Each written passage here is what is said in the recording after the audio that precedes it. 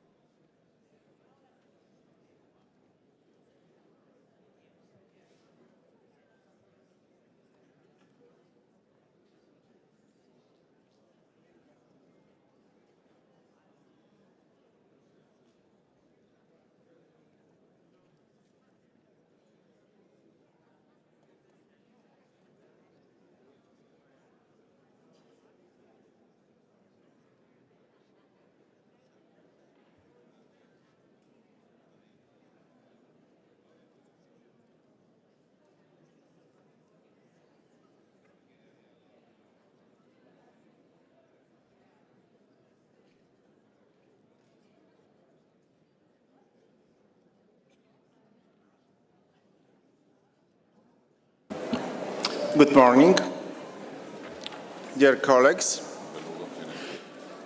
Before we resume our session this morning, I would like to inform you of the outcomes of the second meeting of the Bureau this morning. First of all, the Bureau reviewed the agenda items examined yesterday. As we are behind schedule, I count on all of us to do our utmost to advance with our work today in a smooth manner, considering that it will not be possible to organize night session.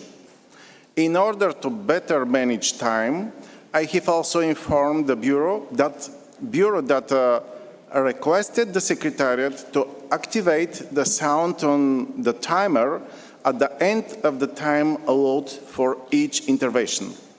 Last, while committee members are entitled to submit an amendment at any moment until the decision is made, I was requested during the Bureau to remind the distinguished committee members that, in line with Rule 23.3 of the Rule of Procedure, the submission of new proposals or amendment should be made as much as possible at least 42 hours before the discussion of the agenda item concerned.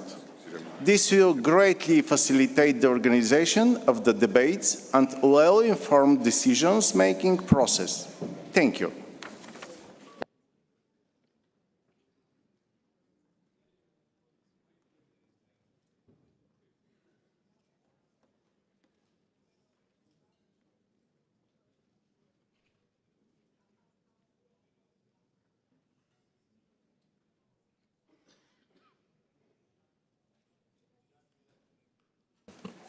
Dear colleagues, yesterday afternoon we opened item 5A concerning the report of the World Heritage Center on its activities. We heard from the committee members and the numerous observers. However, due to time constraints, we have not been able to listen to 13 observers who had requested the floor.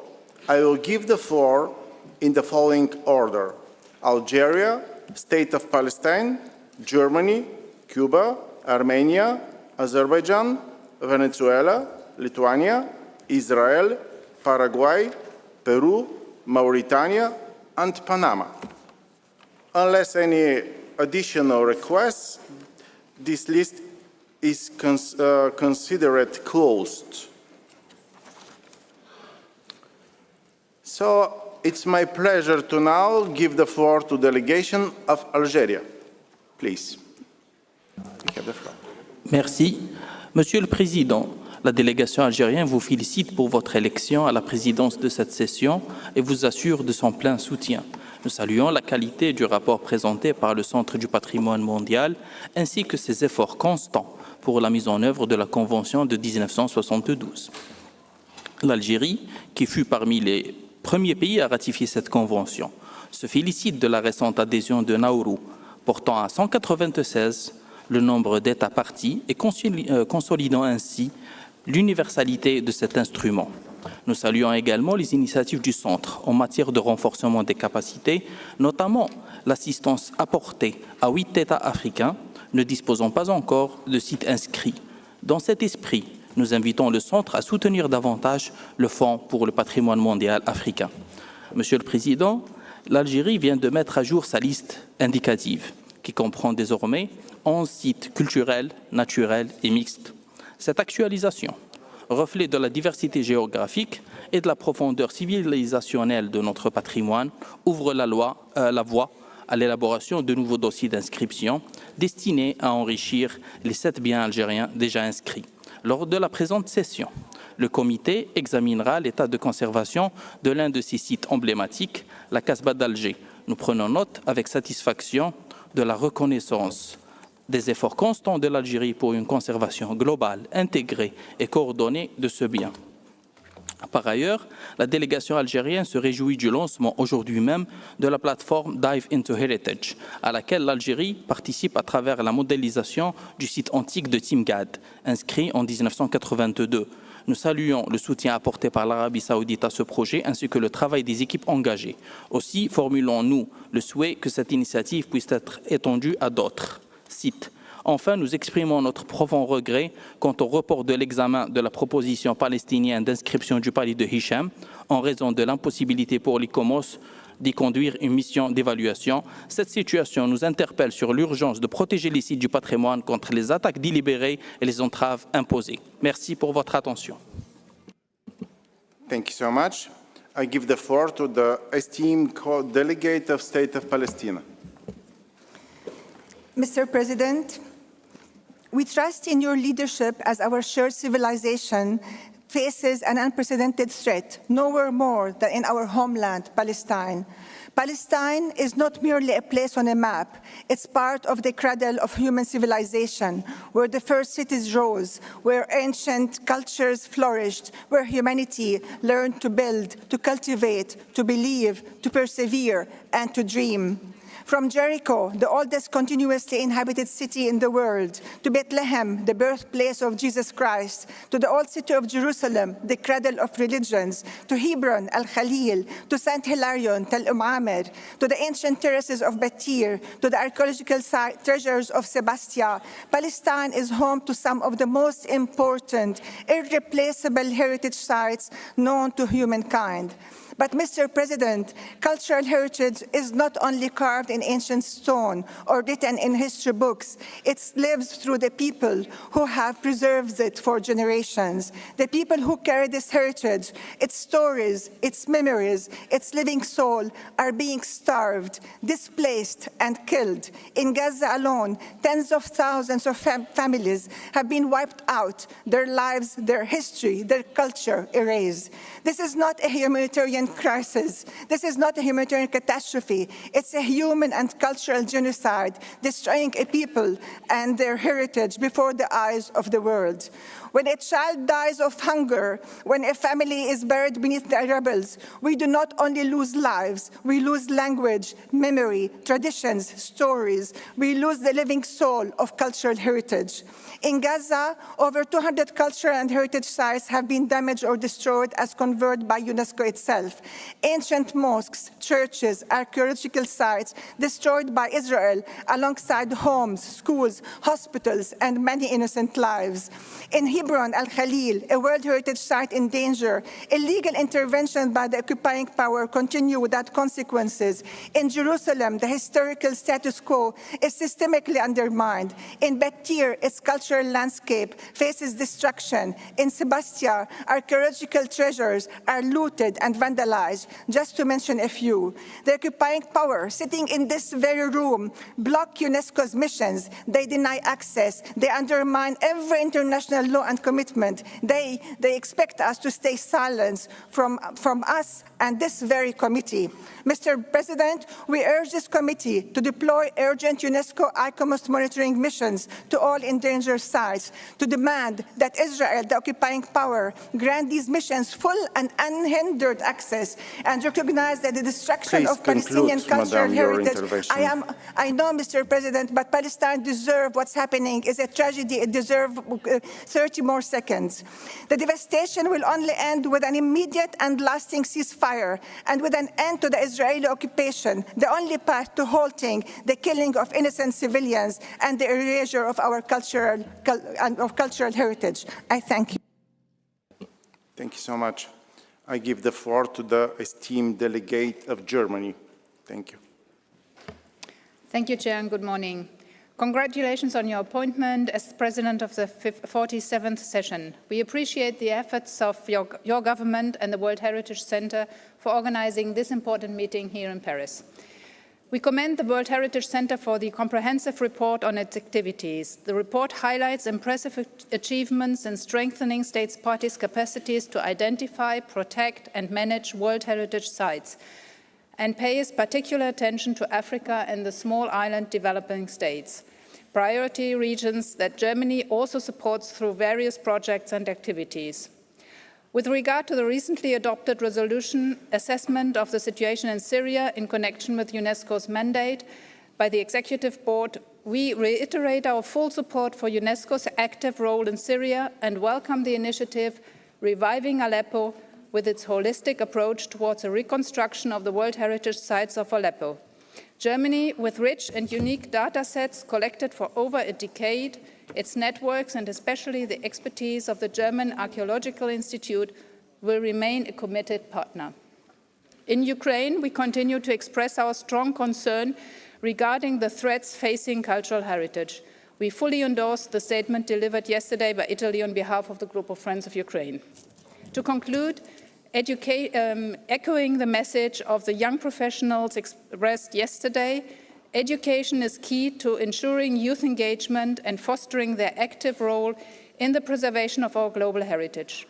Germany is therefore financially supporting the updating of the World Heritage in Young Hands Educational Resources Kit, which is a crucial instrument in transformative learning and sustainable development. Germany remains fully committed to collaborating with you to ensure the preservation and celebration of our shared heritage for future generations. Thank you. Thank you so much.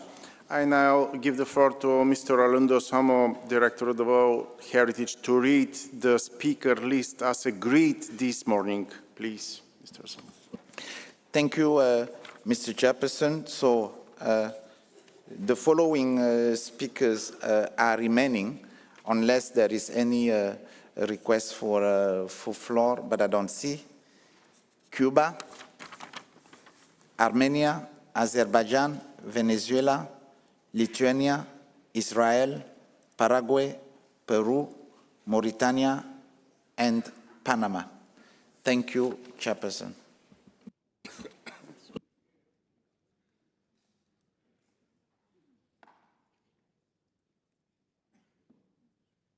No, I consider this list closed. It's my pleasure to now give the floor to the representation of Cuba, please. And next will be Armenia. Thank you, Mr. Chairperson. Mr. Chairperson, distinguished members of the committee, Cuba wishes to express its sincere appreciation to the World Heritage Center for its report, which underlines the importance of strengthening the implementation of the 1972 Convention, especially for vulnerable regions such as Africa, Latin America, and the Caribbean, and in particular for small island developing states. Our country, with 9 sites inscribed in the World Heritage List and over 400 national monuments, continues to make significant efforts to protect its cultural and natural heritage. A recent milestone is the approval by the National Assembly of the General Law on the protection of cultural and natural heritage, which strengthens sustainable management for heritage professionals and the communities. We reaffirm our strong commitment with the principles to the Convention and emphasize the need of effective, context-specific strategies to safeguard heritage in small island developing states, a group that deserves and has special attention from this organization. However, all national efforts face serious global challenges that demand stronger international solidarity. We firmly condemn armed conflicts that endanger World Heritage sites, including the genocide perpetrated against the Palestinian people in Gaza. The world has witnessed the tragic destruction of invaluable heritage since the beginning of this war, endangering centuries of history, memory, and cultural presence. We also condemn the ongoing aggression against the Islamic Republic of Iran, in clear violation of the international law and the Charter of the United Nations by Israel and its allies. Likewise, we denounce once again the economic, commercial, and financial blockade imposed by the government of the United States against our country, which severely limits our access to resources and technologies vital for the protection and restoration of our heritage. More than 6 decades of constant siege have become the primary obstacle to our sustainable development. Thank you very much. Thank you so much. Now I give the floor to the esteemed delegate of Armenia, followed by Azerbaijan.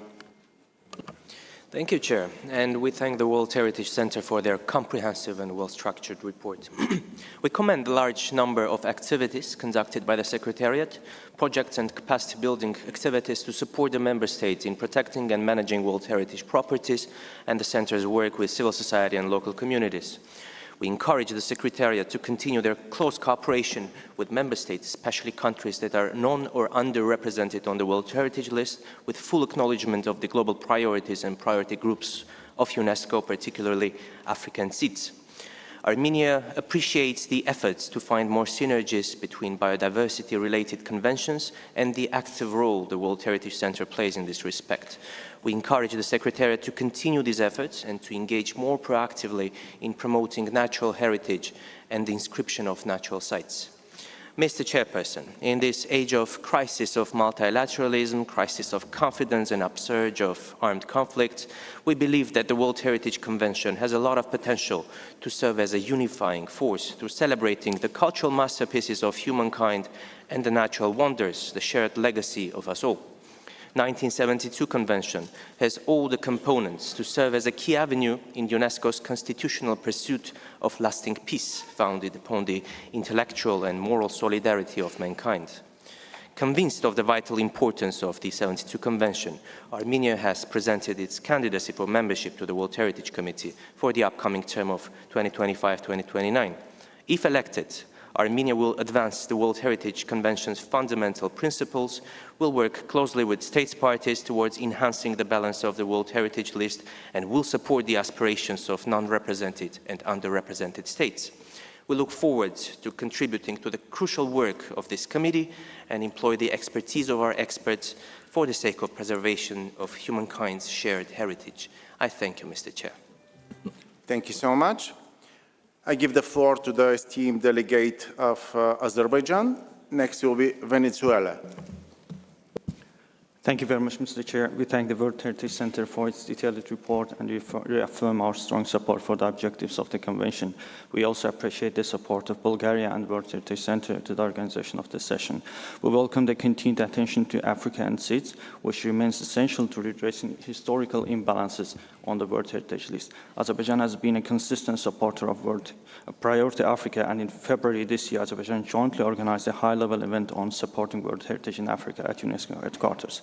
We also value the work of the open-ended working group established under Decision 45/11. Ensuring a balanced and representative World Heritage List requires fair geographic representation and long-term investment in capacity building.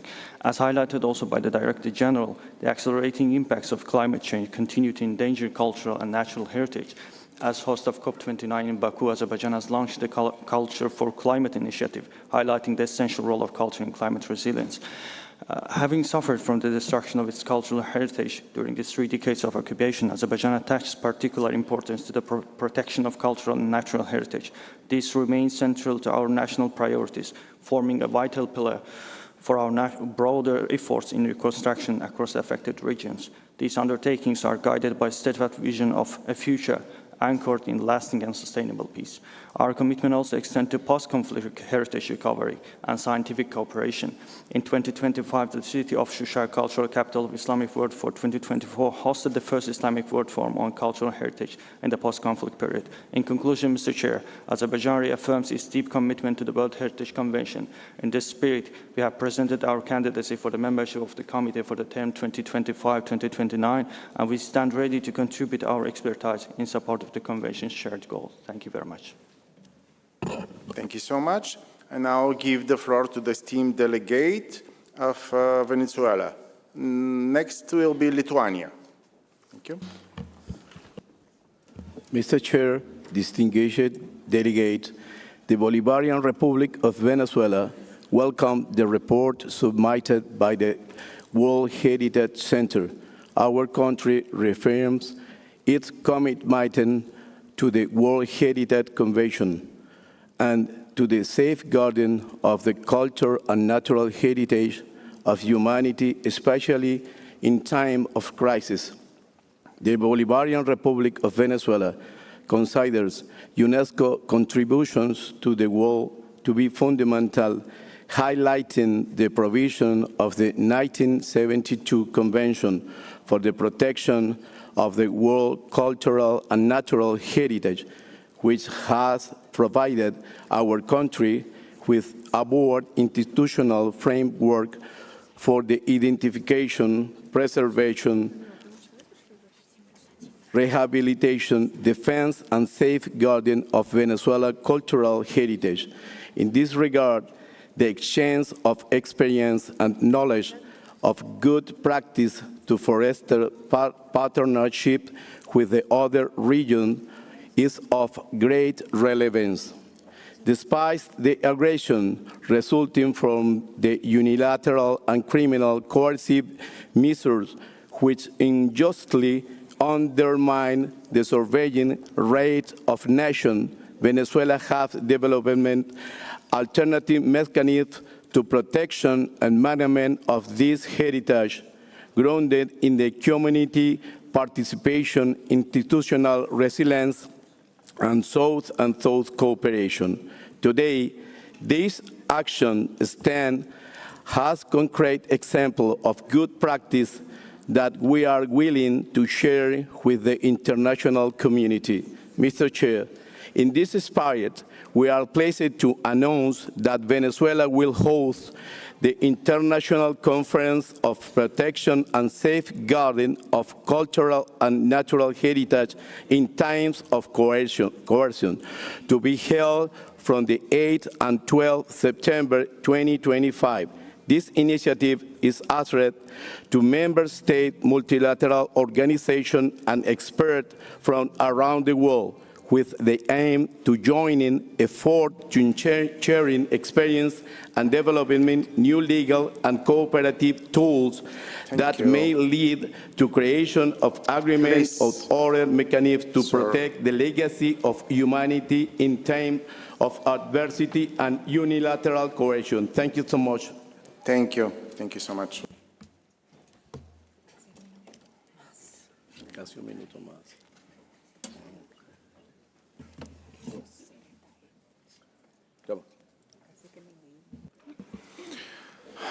Dear colleagues, I really appeal to the state parties stick to the time, please. So I give the floor to the Lithuania, and next will be Israel. Thank you. Thank you, Mr. Chairperson. Lithuania aligns itself with the statement of the Group of Friends of Ukraine. We thank you, Secretariat, for presenting the initiative and significant efforts undertaken to implement the World Heritage Convention. In this regard, the Lithuanian Ministry of Culture has initiated important legislative processes to integrate the provisions of the Convention into national law. It significantly contributed to the effectiveness and quality of protection and management of World Heritage properties in Lithuania, including the enhancement of heritage impact assessment procedures and the legal status of the management plans. We thank the Secretariat for its continued support in preparing the management plans for the World Heritage Sites in Lithuania.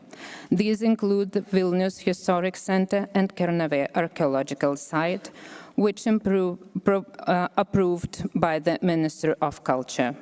These efforts reflect Lithuania's strong commitment to the Convention, and we have presented our candidacy for the World Heritage Committee for the elections in 2027.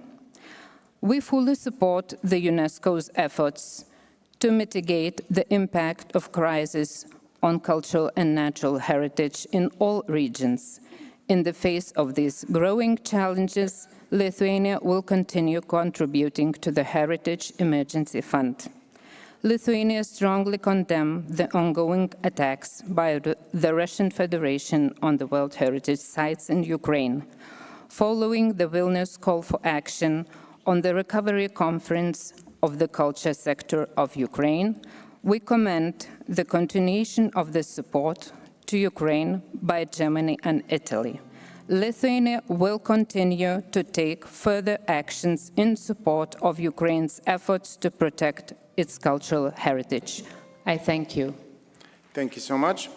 I give the floor to the esteemed delegate of Israel. Next will be Paraguay. Thank you very much, Chair. Chair, as the ambassador of Israel to international organizations in France, I must resent the Palestinian attempt to politicize the platform instead of talking positively about what we are capable of doing in order to preserve heritage in all of our region. So I'm not going to carry on with politicization. I'm going to move on directly into what we do in Israel with regard to preservation of heritage in Israel itself. Chair, Israel continues to preserve and protect its cultural heritage sites in full accordance with its obligations and out of deep respect for the values of the World Heritage Convention. In this regard, there are several prominent institutions as the Antiquities Authority, the National Nature and Parks Authority, the Israeli World Heritage Committee, along with the National Commission for UNESCO, site managers and local authorities that are keen on combining tradition with innovation, using advanced technologies for conservation and digitalization for broadening the accessibility to all sites.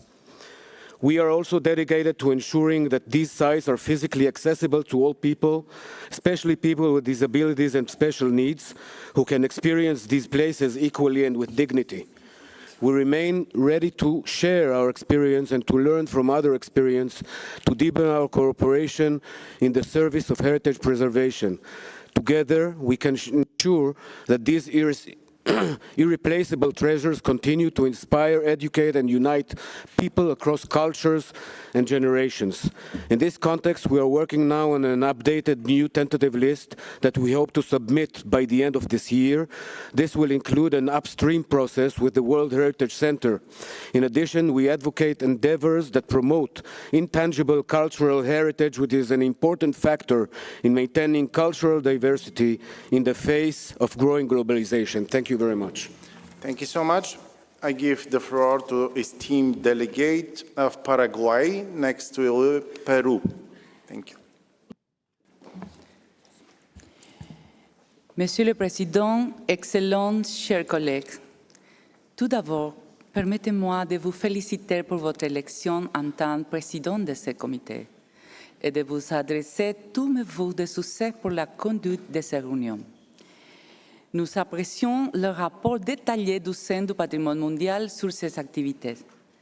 C'est un grand honneur pour moi de prendre la parole au nom de la République du Paraguay, terre guarani de mémoire vivante et d'esprit résilient. Nous exprimons notre gratitude envers l'UNESCO pour entretenir cette flamme commune, celle de la reconnaissance, de la protection et de la transmission du patrimoine de l'humanité. Depuis 1993, le Paraguay a le privilège de compter sur la liste du patrimoine mondial las misiones jesuíticas guaraníes de la Santísima Trinidad del Paraná y Jesús de Tabarangüe.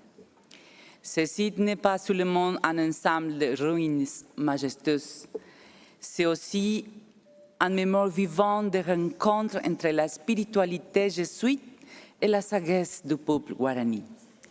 L'année passée, nous avons lancé la numérisation 3D du site, écouté les communautés locales et actualisé le plan de gestion 2025-2030. C'est pourquoi que nous venons pas seulement à partager nos avancées, mais aussi appeler du renforcement des échanges mutuels et faire entendre notre voix pour que la liste du patrimoine mondial demeure diverse, inclusive et vivante. Le Paraguay réaffirme son engagement à faveur du renforcement des capacités du pays disposant de ressources et d'infrastructures limitées et sa volonté de participer aux travaux sur les sites nationaux et la coopération entre les ressources régionaux. Comme nous disons en guarani, "Ubupora rembiasa nyamombae, hae nyanderekover en bipuru." Donner sens à l'histoire de l'humanité, c'est se donner d'un utile pour vivre. Animé pour l'humanité, par l'espoir et guidé par l'engagement profond d'un pays qui croit en la force de la mémoire. Merci beaucoup. Thank you so much. I give the floor to the esteemed delegate of Peru, and now it will be Mauritania. Thank you. Merci, Monsieur le Président. Au nom du Pérou, je souhaite exprimer notre sincère reconnaissance au secrétariat pour la qualité du rapport présenté, ainsi que pour son engagement continu en faveur de la mise en œuvre des décisions de ce comité. Nous saluons tout particulièrement le renforcement des actions menées cette dernière année, notamment dans les domaines de la formation, de la gestion des risques, de la participation communautaire et de la gouvernance inclusive. Le Pérou a eu l'honneur d'accueillir plusieurs ateliers régionaux, notamment sur la prévention des incendies, le tourisme durable et l'évaluation des impacts, renforçant ainsi les capacités locales et les dialogues avec les communautés. Nous soulignons également l'importance du projet Communauté pour le patrimoine et les avancées significatives liées aux droits des peuples autochtones, en particulier autour du consentement libre, préalable et éclairé qui illustre une approche plus équitable et participative de la gestion patrimoniale. Monsieur le Président, le Pérou réaffirme son attachement indéfectible aux principes fondamentaux de la Convention ainsi que son engagement en faveur du multilatéralisme, du droit international et du rôle essentiel de l'UNESCO dans la protection du patrimoine mondial. Il est crucial que chaque candidature respecte les principes d'authenticité, d'intégrité et de liens légitimes avec les communautés concernées, pilier de la crédibilité de la Convention de 1972. Berceau d'une grande d'une des grandes civilisations de l'humanité, notre pays se distingue par sa diversité culturelle, historique et géographique. Fort de 13 biens inscrits sur la liste, le Pérou a mis en œuvre des politiques intégrées pour garantir la conservation et la durabilité du tourisme patrimonial en étroite concertation avec les populations locales. Enfin, j'ai l'honneur de rappeler que le Pérou a présenté sa candidature au Comité du patrimoine mondial. Nous sommes convaincus que notre expérience, notre engagement et notre diversité peuvent contribuer utilement aux travaux de ces comités. Merci beaucoup. Thank you so much. I give the floor to esteemed delegate of Mauritania, and next will be Panama. Thank you. Monsieur le Président, Excellences, Mesdames, Messieurs les représentants, Mesdames, Messieurs, c'est un honneur pour moi de participer aujourd'hui à la 47e session du Comité du patrimoine mondial. Je voudrais remercier chaleureusement la Bulgarie pour son soutien financier à la tenue de cette session et vous féliciter et remercier, Monsieur le Président, pour la conduite avisée de nos travaux et vous assurer du plein soutien de la délégation de la Mauritanie. Mes remerciements vont aussi au secrétariat pour la qualité des documents qui nous ont été fournis et pour l'excellent rapport sur les activités et la mise en œuvre des décisions du Comité du patrimoine mondial. À cet égard, je tiens à remercier particulièrement le directeur du Centre du patrimoine mondial, M. Lazare Elondo Assomo. La Mauritanie, en sa qualité d'État partie à la Convention de 1972, réaffirme l'importance de la stratégie du patrimoine mondial pour le renforcement des capacités et salue le progrès réalisé dans ce cadre et qui a permis aux États parties de développer la résilience et l'adaptation au changement climatique. Un autre sujet mérite toute notre attention. Il s'agit de la préparation des listes indicatives et des propositions d'inscription. En effet, certaines régions ont pu soumettre plus de dossiers de propositions d'inscription que d'autres, comme mentionné dans le rapport du secrétariat. Nous reconnaissons les progrès accomplis afin de diminuer l'écart entre les régions. Toutefois, un certain déséquilibre de la liste du patrimoine mondial persiste et constitue un obstacle majeur pour une mise en œuvre plus efficiente de notre convention. Monsieur le Président, la Mauritanie salue les efforts déployés par le Centre du patrimoine visant à intégrer les États africains et les petits États insulaires en développement dans son programme de renforcement des capacités. Une décision louable et qui traduit l'esprit d'un processus inclusif et participatif vers lequel tend la Convention. Nous suggérons de multiplier les efforts et les initiatives afin de diminuer le déséquilibre constaté ces dernières années. Monsieur le Président, à ce titre, notre pays plaide en faveur d'une meilleure représentation de toutes les régions en vue d'une réelle inclusivité. Par ailleurs, en ce qui concerne la gestion des sites et les suivis évaluations, nous nous réjouissons des avancées atteintes et restons profondément convaincus que la valeur universelle exceptionnelle, VIE, des biens inscrits sur la liste du patrimoine ne saurait être réalisée qu'en veillant à l'étroite collaboration entre les États parties et l'UNESCO à travers un travail inlassable visant à surmonter toutes les difficultés, notamment en matière de changement climatique et ses impacts potentiels sur les biens. Monsieur le Président, la Mauritanie suit avec attention les décisions qui seront adoptées à cette session et les recommandations qui en découleront et réaffirme sa détermination à poursuivre son engagement en faveur de la mise en œuvre de la Convention. Nous sommes convaincus que seul l'esprit de consensus veillera sur l'efficacité des décisions adoptées. Je vous remercie, Monsieur le Président. Thank you so much. I give the floor to the esteemed delegate of Panama.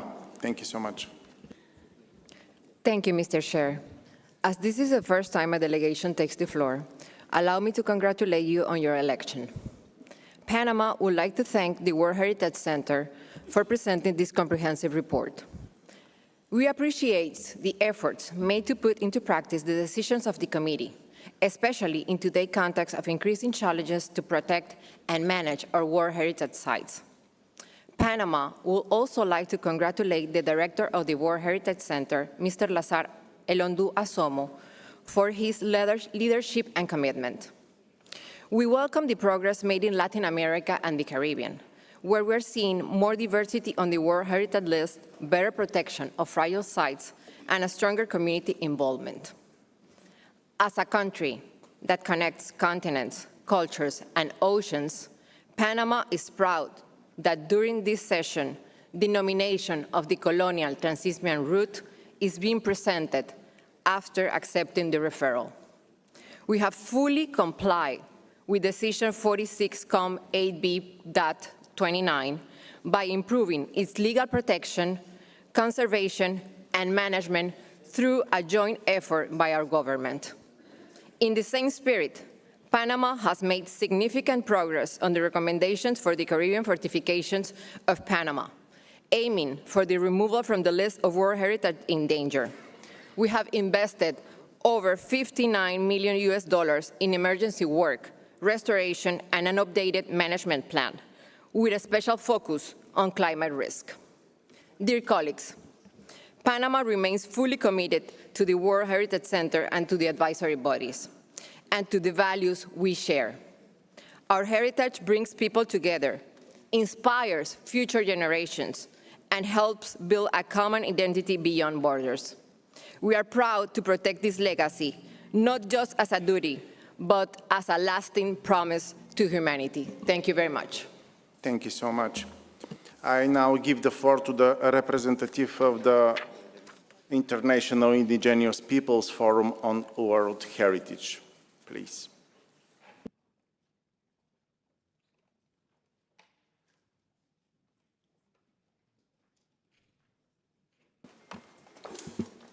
Thank you, Mr. Chairperson. I am speaking on behalf of the International Indigenous Peoples Forum on World Heritage, which is a self-governed, Indigenous-led platform dedicated to achieving full respect for Indigenous peoples' rights within the World Heritage Convention processes. We welcome the positive developments related to the engagement of Indigenous peoples in the work of the Convention, as reported by the World Heritage Center, and the Center's emphasis on the need of a consistent human rights-based approach.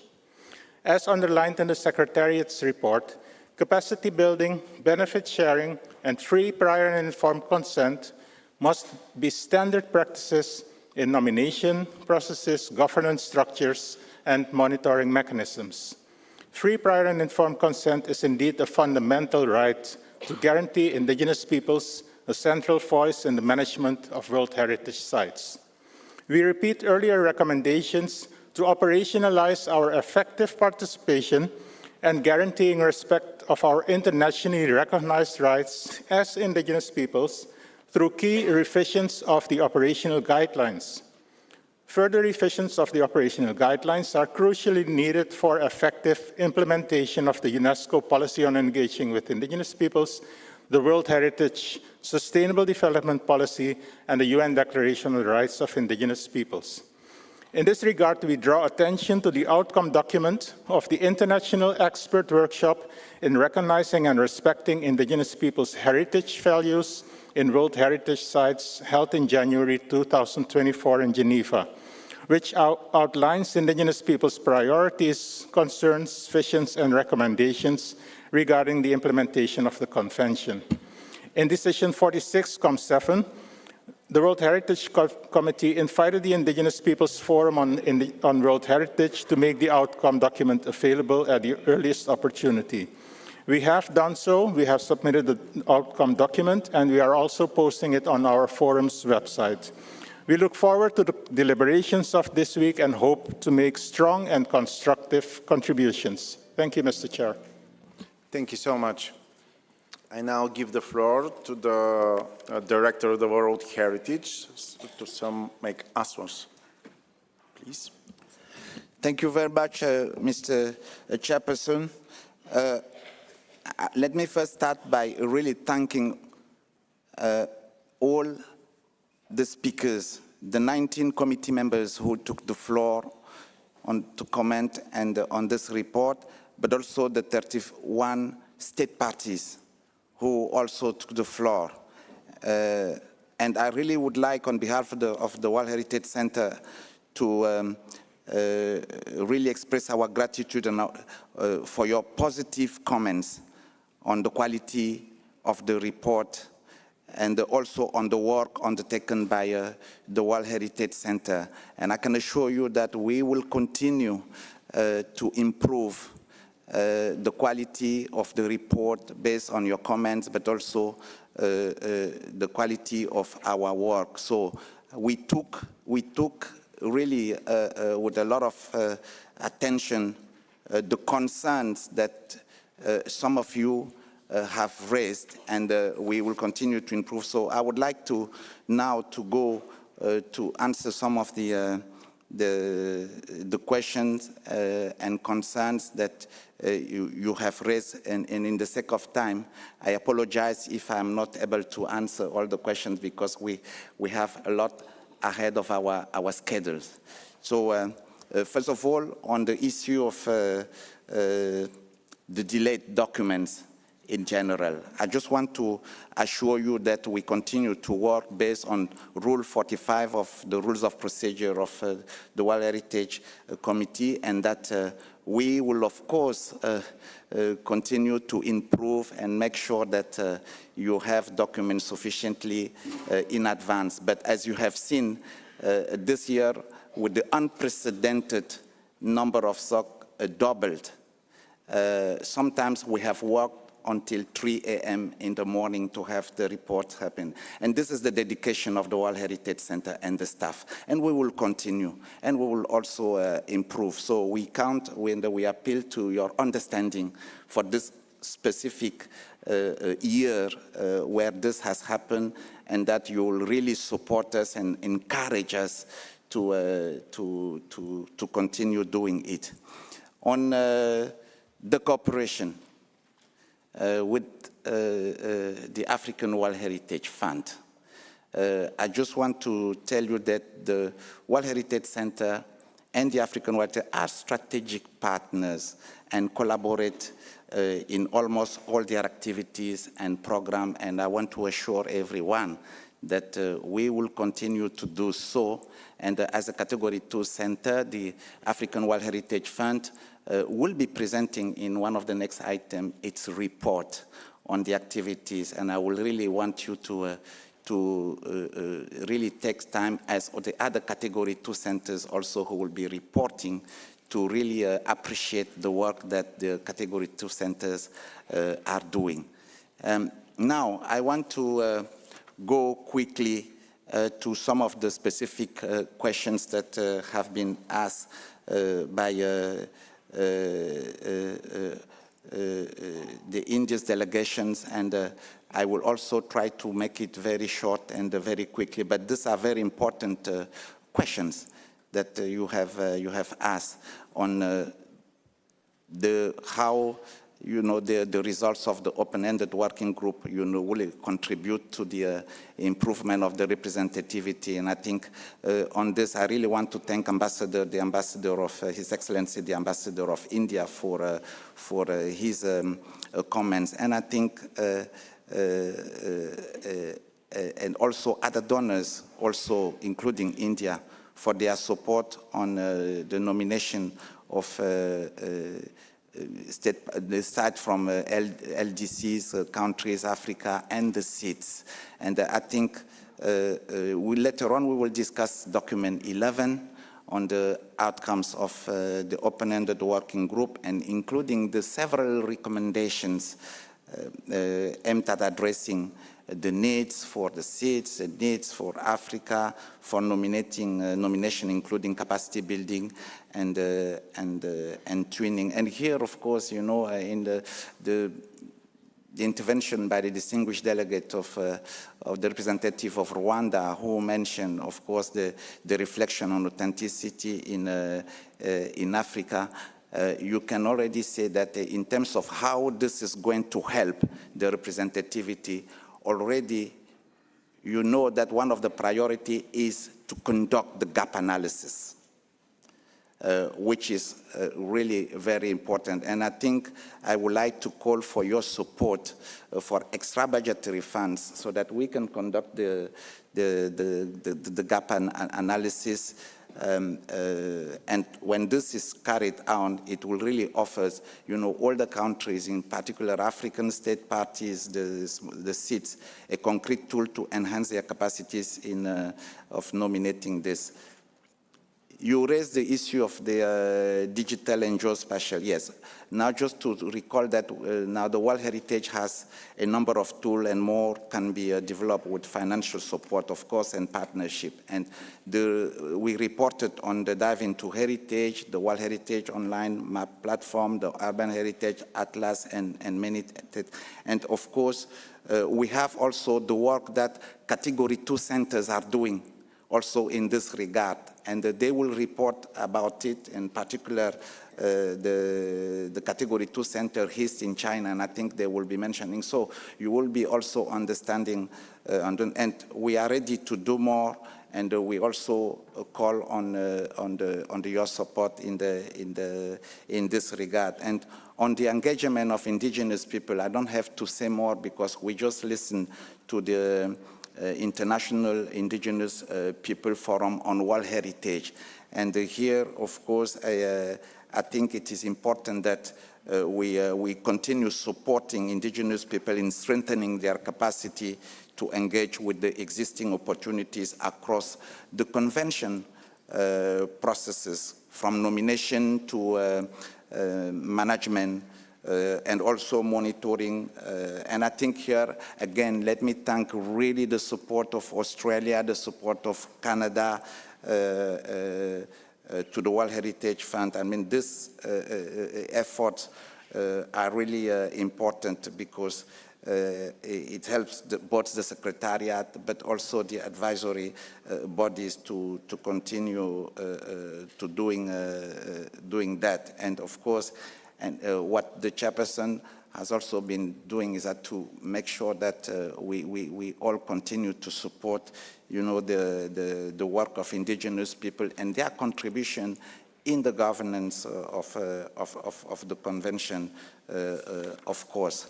So overall, again, I want to thank all of you, and I want to give, I think, there's one question, and I think the Assistant Director General for Culture will address this issue regarding the financial issues to address the World Heritage needs. Thank you.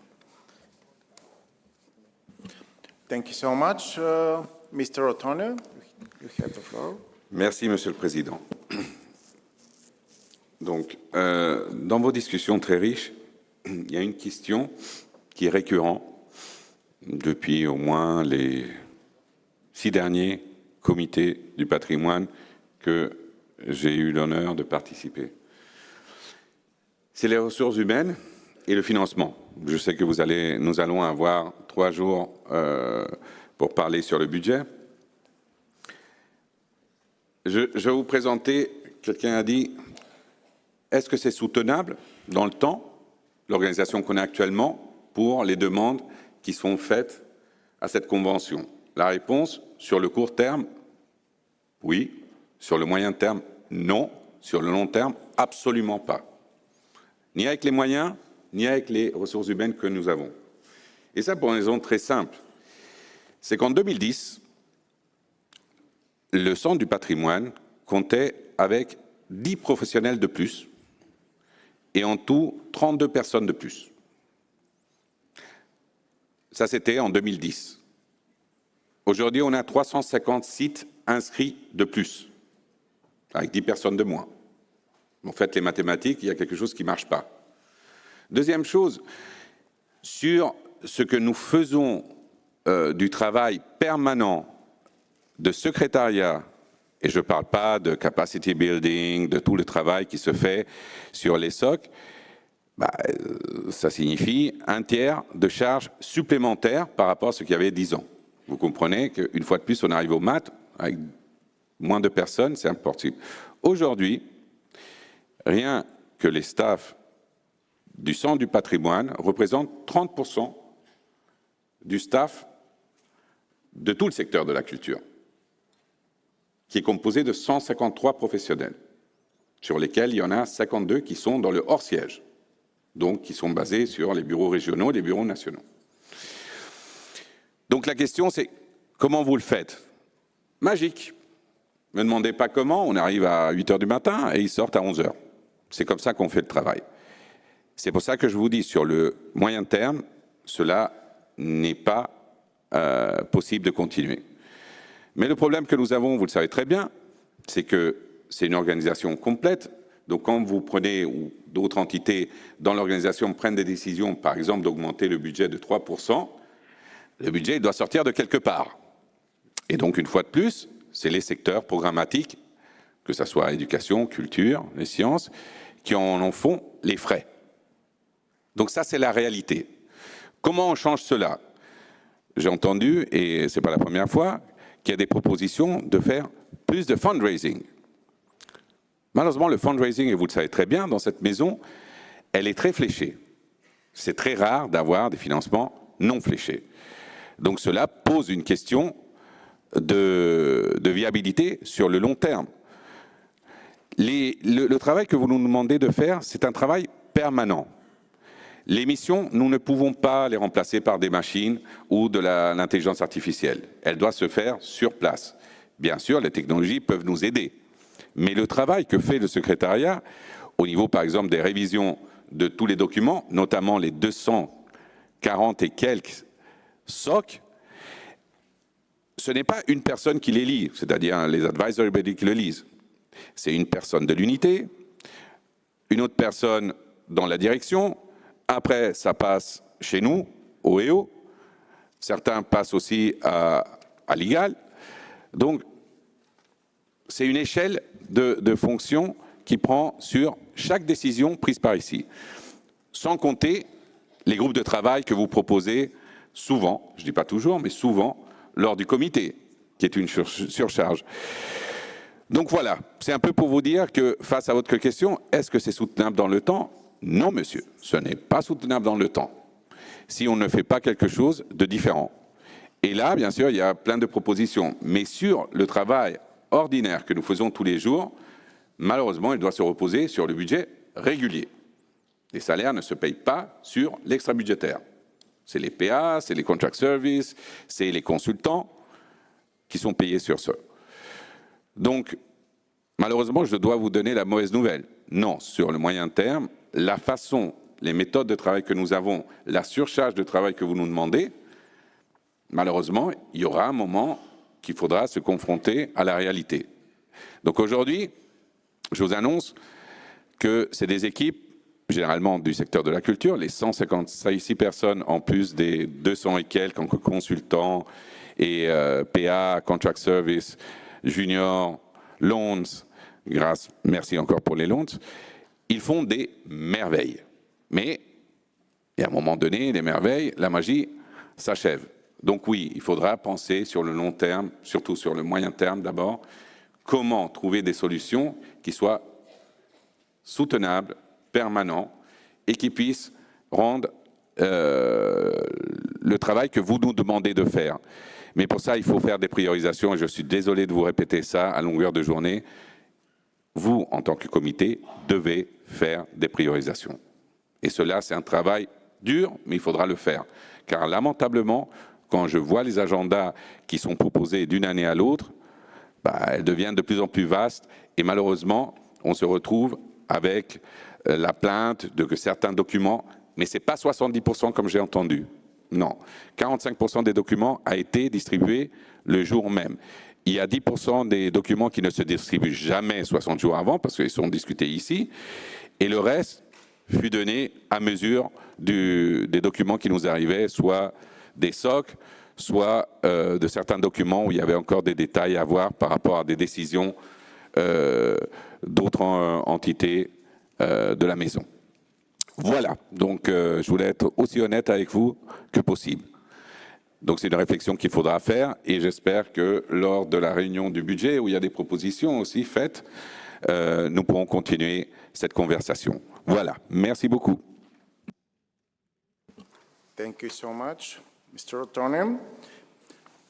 I therefore invite you, dear colleagues, to proceed with the adoption of the draft decision 47-5A. But before doing so, I would like to ask the rapporteur if she has received any amendments on the draft decision proposed. Merci, Monsieur le Président. Nous avons reçu un amendement soumis par l'État partie d'Italie qui propose l'insertion d'un nouveau paragraphe 7. Je lis en français. Note avec appréciation que l'UNESCO a organisé en juin 2025, en coopération étroite avec le gouvernement de l'Italie, la seconde conférence de Naples sur le patrimoine culturel au XXIe siècle, suite à la première conférence en 2023, avec l'objectif d'évaluer la mise en œuvre de l'appel à l'action « L'Esprit de Naples », remercie le gouvernement de l'Italie pour son initiative et son engagement à accueillir les conférences de Naples en tant que tribune établie de réflexion continue visant à promouvoir une approche holistique et centrée sur l'être humain du patrimoine culturel et invite toutes les parties prenantes du patrimoine mondial à continuer à participer à cette réflexion sur les moyens de renforcer les synergies entre le patrimoine mondial et le patrimoine culturel immatériel, également dans la perspective de Mondiacult 2025. Nous venons également de recevoir une légère modification de l'amendement qui vous est soumis pour adoption, avec la suppression du mot « établi » en français. In English, delete « established », please. Par ailleurs, Monsieur le Président, nous avons reçu une légère demande de modification de la Belgique au paragraphe 5. En français, remercie tous les États parties, notamment Allemagne, Andorre, Australie, Azerbaïdjan, Bahreïn, Belgique, entre guillemets, gouvernement au pluriel, de Flandre et de Wallonie. Merci beaucoup.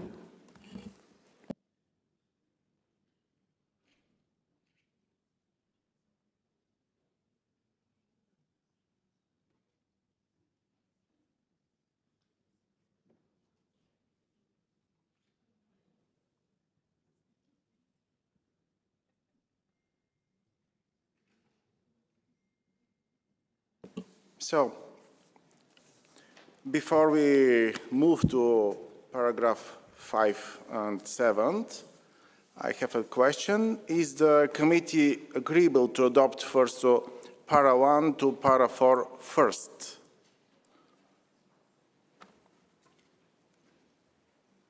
I see no objections. It's adopted. Let's move to para 5.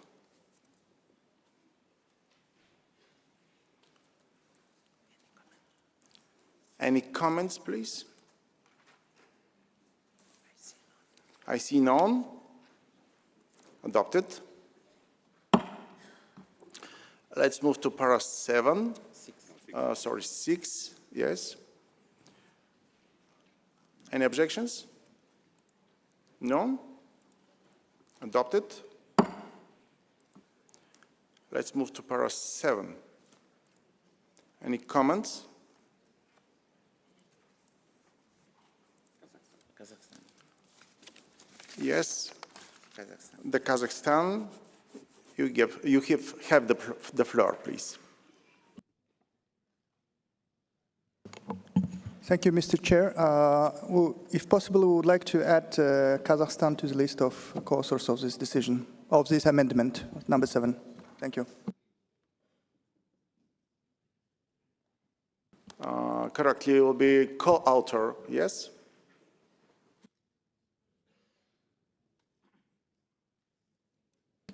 I give the floor to the Vietnam, please.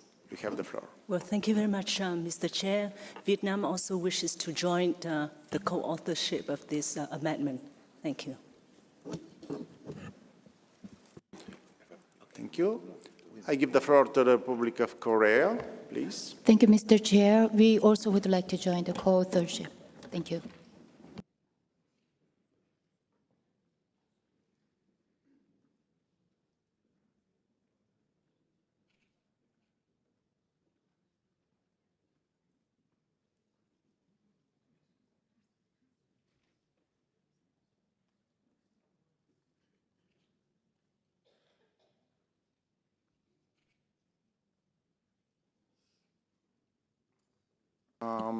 Thank you so much for this state party that they give the plate. The secretariat will be, we will take, it will be reflect in the screen, exactly. Thank you. Can we, so we put in the yes, please. So that we can see. Yes.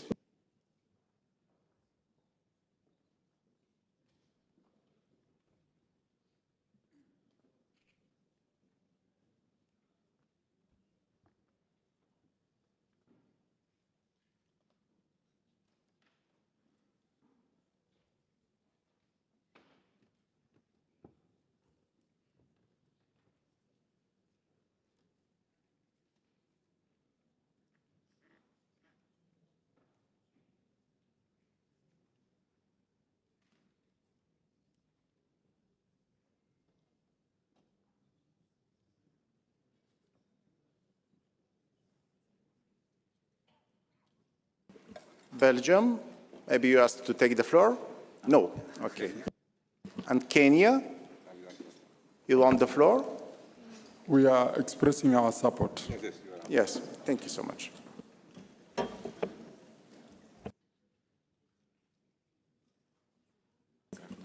So we can adopt the, sorry? Zambia. You want the floor? Chair, the State Party of Zambia would like to be included to the list of the co-authors.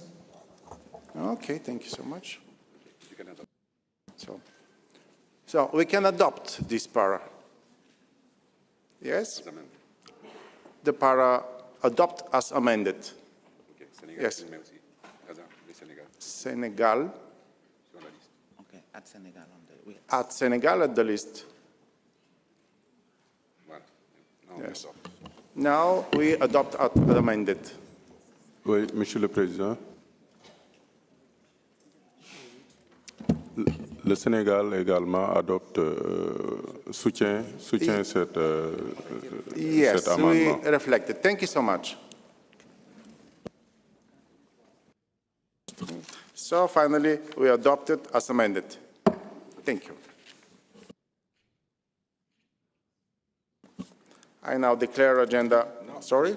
8, paragraph 8. So, please, we see the paragraph 8. Objections? No? Adopted. So, can we adopt the declaration as whole? The draft decision 47.5e?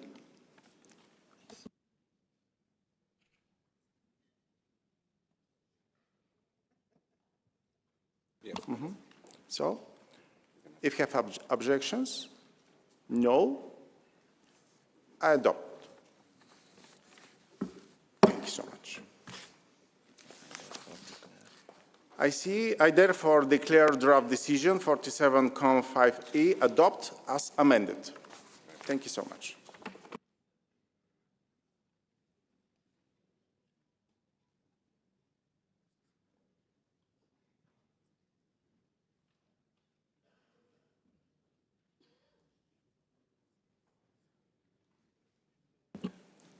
Excellencies, dear colleagues, our next item on the agenda is the report of the 3 advisory bodies to the World Heritage Committee, ICOMOS, and IUCN on their activities.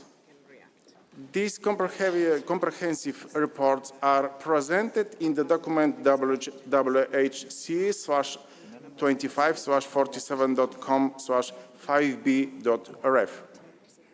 We'll hear from the 3 advisory bodies first before moving to the discussion and the examination of the draft decision. Without any further ado, I would like to invite the Director General of ICROM, Madame Aruna Francesca Maria Gujrao, to briefly present its report. Please, you have the floor. Thank you very much, Mr. Chair. Good morning, distinguished committee members, state parties, and observers. It is for me a great pleasure to present an overview of ICROM's work under the World Heritage Convention from April 2024 to April 2025. As the advisory body on capacity building, ICROM plays a vital role, working hand-in-hand with UNESCO, IUCN, ICOMOS, and all states parties to ensure the sustained conservation and effective management of our shared heritage. Our efforts are multiple, starting with direct support to the committee. As a concrete example, we continue to organize the World Heritage Site Managers Forum in collaboration with the host country and UNESCO. We contribute to the monitoring of World Heritage properties through the drafting and reviewing of state of conservation reports for cultural and mixed sites, and we participate in reactive and advisory monitoring missions. We also review international assistance requests, particularly those focused on capacity building and support their implementation. A major undertaking this year has been the revision of the World Heritage Capacity Building Strategy, carried out jointly with the World Heritage Center, IUCN, and ICOMOS, to respond to the evolving needs of the heritage sector. The World Heritage Leadership Programme, WHL, delivered in partnership with IUCN and supported by the Government of Norway since 2016, through vital extra budgetary contributions, remains central to our work. It builds the skills of practitioners and integrate nature and culture approaches to tackle pressing global challenges like climate change. Through WHL, we have coordinated the publication of essential resource manuals, including the Guidance on Toolkit for Impact Assessments, the Enhancing Our Heritage Toolkit 2.0, the Managing World Heritage, and an upcoming manual on disaster risk. These manuals are the core content of our capacity building courses and tools, such as the World Heritage Management, People, Nature, Culture, and the Impact Assessment for World Heritage courses, both supported by the Republic of Korea, as well as Disaster Risk Management and Climate Action courses, with TOT's sessions to expand our global network of experts. Significant progress has been made on Climate Action Toolkit for World Heritage with a zero draft finalized and testing planned, where the initial phase has been kindly supported by the Australian government. I'm very proud to share that we launched a scholarship initiative for Africans and seed site managers through the commendable support of Ireland, and launched the WAPS program in collaboration and with the generous support of Italy, a tailored mentorship program to foster World Heritage practitioners in Africa. Additionally, we have organized a flood risk mitigation course and developed risk assessment methodologies and guidelines for heritage sites in Ukraine. We continue to update and translate our key publications to improve global accessibility. We collaborate with Category 2 centers, UNESCO field offices, and other partners to deliver regional activities and participate in biodiversity and indigenous peoples dialogues and support periodic reporting follow-up. Distinguished delegates, in closing, let me remind you that ICOM is an international organization serving 138 member states and committed to its mission to conserve, safeguard, and celebrate cultural heritage in all its forms worldwide. Capacity building is the cornerstone of our work, and it is ICOM's utmost commitment to timely respond to the evolving needs while reporting to and aligning with the decision of the committee.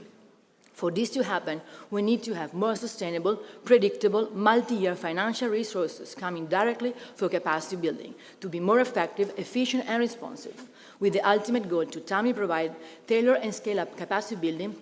As we all know, the demand and needs are clearly growing.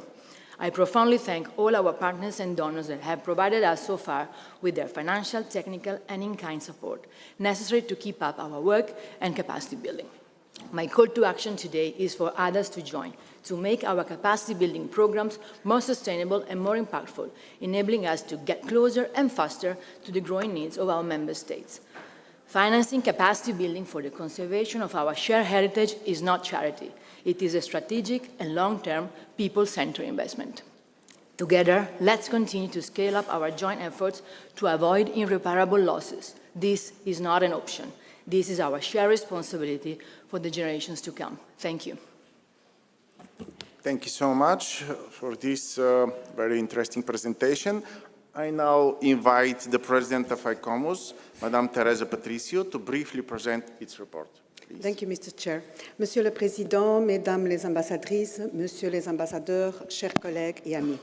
C'est un honneur de vous présenter le travail mené par l'ICOMOS pour la Convention du patrimoine mondial au cours de la dernière année.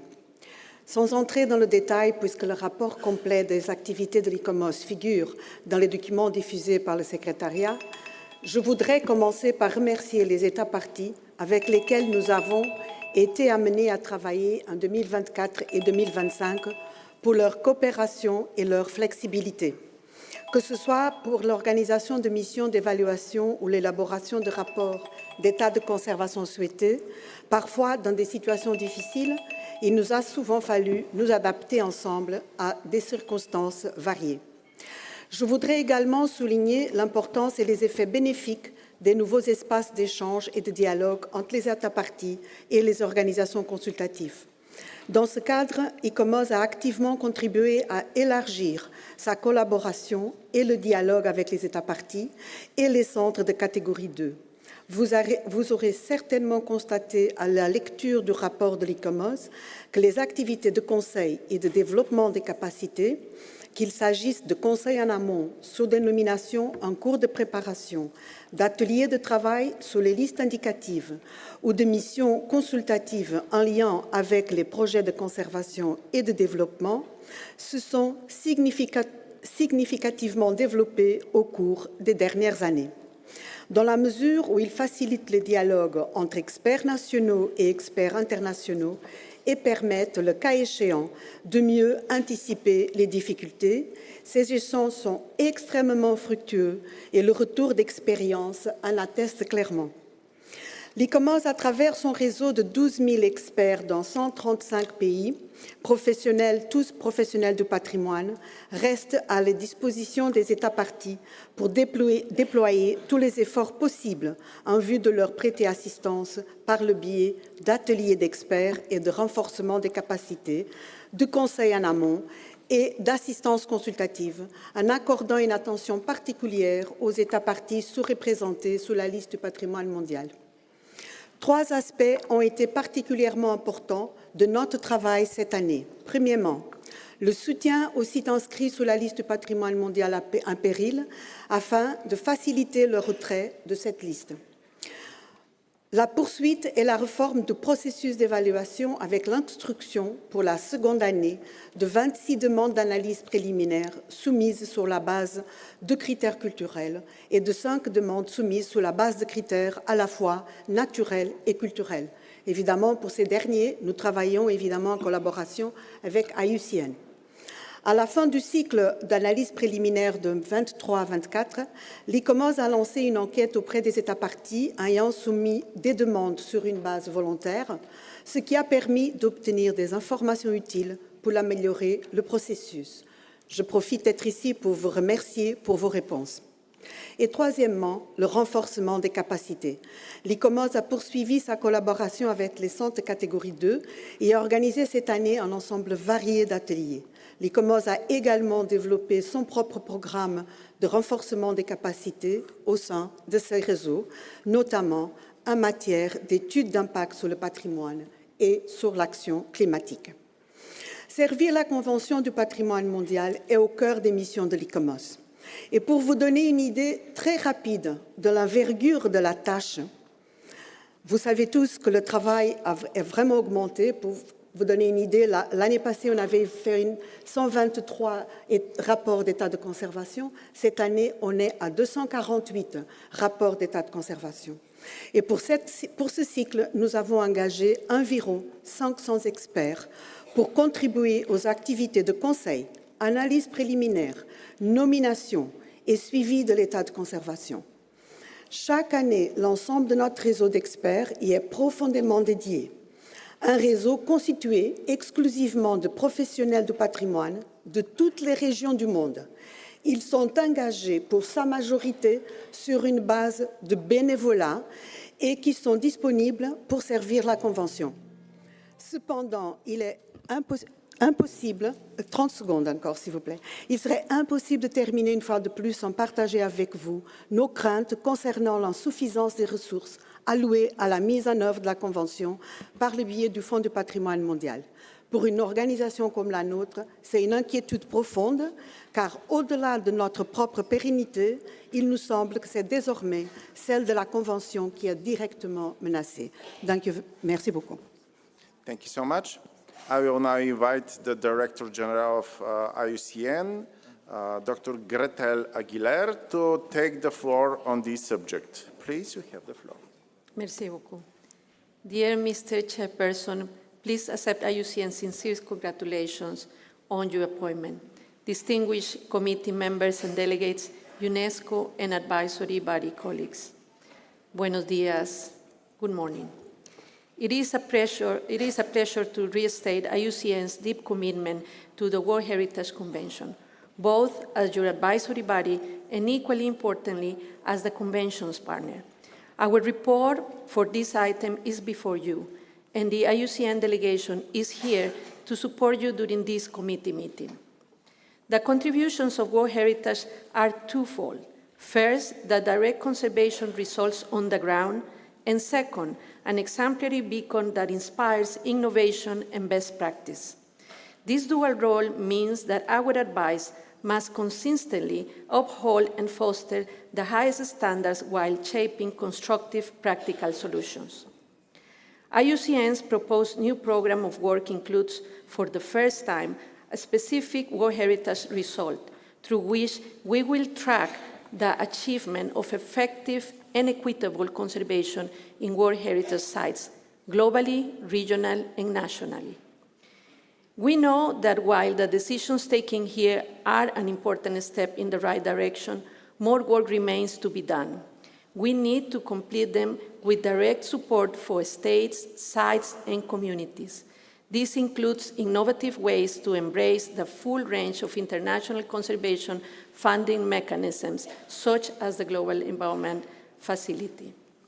The highly successful World Heritage Leadership Program that ICOMOS has just referred to is a growing priority and can help animate the proposed new capacity building strategy that is on your agenda.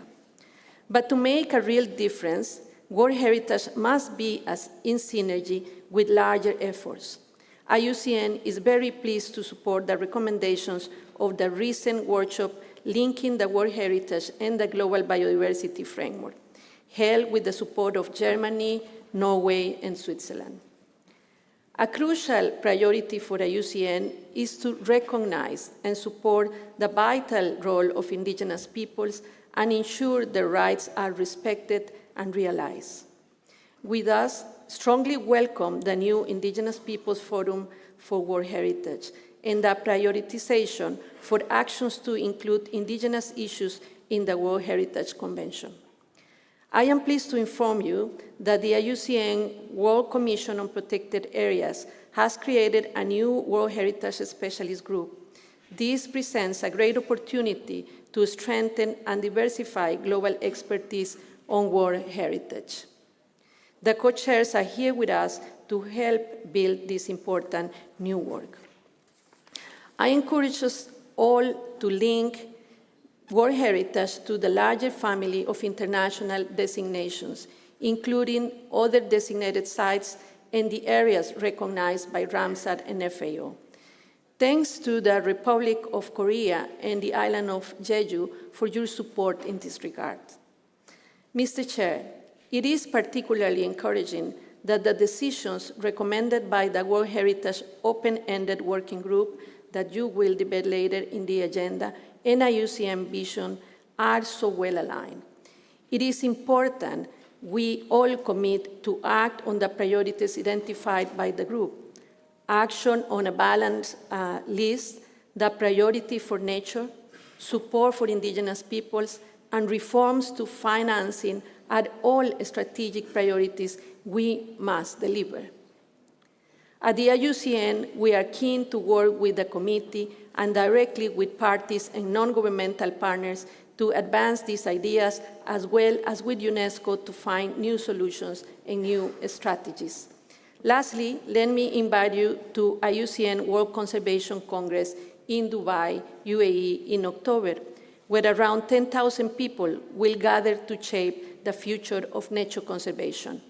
There, we will launch the new IUCN World Heritage Outlook, assessing the future prospects for natural world heritage.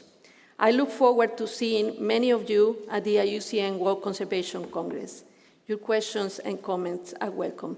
Thank you very much. Merci, gracias. Thank you so much.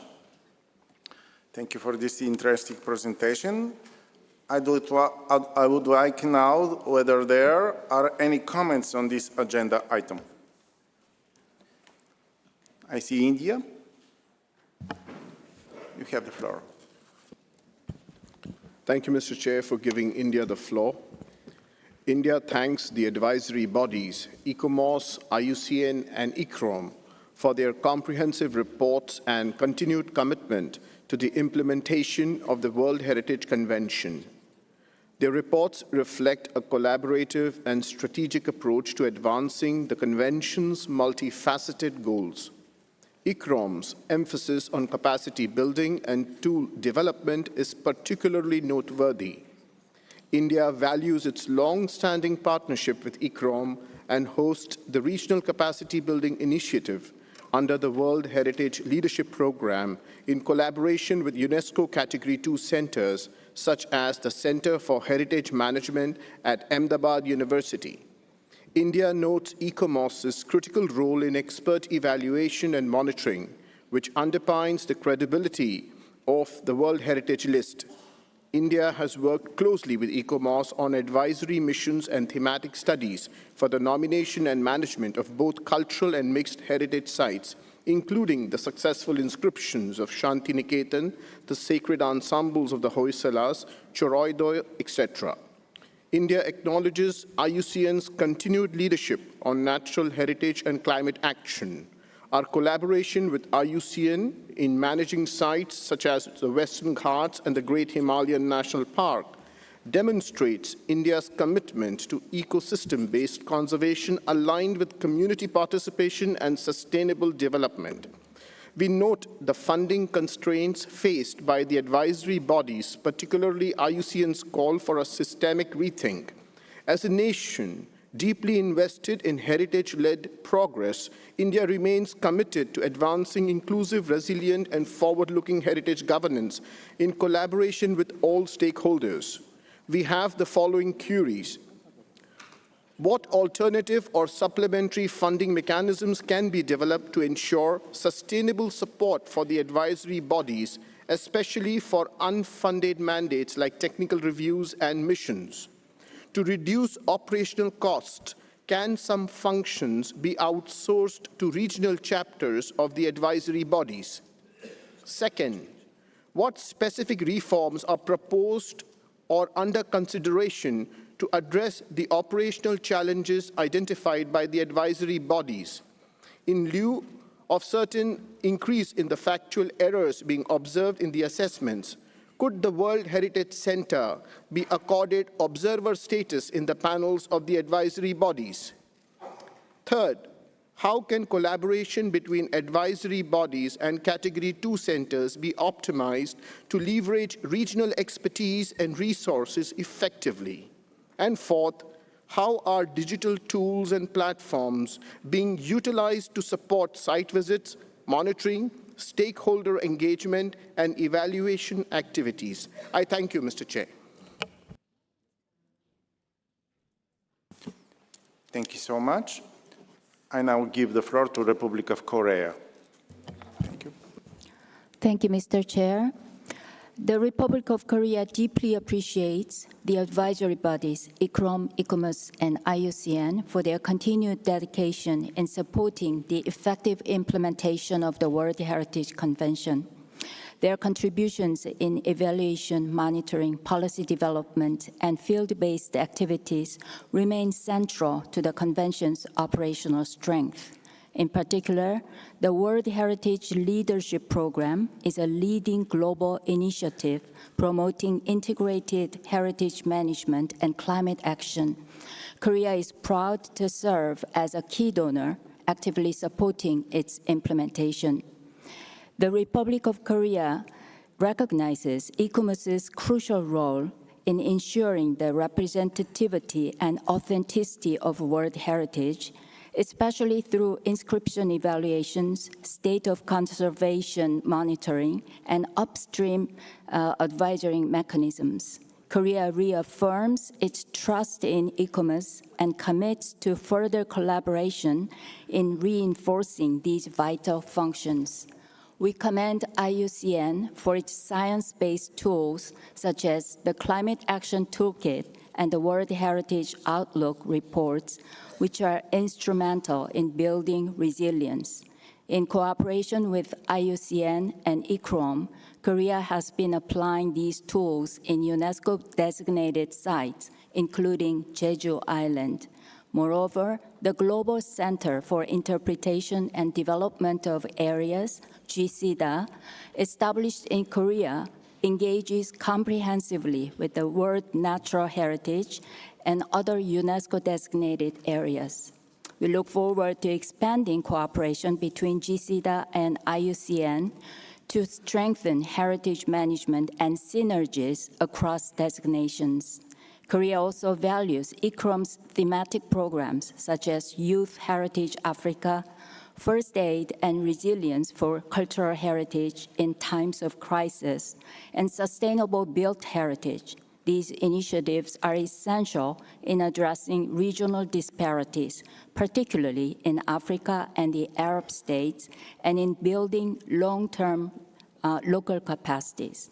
Finally, we emphasize that the advisory bodies are not simply technical entities, but strategic partners in global heritage governance.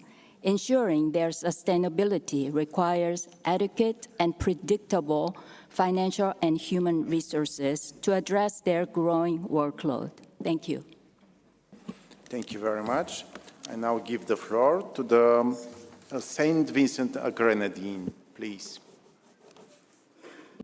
Thank you, Mr. Chair. St. Vincent and the Grenadines congratulates ICOMOS and IUCN for their tireless efforts and invaluable contributions to the implementation of the World Heritage Convention, from capacity building initiatives to monitoring the state of conservation, and from activities related to climate change into supporting sites in danger. We commend all these initiatives under the World Heritage Leadership Program, which seem very impactful on the ground in addressing global challenges and ensuring inclusivity in the World Heritage system, but we also noticed innovative work in the implementation of the Convention. I would like to highlight the activities of ICROM through the classes and manuals, and calls ICROM to inform states parties when the 3 upcoming manuals on managing World Heritage, disaster risk management, and the Climate Action Toolkit are published. We also thank ICOMOS and IUCN for the activity undertaken, and we note with great interest the contribution of ICOMOS and IUCN to help and to assist state parties to revise the tentative list and the use of Module 2. We know that, they should implement very early Module 2 in 4 states parties this year: Armenia, Jamaica, Nepal, and Nigeria. And we encourage them to implement this module in many states parties and regions who need really to update their tentative list, because it is also requested by the Center.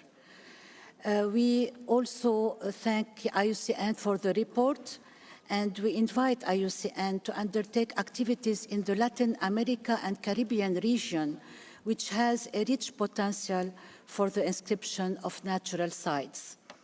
However, we share the concerns highlighting by the advisory bodies regarding insufficient financial resources to meet the growing demands of the Convention, given the increasing number of properties inscribed and the rising threats of their, for their conservation.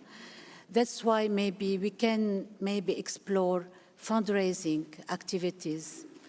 ADG, if you can hear us, maybe fundraising activities for the advisory bodies for specific activities. Maybe we can help to ensure the continuing efforts and continuing work of the advisory bodies. Thank you, Mr. Chair.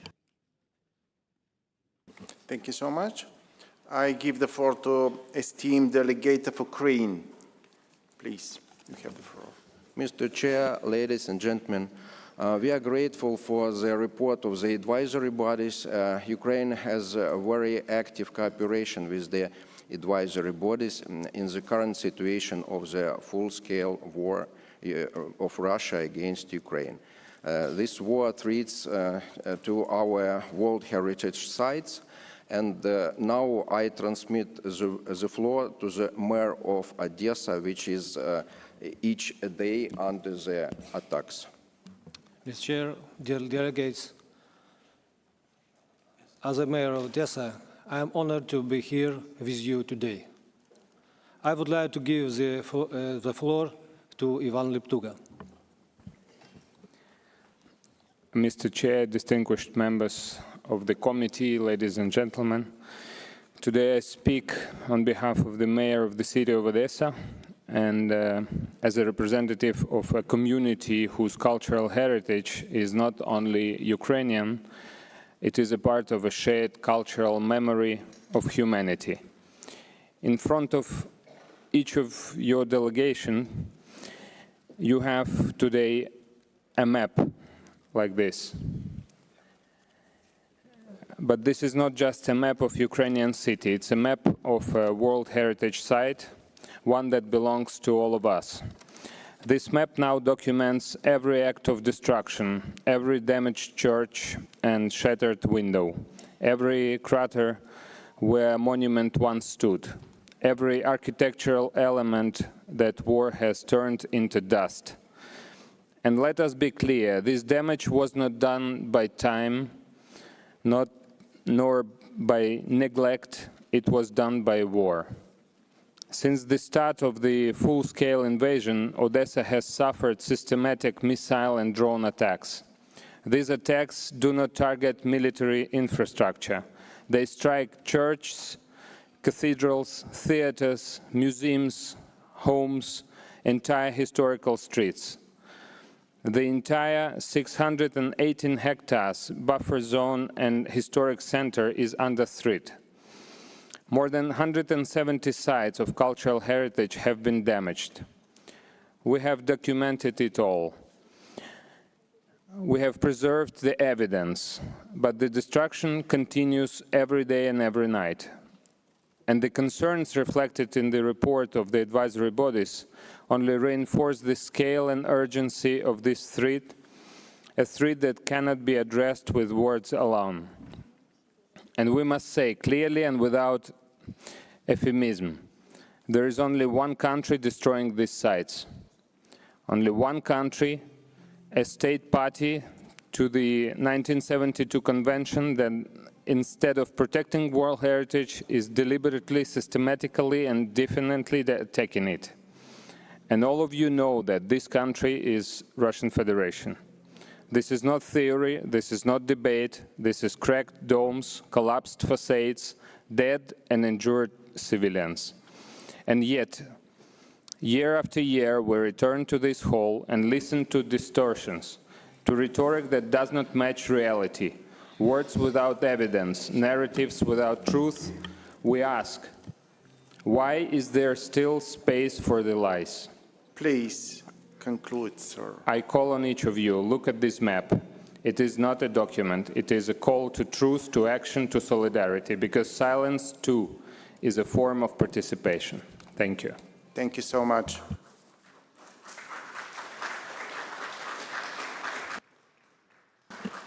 I give the floor to esteemed delegate of Greece.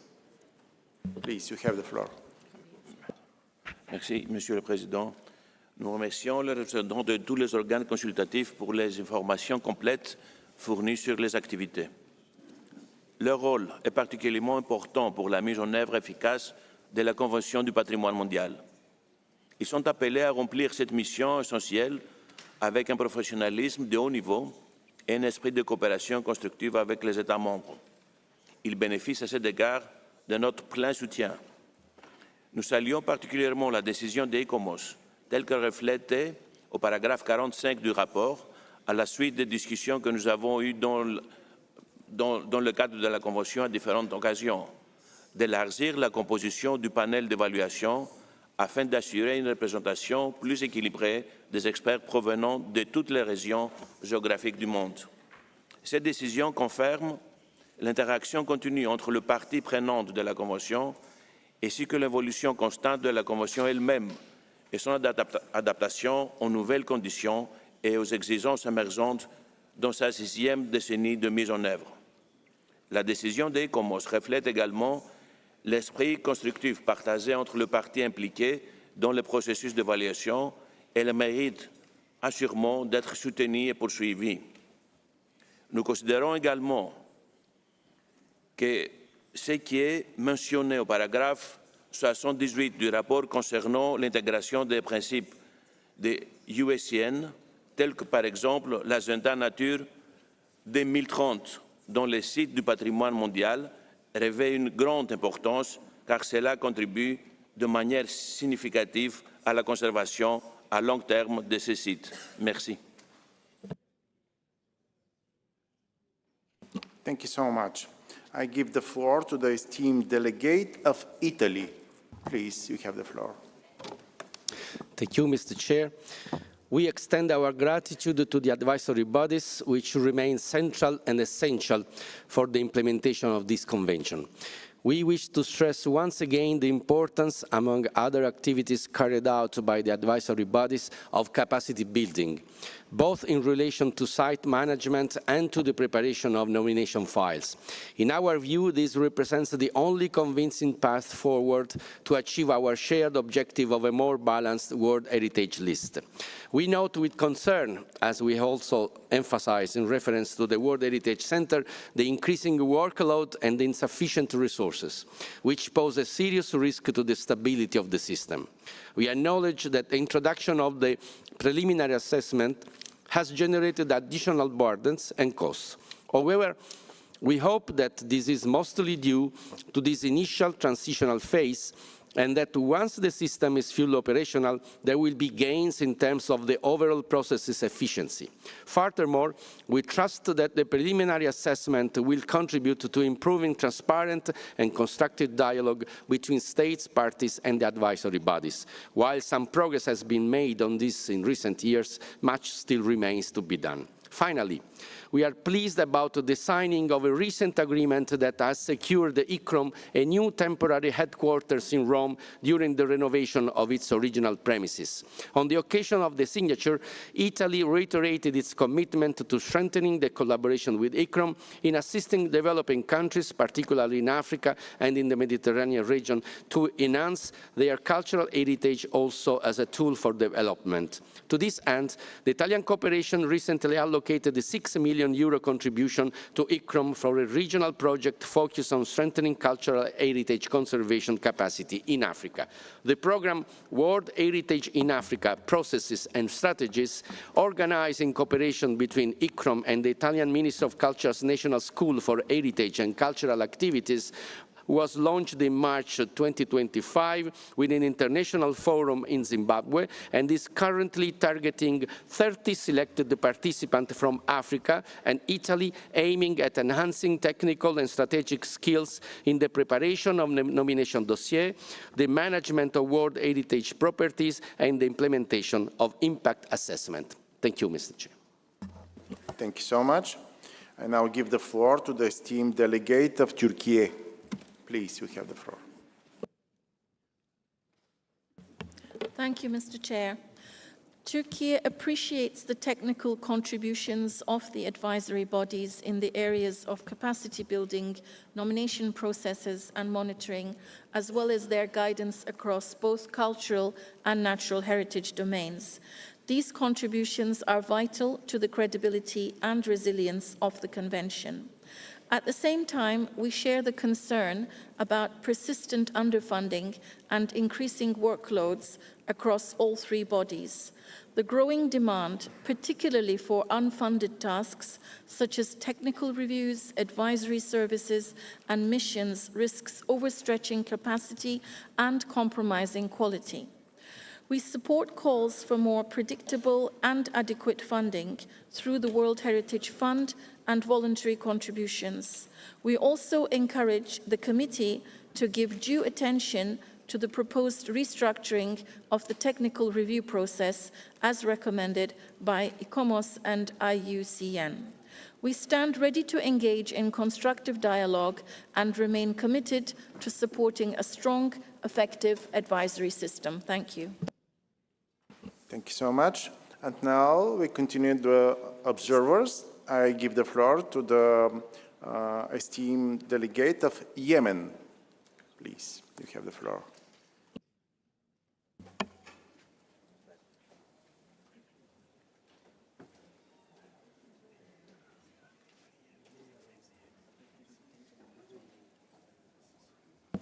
Yemen, please. You have the floor. Yes, thank you very much, Mr. Chair, for giving me the floor, and I commend the reports by ICOMOS, IUCT, and ICROM. Mr. Chair, Yemen has a protective cooperation with UNESCO for the last few years, resulted in many good results in the protection of the cultural heritage. We recently were able to submit an updated tentative list by adding 26 new cultural sites to the current tentative list. and updating the information related to the 5 sites among the 9 sites already on the tentative list. So we now have about 35, exactly 35 cultural sites on the tentative list of the cultural heritage instead of the only 9 currently on the list after submitting the 31 sites to the list. Mr. Chair, the UNESCO IUCN reactive monitoring mission visited Socotra, that's in last May, and we are waiting for the report of the mission, where that mission was decided by the committee meetings in India last year. However, the landmark of the ancient kingdom of Saba in Marib has been inscribed in 2003, but we are still waiting for the mission to be sent there. Mr. Chair, because of the current situation in Yemen, it's very important to give more support to the Yemeni cultural heritage, as many sites suffer negligence, illicit trafficking, and in need of enhanced protection under the second protocol of the 1954 Convention. Thank you, Mr. Chair. Thank you so much. I give the floor to the esteemed delegate of Czechia, please. Merci, Monsieur le Président. La Tchéquie remercie vivement les organes consultatifs pour les rapports et leur engagement constant en faveur d'une mise en œuvre efficace de la Convention du patrimoine mondial. Nous saluons en particulier le rôle fondamental joué par les réseaux d'experts, dont une partie s'engage sur une base volontaire, et les avancées en matière d'évaluation d'impact et la diffusion des outils méthodologiques, ainsi que les travaux sur une nouvelle stratégie de renforcement des capacités fondée sur une approche intégrée nature-culture en tenant compte des défis climatiques. Nous prenons également note avec préoccupation des limites structurelles, notamment le sous-financement chronique face à une charge de travail croissante. Nous partageons l'avis selon lequel cette situation pourrait affecter l'équilibre et la crédibilité du système et soutenons l'ouverture d'un débat sur les procédures, y compris pour les nominations et le suivi de l'état de conservation. Pour conclure, nous exprimons notre sincère reconnaissance à tous les experts impliqués dans la protection du patrimoine mondial. Merci, Monsieur le Président. Thank you so much. I now give the floor to the esteemed delegate of Brazil. Please, you have the floor. Thank you. Brazil welcomes the advisory body's report and applauds the progress made since our last session, and particularly the World Heritage Leadership Program, which will shortly deliver the Climate Action Toolkit to help site managers design practical responses to climate change. We salute the growing efforts to engage indigenous peoples, their perceptions, ways of life and safeguarding practices into the management of World Heritage sites. We are also encouraged by recent steps toward geographic equity. 10 African and Arab experts sat on the ICOMOS evaluation panel for the first time, and IUCN convened its World Heritage panel in Dakar, Senegal, ensuring decisions are informed by voices from the less developed countries. These initiatives, however, still rely on ad hoc extra budgetary support. We urge that permanent funding lines be established to guarantee balanced representation throughout the evaluation process. Brazil also remains concerned that capacity building for natural and mixed properties has received no allocation from the World Heritage Fund since 2012, leaving IUCN's training work entirely dependent on external fundraising. In this spirit, and in the light of the report presented by IUCN, we would like to hear from the Secretariat and from IUCN in particular their opinion on whether the creation of an informal Friends of Nature group of state parties could provide a framework for a greater collaboration among state parties, the advisory body and the Secretariat for the full implementation of the decisions taken by the committee on topics such as closing the typological gap, strengthening links with other environmental conventions, and advocating for adequate funds. Brazil stands ready to collaborate on these priorities so that the World Heritage Convention may fully integrate culture and nature, indigenous stewardship, and sustainable development. Thank you. Yes, thank you so much. I now give the floor to the Russian Federation, please. Спасибо большое, господин председатель. Мы благодарим консультативные органы за предоставленный доклад. Ценим их вклад в охрану всемирного наследия. Разделяем обеспокоенность недостаточными финансовыми ресурсами консультативных органов. Уважаемый господин председатель, на основании прозвучавших вчера и сегодня выступлений ряда членов комитета мы делаем вывод, что уважаемые делегаты от Италии и от Украины пожелали открыть дебаты по состоянию сохранности ряда объектов наследия, находящихся в списке наследия под угрозой. Эти отчеты будут рассматриваться в пункте 7 повестки дня. В этом случае в качестве заинтересованной стороны, упомянутой в проектах решения, мы не резервируем за собой право изложить нашу позицию по этим вопросам в ходе обсуждения соответствующего пункта повестки дня. Спасибо большое. Thank you so much. I now give the floor to the esteemed delegate of Mexico. You have the floor, please. Merci, Monsieur le Président. Nous remercions les organismes consultatifs pour leur rapport et ses réflexions sur la mise en œuvre de la Convention du patrimoine mondial. Membres du comité, nous oublions souvent que ces grandes institutions consultatives ont été créées avant la Convention elle-même et qu'elles ont joué un rôle essentiel dans la conceptualisation et la rédaction de l'instrument normatif qui nous réunit chaque année. Les défis auxquels sont confrontés la conservation et la préservation intégrale du patrimoine mondial ont radicalement changé entre 1972 et 2025. L'interaction entre les experts régionaux et les organismes consultatifs est fondamentale. Mais il est également important qu'en tant que membres du comité, nous faisons preuve de respect dans les dialogues et dans les recommandations qu'ils émettent. Il y a des années, le Mexique a accepté l'inscription d'un site sur la liste du patrimoine mondial en péril afin de renforcer sa future politique de préservation. L'avenir de la Convention et de ces comités dépend de leur crédibilité, non seulement concernant les nouvelles inscriptions sur la liste, mais surtout dans le processus de conservation des sites.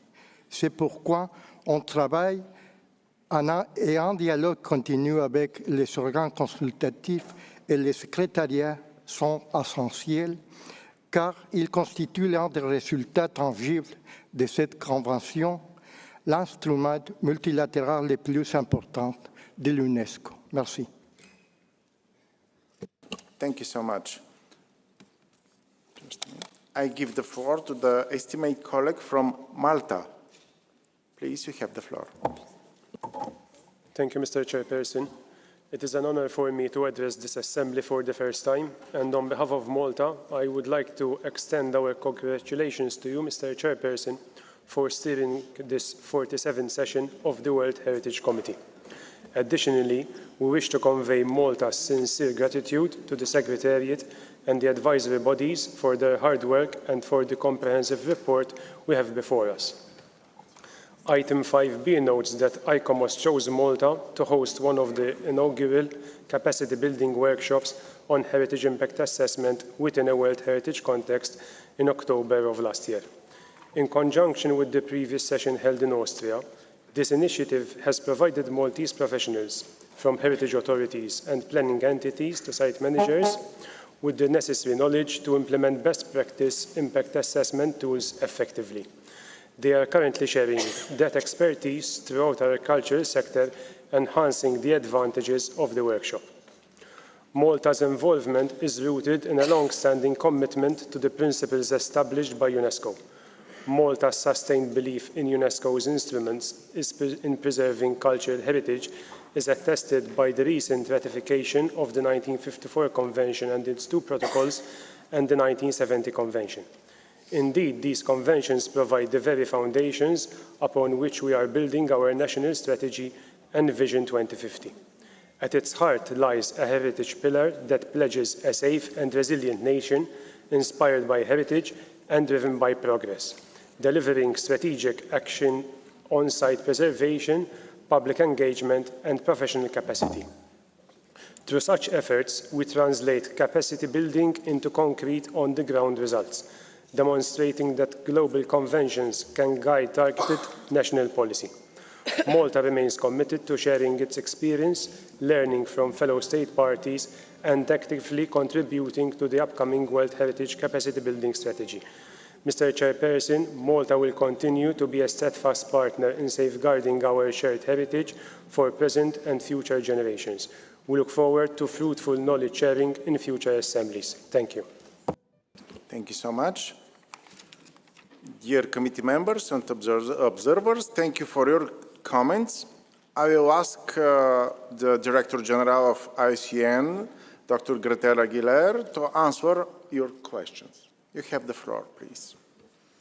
Thank you very much, Chair, and allow me to address the interventions related to natural heritage.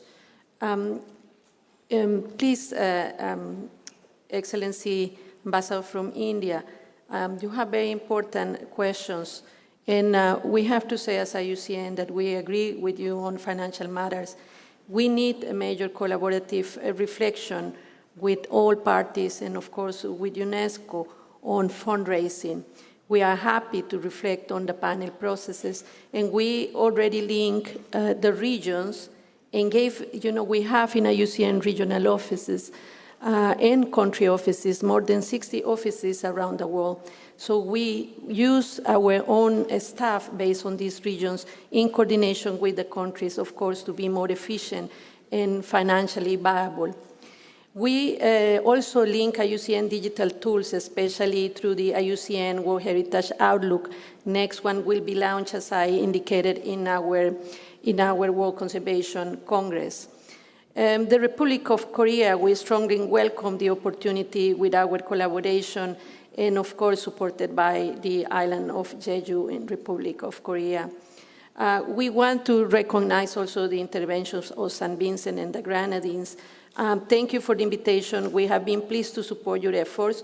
We know we can do more and agree that there is a need for more fundraising, of course.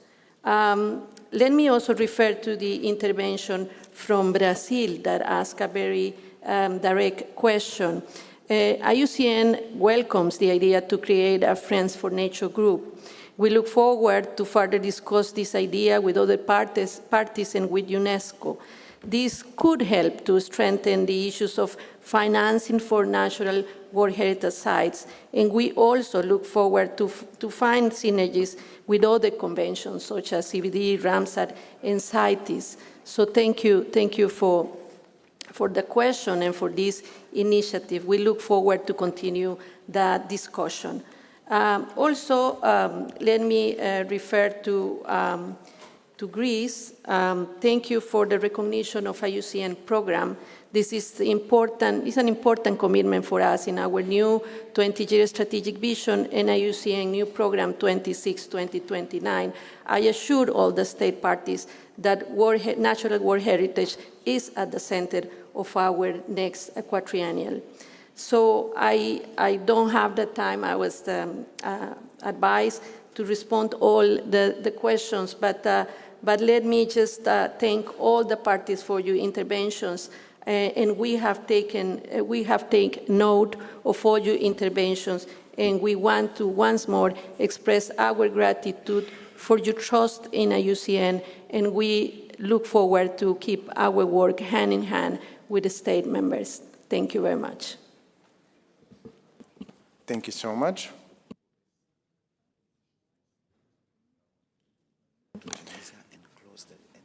So I will the floor to the Tunisia and close the list. Thank you so much. Merci, Monsieur le Président. Comme la Tunisie prend la parole pour la première fois, permettez-moi de vous féliciter pour la présidence de cette session. Monsieur le Président, la Tunisie voudrait apprécier le travail d'expertise que les organisations consultatives mènent minutieusement et scientifiquement, ainsi que pour leurs appuis dans la préparation des dossiers d'analyse préliminaire ou dans la préparation des dossiers d'inscription, ainsi que dans les suivis des inscriptions, notamment en matière de renforcement des capacités. Monsieur le Président, la Tunisie estime que le travail des organisations consultatives est nécessaire et indispensable pour la mise en œuvre de notre convention. Merci, Monsieur le Président.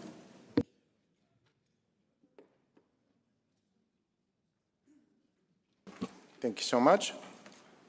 I therefore invite you, dear colleagues, to proceed with the adoption of the draft decision 47.5b, but before doing so, I would like to ask the rapporteur if she has received any amendments on the draft decision proposed. Merci, Monsieur le Président. Pas d'amendement reçu. Merci. Thank you so much.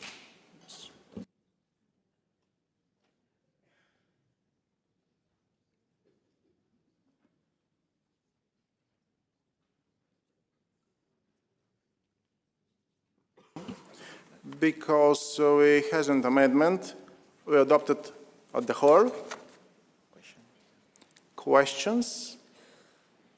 I see none. Yes. I therefore declare draft decision 47.5b adopted. Thank you very much. I therefore now declare item 5b closed.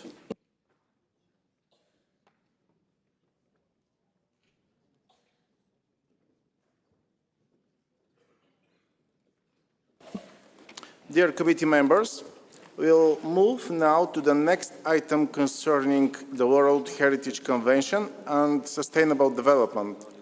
Please refer to document WHC 25/47.com/5D in this regard.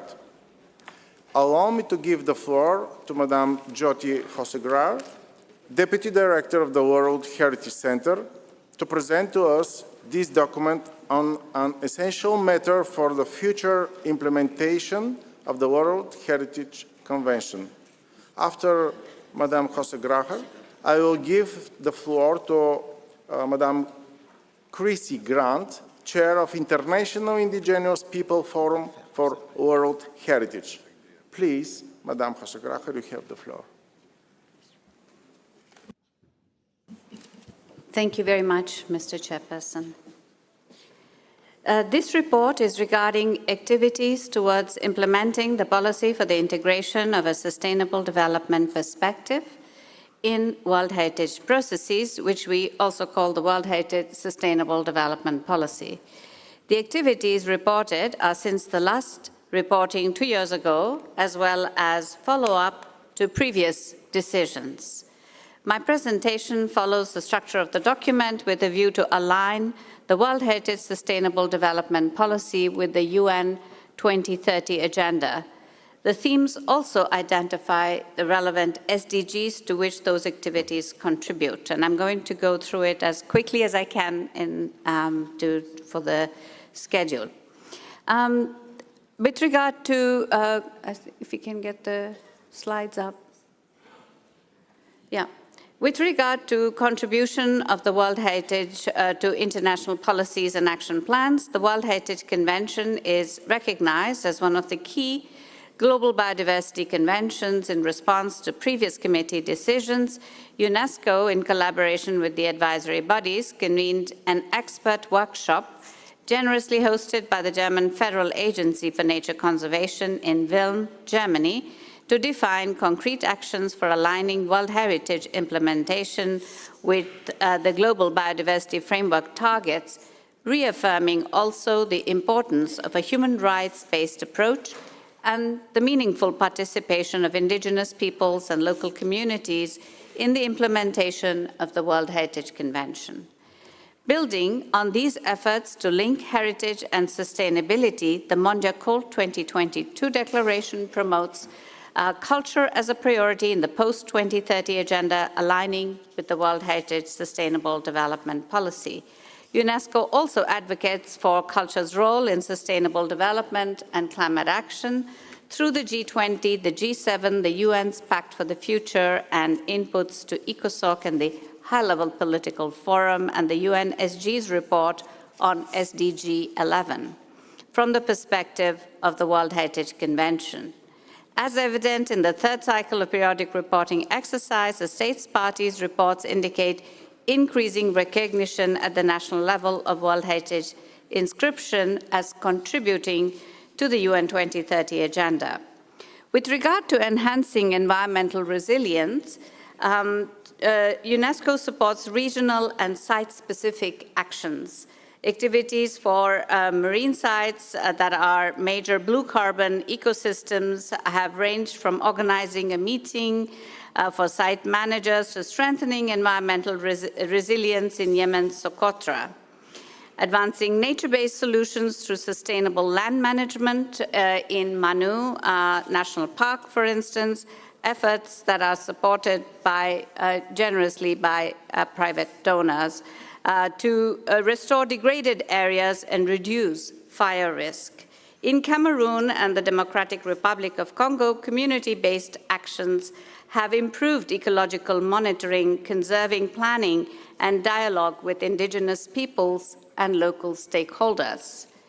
With regard to furthering climate action with World Heritage SDG 13, the World Heritage Center advances climate action in World Heritage through dissemination of the 2023 policy document on climate action, which provides a structured approach for adaptation management and resilience.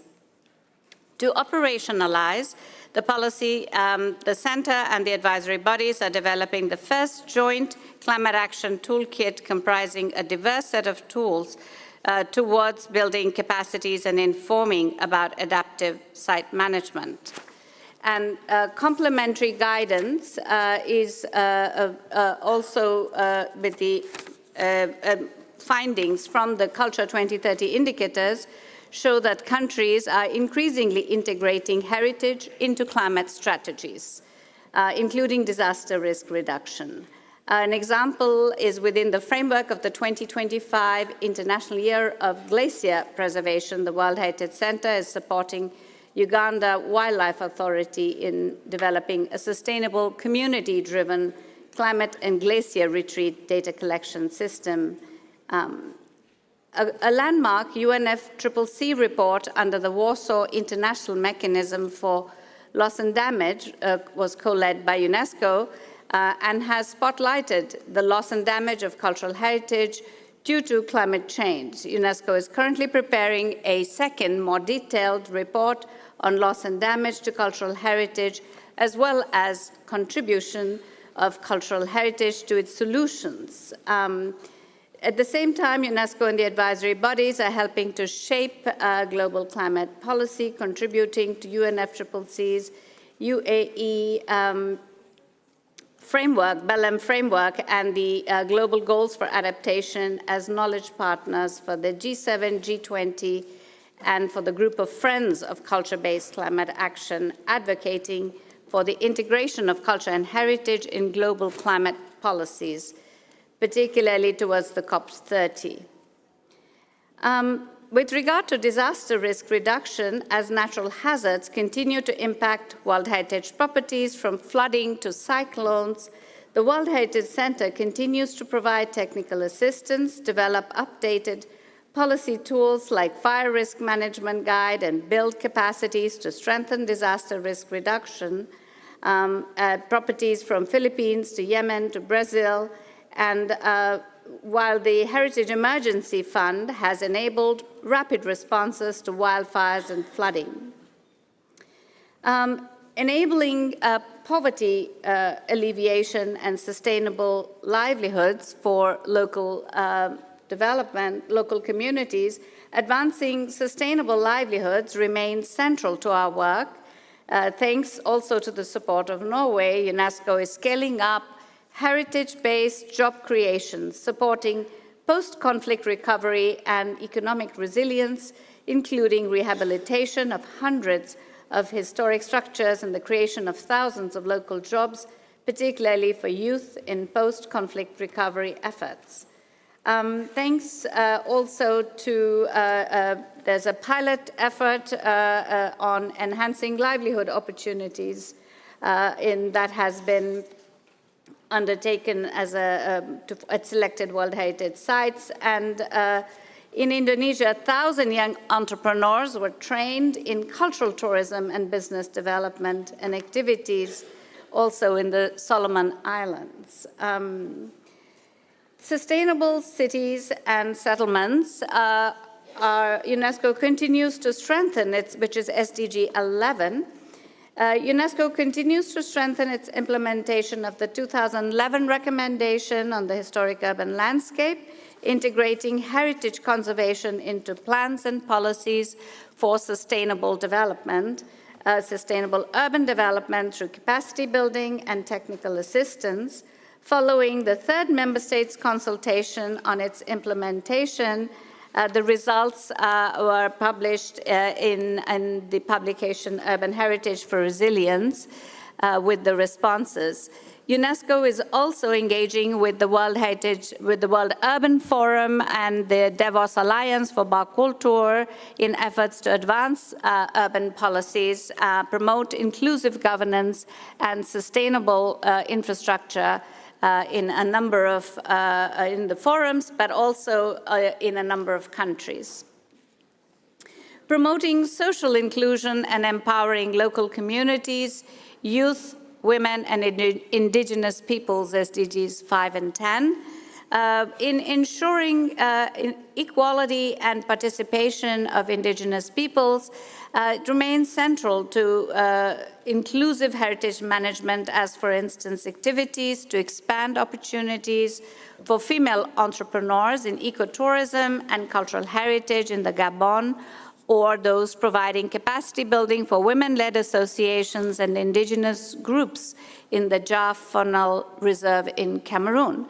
UNESCO and the advisory bodies have strengthened their cooperation with the International Indigenous Peoples Forum on World Heritage, with a focus on enhancing the participation of indigenous peoples and local communities in World Heritage conservation. A co-designed and co-organized capacity building initiative in May with the IIPF advisory bodies and the Secretariat, thanks to the support of the State Party of Australia and Canada, aimed to capacitate the members of the Indigenous Peoples Forum on World Heritage processes and to integrate the principles of free, prior, and informed consent and rights-based heritage management in the nomination processes. Looking at SDGs 16 and 11 on promoting peace and security and facilitating international cooperation, the World Heritage Convention and its processes continue to mobilize and strengthen transnational cooperation and cultural heritage protection as a pillar of peace and security, focusing on regional frameworks, capacity building, and legal protection. The third cycle of periodic reporting and the development of the regional action plans are themselves significant contributions, bringing together all states parties of each region. International cooperation to support capacity building and supporting the development of nominations have been addressed already in 5C and in item 5E on small island developing states, and in 6B regarding World Heritage capacity building. Finally, regarding measurement and monitoring of the Culture 2030 agenda, monitoring of the SDG indicator 11.4.1 has seen significant growth, with the number of reporting countries tripling to 82 over the past 5 years. the UNESCO Institute of Statistics, which is the custodian of the 11.4.1, now includes data from all SDG regions, reflecting greater engagement from developing countries in tracking heritage conservation efforts. The 2025 UNESCO Framework of Cultural Statistics will be launched at the Mondial Cult in Barcelona to improve measurement standards. Implementation of the Culture 2030 indicators tracks the contribution of cultural and natural heritage to sustainable development across 17 SDGs. And data from 12 countries and 14 cities is summarized in the Culture Counts publication series, with more than 30 countries and cities set to complete their data collection in the coming months. An international expert workshop reflected on ways to align the periodic reporting for World Heritage and its methodology with the Culture 2030 indicators. Thank you very much, Mr. Chairperson. Thank you. Thank you very much for this presentation.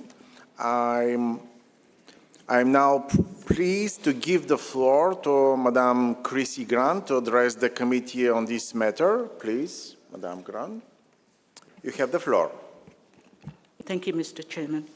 I address the committee on behalf of the International Indigenous Peoples Forum on World Heritage, the global platform established by Indigenous representatives from all socio-cultural regions, advocating for the full, effective and rights-based participation of Indigenous peoples in all processes of World Heritage Convention. Indigenous peoples also acknowledge the progress reported in document WHC/25/47.com.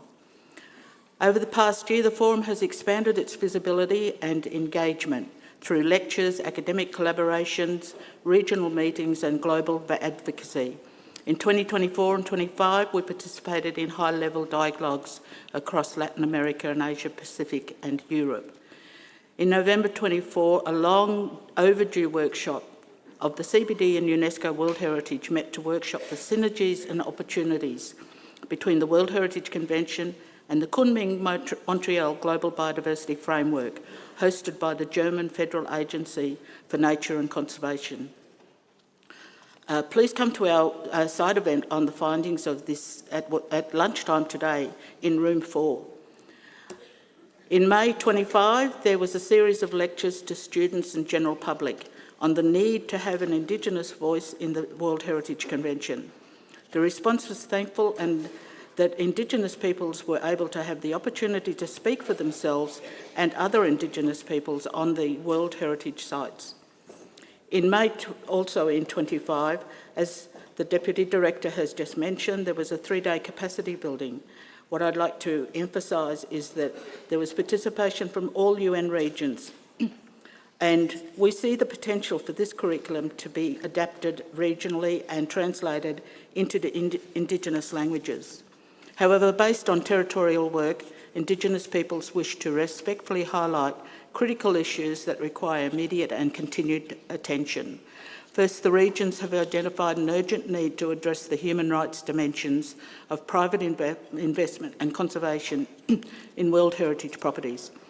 The Indigenous people call on UNESCO and state parties to implement safeguards that prevent violations of rights, ensure full transparency of financing and subject all investments to rigorous due diligence, and would like to draw the committee's attention to the core human rights principles for private conservation organisations and funders, developed under the guidance of the UNEP. The Indigenous Forum attended the meeting and realised how transferable these principles can be applied to lead to better conservation outcomes. Second, the Indigenous peoples warmly welcome the fact that for the first time the UN Voluntary Fund for Indigenous Peoples is supporting the participation of Indigenous representatives in this committee session. So we call on state parties to increase or do voluntary contributions to ensure permanent and equitable Indigenous participation in all sessions and monitoring processes. Indigenous peoples also stress that the role of Indigenous women, who are guardians, protectors and knowledge holders in World Heritage conservation, extends far beyond artisanal and culinary traditions and leading efforts to defend biodiversity, uphold our cultures and sustain our communities. Indigenous peoples also take this opportunity to remind the committee that we are currently within the International Decade of Indigenous Languages and the United Nations Decade on Ecosystems Restoration, and call upon all state parties to take concrete measures to preserve, revitalise and promote Indigenous languages, knowledge systems and ecosystems as integral parts of the World Heritage. All state parties are urged to ensure that every measure related to the identification, protection and management of World Heritage is carried out in strict adherence to the UN Declaration of the Rights of Indigenous Peoples with the full and effective participation of Indigenous peoples. The Indigenous Forum expresses our sincere appreciation to Australia and Canada for their continued financial support for the Forum's global engagement. Without such support, many of these initiatives will not be possible. Yet we acknowledge that much remains to be done to ensure meaningful and equitable representation of Indigenous peoples in all regions. You're all invited to our side event on Thursday night in room 9 at 6:15. The Forum would like to also encourage state parties to consider establishing national mechanisms to facilitate the collaboration, capacity development and knowledge transfer between Indigenous peoples at World Heritage properties within their countries. The Forum have continued to engage with a number of state parties to raise awareness of the Forum and to explore ways for future collaborations to enhance the participation of Indigenous peoples in the processes of the World Heritage Convention, and to work with our existing partners, whether they are state parties, the Secretariat, advisory bodies or other members of civil society. Finally, the Forum members have continued to expand the network of Indigenous peoples and Indigenous peoples organisations through various regional caucusing at various levels, at regional and local level events, with the number of initiatives that are currently being worked on throughout regions such as Latin America and the Caribbean and Asia Pacific to form capacity building, formalise capacity building, information transfer and strengthen collaboration and support networks amongst Indigenous peoples and their representative organisations. Thank you, Mr. Chair.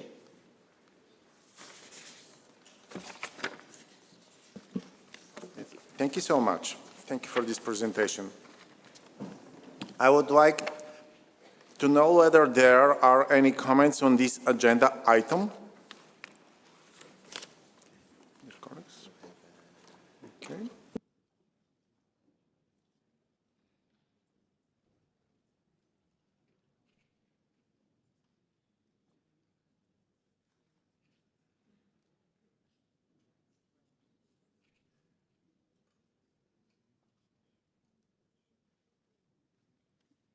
Okay. So I give the floor to the esteemed delegate of Zambia. Please, you have the floor.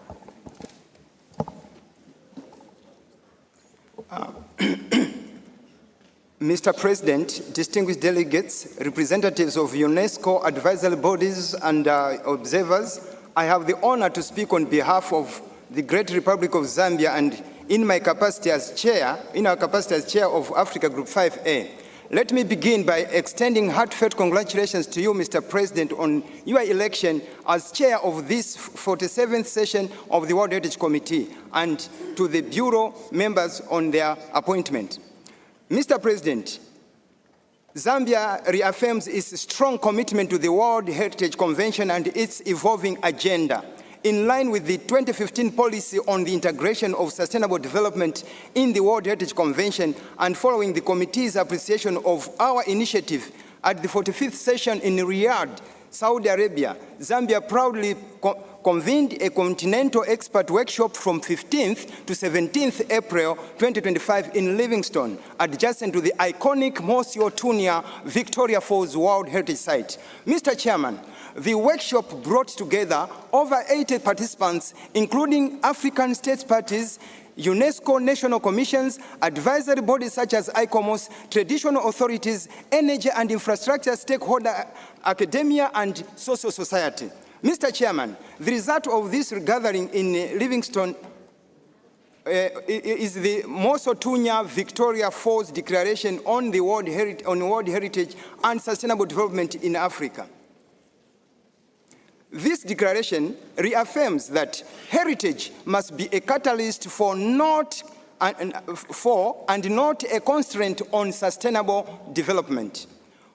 This declaration also calls for African-led investment and planning frameworks that are compatible with heritage values. Again, this declaration, Mr. Chairman, prioritizes the rights and leadership of local communities, particularly women and youths. It also advocates for legal harmonization and the development of practical tools to guide infrastructure development near heritage sites. Mr. President, this declaration also promotes climate resilience, disaster preparedness, and the revitalization of indigenous knowledge systems. And it also proposes the Pan-African Task Force to advance sustainable financing mechanism for World Heritage properties. Mr. President, while we appreciate the progress made under this agenda item, we are concerned, Mr. President, that the current report and draft decision do not fully reflect the operationalization of the commitments made, particularly those declared before this committee. We have therefore proposed amendments to this draft decision to formally recognize such efforts, including the implementation of sustainable development policy by states parties and their partners. Zambia and Zimbabwe have already begun to put a declaration this declaration into practice at the Victoria Falls, Africa's 7th natural wonder. And we are working with the African World Heritage Fund to develop replicable models for other African World Heritage sites. On behalf of the African group, we respectively submit this declaration. Conclude, sir. Let's move from policy to action in the spirit of World Heritage Convention. Wisdom is like a baobab tree. No one individual can embrace it. I submit and thank you, Mr. Chairman. Que sera, sera. What will be, shall be.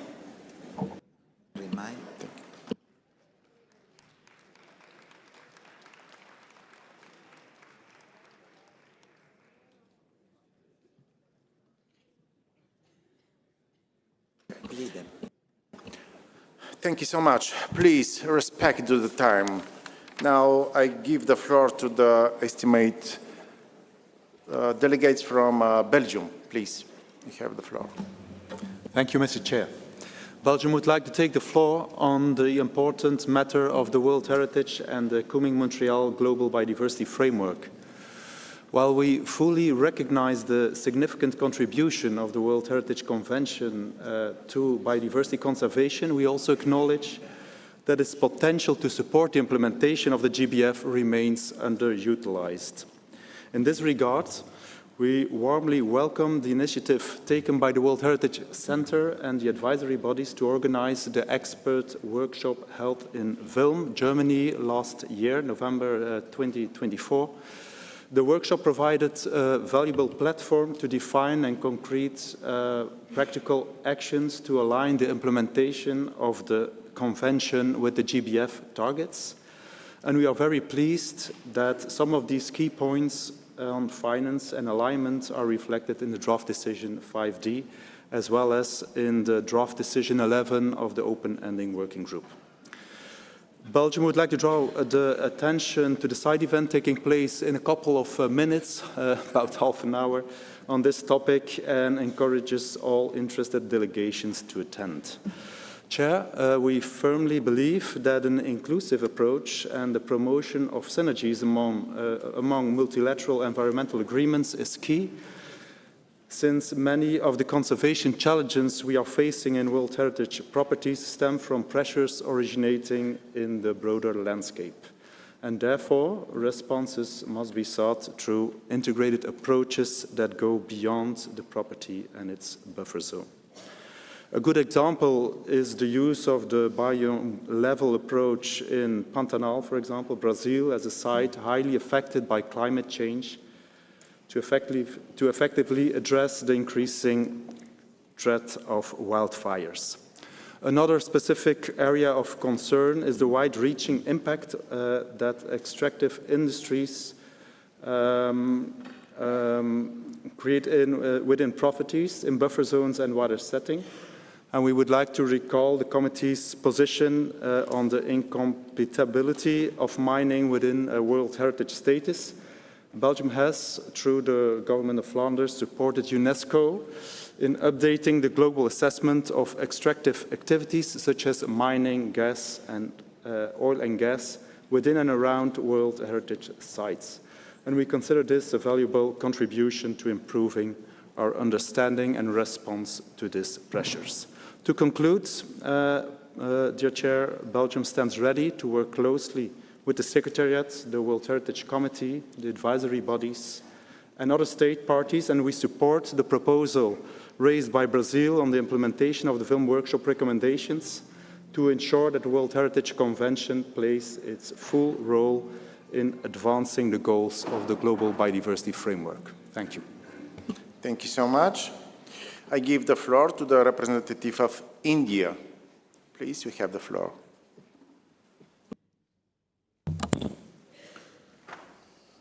Thank you, Mr. Chair, for giving India the floor.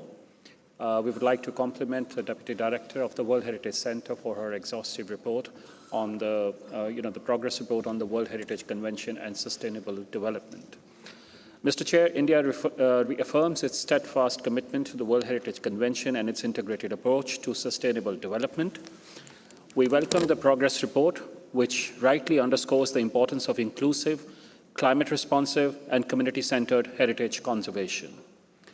India has undertaken multiple initiatives to align heritage preservation with the Sustainable Development Goals. Through the Swadesh Darshan and Prasad schemes, these are acronyms, the Government of India has promoted sustainable tourism and infrastructure development at heritage sites, supporting local livelihoods while safeguarding cultural authenticity. The Hriday, which is an acronym for Heritage City Development and Augmentation Program, scheme has further enabled holistic urban renewal in heritage cities by integrating conservation with improved urban services. Our community-led conservation efforts are equally significant. At sites like Hampi and Rani Ki Vav, the local communities actively participate in site management, fostering both cultural pride and economic empowerment. Digital documentation initiatives under the National Mission on Cultural Mapping and the Indian Heritage in Digital Space project reflect our commitment to inclusive and technology-driven conservation. India also emphasizes climate resilience and disaster risk preparedness through capacity-building initiatives and guidelines issued by the Archaeological Survey of India. During India's G20 presidency in 2023, heritage was placed at the heart of development agenda, advocating the principle of culture for life, lifestyle for environment. Nevertheless, challenges remain in balancing development pressures and ensuring equitable benefit sharing. India calls for stronger global cooperation, especially through South-South partnerships, to address these concerns. In these contexts, India offers the following questions for further reflection. 1. What are the underlying causes of declining tourism benefit sharing with local communities, and which models or best practices could help reverse this trend? 2. What strategies are can effectively address the stark disparities in public funding for heritage conservation between developed states and those in the Global South? 3. How do heritage impact assessments influence the quality and authenticity of post-disaster reconstruction efforts? And 4, how will the 2025 UNESCO Framework for Cultural Statistics enhance policy making and resource allocation for heritage? Thank you, Mr. Chair. Thank you so much. I give the floor to Estimate Delegate of Japan. Please, you have the floor.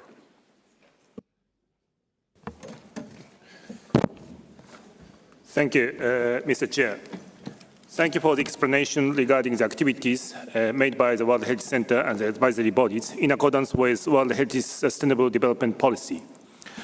Among the various challenges surrounding World Heritage in relation to sustainable development, Japan is particularly interested in a wide range of activities for disaster risk reduction, namely the development of early warning systems for natural hazards such as floods and wildfires, capacity building, and post-disaster reconstruction.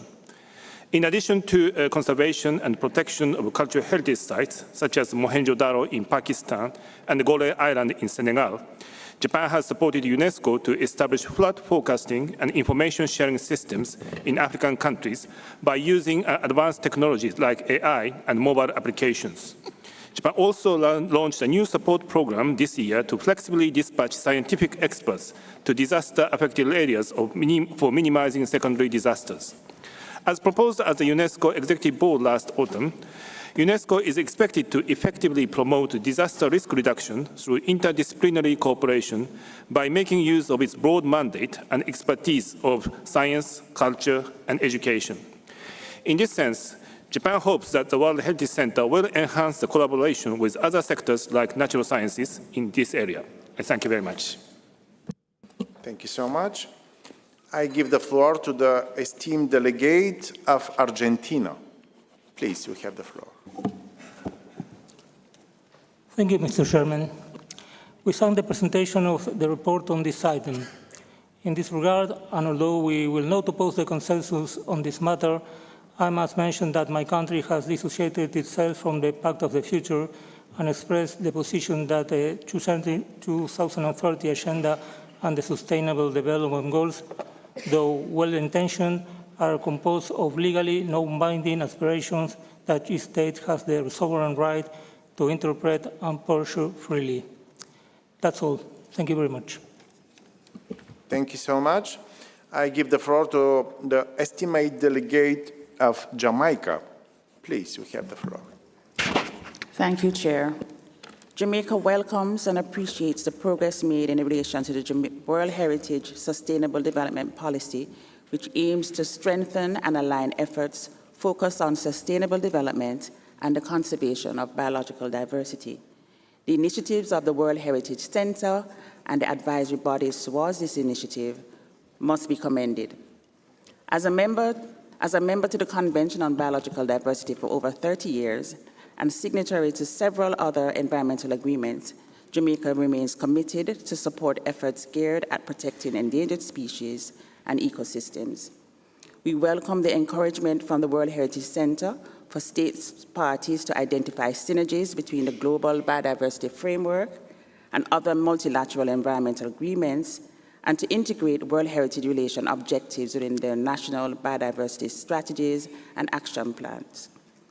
The regional study Pathways for Peace and Nature, Achieving Global Biodiversity Goals in UNESCO-designated sites, Latin America and the Caribbean, and the WHC's promotion of days of significance such as World Wetlands Day and World Wildlife Days are all appreciated and applauded.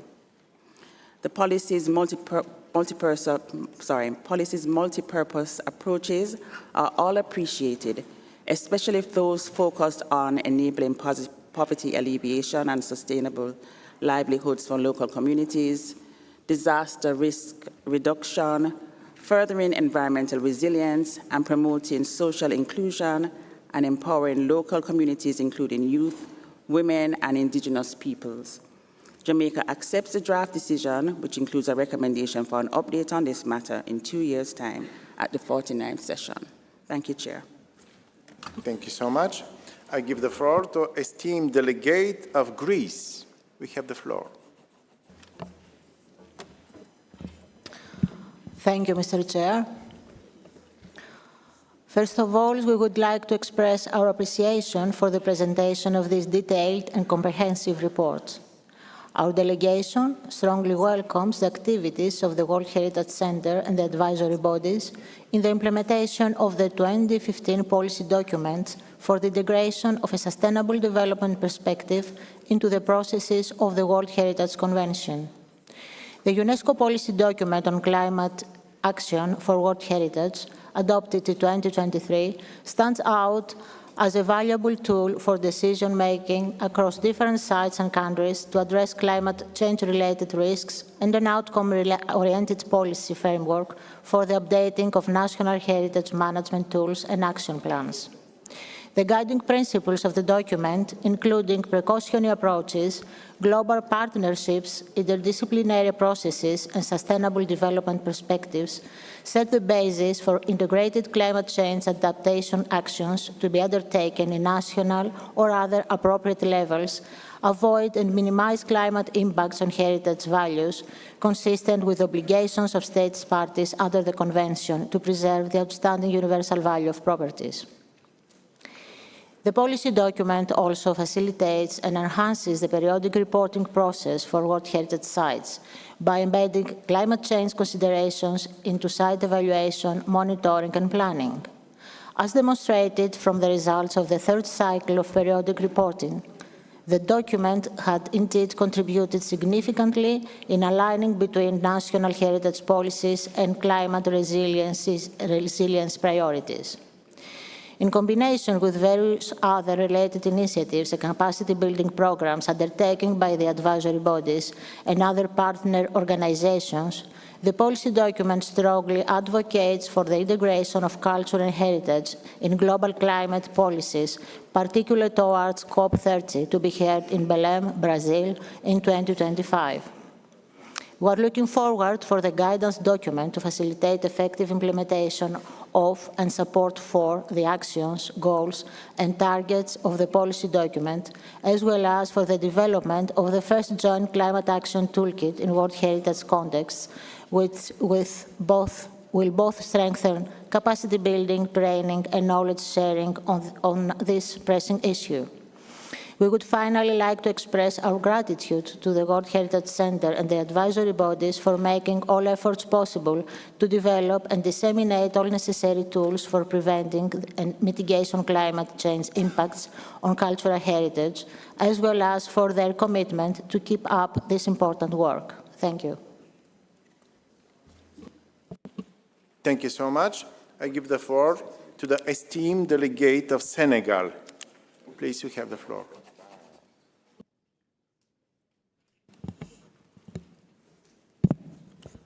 Merci, Monsieur le Président. Le Sénégal salue la qualité du rapport d'avancement sur la mise en œuvre de la politique de développement durable dans le cadre de la Convention du patrimoine mondial. En effet, ce rapport reflète des progrès encourageants, tant sur le plan conceptuel qu'opérationnel,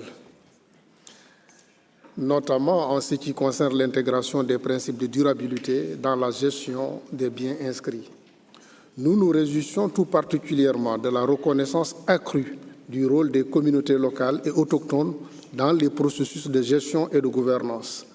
Cette orientation correspond pleinement à notre propre expérience, où la participation communautaire constitue un levier essentiel pour la préservation et la valorisation du patrimoine. Nous saluons également les efforts déployés pour faire face aux enjeux climatiques et pour mieux encadrer les impacts du tourisme, deux défis majeurs auxquels sont confrontés de nombreux biens en Afrique, y compris le Sénégal. Cela étant dit, nous partageons les constats du rapport quant aux disparités régionales et aux défis persistants, en particulier dans les pays en développement.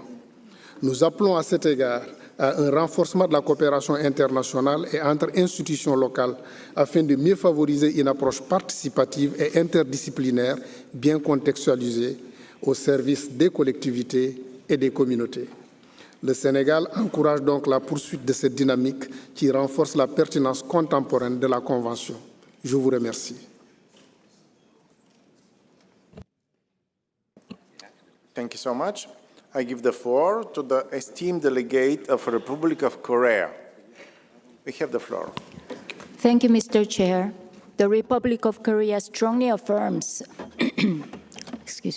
the policy relevance and practical importance of integrating sustainable development perspective into the implementation of World Heritage Convention as outlined in the World Heritage Sustainable Development Policy, WHSDP. In line with this WHSDP, Korea is advancing a balanced heritage management approach that encompasses regional development, community engagement, environmental stewardship, and economic sustainability. Notably, we have taken a significant legislative step by enacting the National Heritage Impact Assessment and Diagnostic Act, which came into effect in 2024. This law institutionalizes heritage impact assessment as a key mechanism to safeguard the outstanding universal value of heritage sites while ensuring alignment with broader sustainable development goals, including urban planning, tourism development, and disaster risk reduction through anticipatory and integrated management frameworks. Korea fully supports the vision articulated in the Mondia Cult Declaration, particularly the call to recognize culture as a distinct and essential component of the Sustainable Development Agenda. We stand ready to contribute to strengthening international governance and policy frameworks that enable cultural heritage to serve as a driver of ecological resilience, urban regeneration, climate action, and social inclusion. Thank you. Thank you so much. I give the floor to esteemed delegate of Kenya. Please, you have the floor. Thank you, Mr. Chairman. At the outset, Kenya congratulates you and the Bureau of the 47th session of for the leadership that you are providing. We thank the Secretariat for the excellent work they are doing in the arena of sustainable development and for undertaking the Culture 2030 Indicators Project in Kenya. Mr. Chairman, Kenya aligns with the State Party of Zambia, the Mosi Otunya Victoria Falls Declaration on World Heritage and Sustainable Development in Africa is vital and timely. This declaration emerges from a broad and inclusive gathering of African experts, state authorities, traditional leaders, community representatives, site managers, civil society, and academia. They all concurred that heritage is a central pillar for sustainable development, peace, and human dignity. The declaration affirms that Africa's cultural and natural heritage has outstanding universal value. Yet it also acknowledges a persistent gap, that is, the lack of contextual flexible tools for implementing the World Heritage Convention. This declaration calls for the integration of heritage into national development plans, the empowerment of local communities as co-managers, and the harmonization of legal frameworks to avoid conflict between conservation and sustainable development projects. Furthermore, it aligns with the UNESCO 2015 policy on sustainable development, thereby positioning heritage at the heart of climate action, inclusive growth, resilience, and post-conflict healing. It proposes realistic pathways, including heritage-sensitive impact assessments, capacity building through the African World Heritage Fund, and a Pan-African task force to mobilize sustainable finance. Mr. Chairman, this declaration is not merely aspirational. It is actionable. It proposes task forces, toolkits, and peer review mechanisms. It champions African leadership and proposes a whole-of-society approach rooted in dignity, equity, and sustainability. As such, by adopting Zambia's inputs, the committee will support the translation of this into operational frameworks. Thank you. Thank you so much. Thank you. I give the floor to the esteemed delegate of Ukraine. Please, we have the floor. Thank you, Mr. Chairman. Ukraine welcomes the report presented under item 5D and fully supports efforts to mainstream sustainable development into the implementation of the World Heritage Convention. At the same time, we believe that one critical dimension remains underrepresented, namely the impact of war and armed conflict on World Heritage properties. World Heritage Center Director mentioned yesterday in his presentation under item 5A that the armed conflicts indeed belong to one of key challenges. As a country experiencing war, we know how dramatically it affects the ability to protect, monitor, and report on heritage. In situations of occupation or shelling, Access is often impossible. Information may be falsified and damage can be deliberate. This issue is also closely linked to one of the key sustainable development goals, namely promoting peaceful and inclusive societies, and therefore deserves more systematic reflection within the framework of the Convention. Therefore, Ukrainian delegation have submitted a proposal to add a new paragraph to the draft decision. This reflection will help address an urgent gap, enhance the Convention's operational tool, and better protect properties at risk in conflict zones. We kindly invite the committee state parties to support this proposal. Thank you very much. Thank you so much. I would like to ask the directive to read the remains names of committee members and the states parties observers, please. Thank you, Mr. Chairperson. In the list, the remaining committee members who have requested to take the floor are in the following order: Rwanda and Mexico. And then we have received a request from the following state parties observers in the following order: Chile, Brazil, Mali, Tanzania, Honduras, and there is also a request from the two advisory bodies, IUCN and ICOMOS. Thank you so much. And now I see also Zimbabwe and Uganda. Czechia.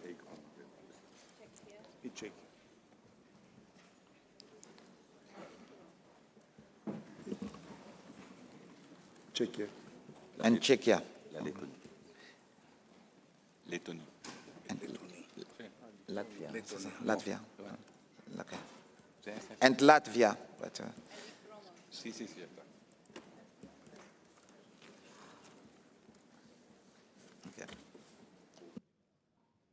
So, I don't know, Mr. Chairperson, if you want me to read again the full list. Yes, please. So, the remaining state parties observers who have requested the floor in the following orders are Chile, Brazil, Mali, Tanzania, Honduras, Zimbabwe, Uganda, Czechia, and Latvia. And the three advisory bodies, IUCN, ICOMOS, and ICROM, have also requested the floor. Thank you, Chairperson. Thank you so much. Dear colleagues, considering the time, I will now adjourn our meeting for lunch and we'll resume at 3 p.m. with item 5D. Yes. Thank you so much. The floor to the Secretariat to make some announcement before we break. Mr. Alundo Asomo, you have the floor. Thank you, Mr. Chairperson. Dear delegates, we have 5 events, side events taking place during the break. We have the opening of the exhibition Dive into Heritage, an innovative digital platform for World Heritage preservation and exploration organized by UNESCO in the Pas Perdu Hall. And we have another side event organized by UNESCO in room 4, using the World Heritage Convention to deliver on Kunming Montreal Global Biodiversity Framework. And we have the next side event is organized by the Kingdom of Bahrain in room 9 on Khalat al-Bahrain 20 years anniversary on the World Heritage list. Peru is also organizing a side event in the restaurant on the 7th floor on the treasures of Peru at UNESCO Heritage Sites and Flavors. Last side event, the Category 2 Center WITRAP is hosting a side event on World Heritage Education towards the future global innovative network and capacity building in room 7. Thank you. Thank you so much. I wish all a pleasant lunch break.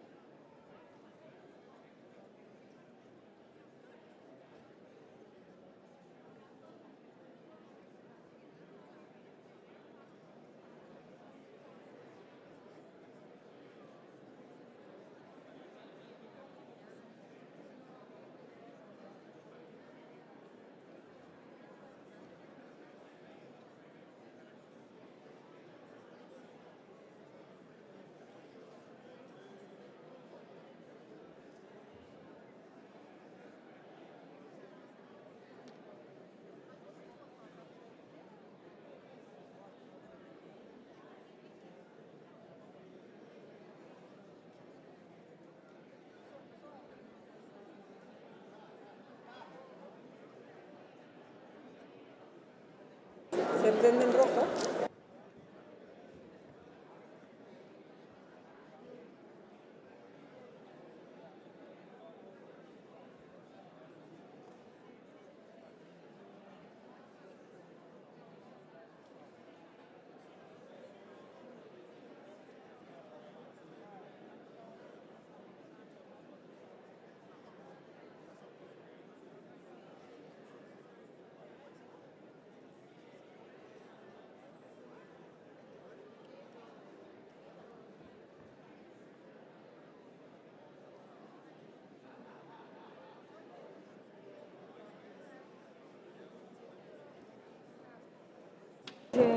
Gandhi.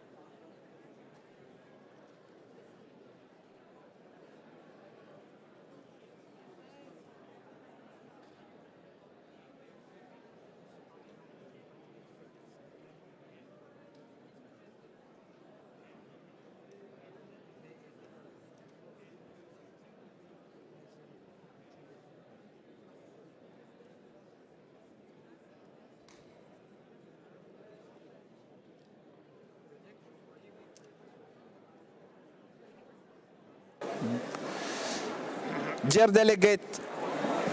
delegate, may I invite you to take your seat, please?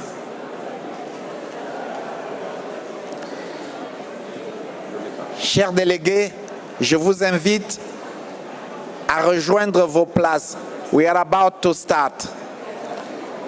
La séance va bientôt reprendre.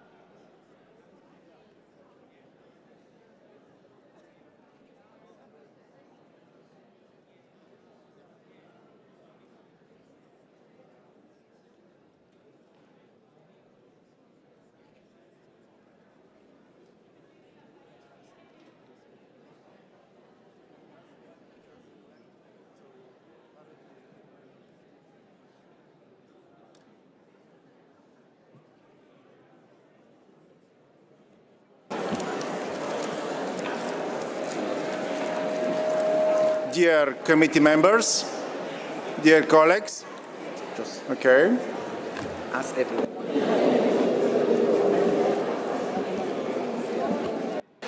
Dear committee members, may I ask you for silence, please? We are about to start.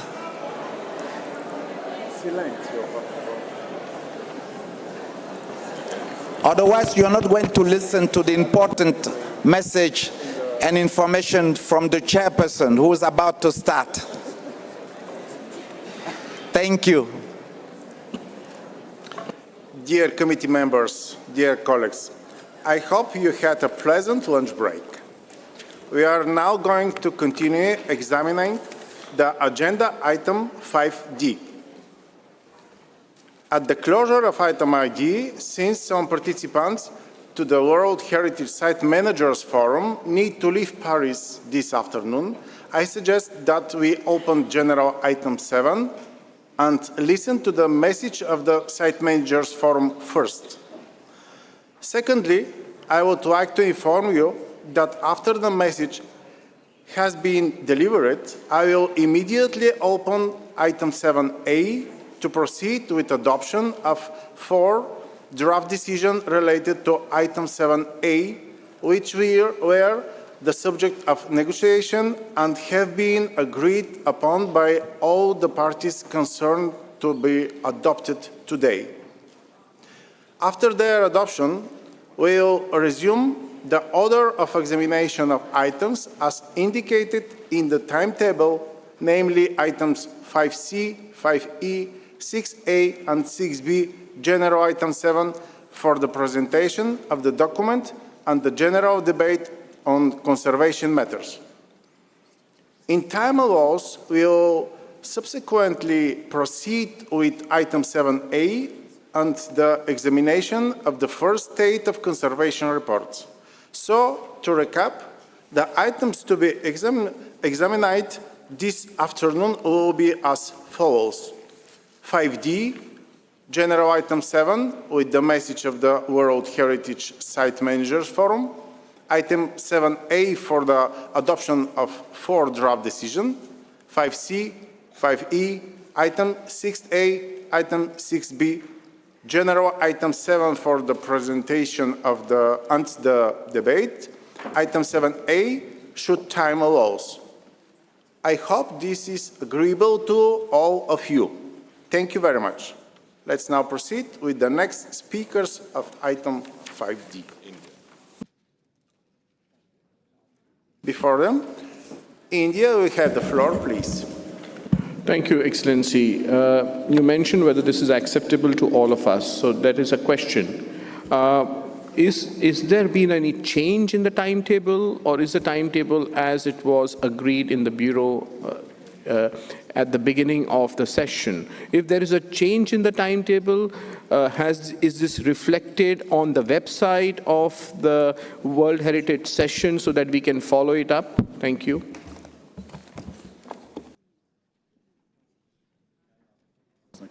So it's not a change, but it's to deal of this item. Yes? I can give more explanation. Okay. Mr. Relundo Samo explained a lot. Please. Thank you, Chairperson.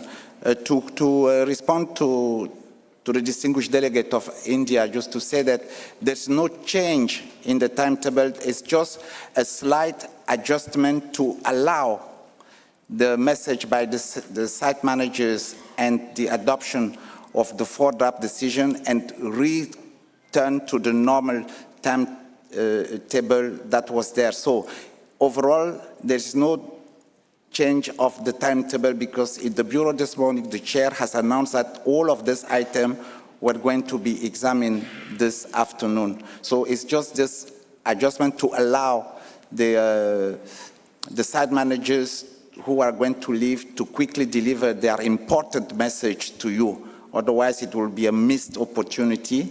And then to take this opportunity to adopt the 4 draft decision and quickly return to the work before doing any general presentation on item 7 as planned. Thank you very much. Thank you. Now I give the floor to the estimate delegate of Rwanda and followed by the Mexico. Rwanda, you have the floor. Thank you, Chair, for giving me the floor. We join other state parties in expressing our firm support for the proposed amendments. When African sites are inscribed on the World Heritage list or successfully removed from the list of World Heritage in danger, we rightly celebrate these as crucial milestones. These achievements are frequently cited as evidence of the effectiveness of UNESCO's global priority, Africa, and as vital progress towards addressing the enduring imbalance in the representativeness of the World Heritage List. However, Mr. Chair, we observe with some concerns that the progress made by African state parties and key African institutions may be undermined if their dedicated efforts are not properly reported and recognized. This issue seems to be a significant point in the current progress report on the World Heritage Convention and Sustainable Development, as well as in its accompanying draft decision. Recognition and comprehensive reporting are essential for ensuring transparency, promoting accountability, and maintaining the crucial momentum in our collective mission to preserve global heritage. I thank you. Thank you so much. I give the floor to the estimate delegate of Mexico. You have the floor. Thank you, Mr. Chair. We appreciate the information provided by the World Heritage Center and the extensive report from the Indigenous People Forum to the committee. We want to acknowledge the important work carried out by the Secretariat, starting with the Assistant Director, for including the original communities in the strategies of inscription, preservation, and management of World Heritage sites. As it was highlighted in the Mundial Cult Declaration back in 2022. Mexico has achieved important milestones in the recognition of indigenous communities in our country, and we remain committed to their full participation in all public sectors, especially in heritage sites, which require of their participation for their sustainable conservation and achieving for the Sustainable Development Goals. We appreciate the decision put forward, and we encourage the coordination with relevant UN organizations and agencies, and we hope to be of service, sharing our experience and learning from successful associations. Thank you very much. Thank you so much. I will now give the floor to state parties observers, and first will be Chile. Please, you have the floor. After them, Brazil. Thank you, Mr. Chairman. From Chile, we'd like to briefly share with you information about the new heritage law that is currently under the revision of our Senate. This proposal was developed after an indigenous consultation with the 11 indigenous communities recognized by the Chilean state and the Afro-descendant tribal people in Chile. It includes categories for recognizing indigenous heritage for the first time in our history, and also establishes the creation of protocols for reburial, restitution, and indigenous archaeological findings. Furthermore, for the first time, it gives real legal standing to the World Heritage Convention, the Intangible Cultural Heritage Convention, and the illicit trafficking of cultural property. It provides better tools for the establishment of buffer zones and introduces new categories aligned with UNESCO, such as cultural landscapes and itineraries. It also enables the generation of restoration subsidies and incentives for private investment. In addition, we have increased the budget fivefold from the Ministry of Cultures for cultural heritage sites and those on the tentative list. This has allowed the creation of more conservation and protection measures for these sites in order to align the national policies with the work UNESCO is doing to enhance environmental resilience and strengthen climate action. We are specifically grateful for the Heritage Emergency Fund in the World Heritage Site historic area of the city port of Valparaiso. This activity served as a pilot for the UNESCO's Fire Risk Management Guide for Cultural and Natural Heritage. We firmly believe that improved national laws and increased investment in cultural heritage support sustainable development, establishing that safeguarding our shared history as humanity goes intrinsically hand by hand with the social and economic development of our territories. We encourage UNESCO to support legislative reforms in our countries that go in the right direction in order to accomplish sustainable development in different regions. Thank you.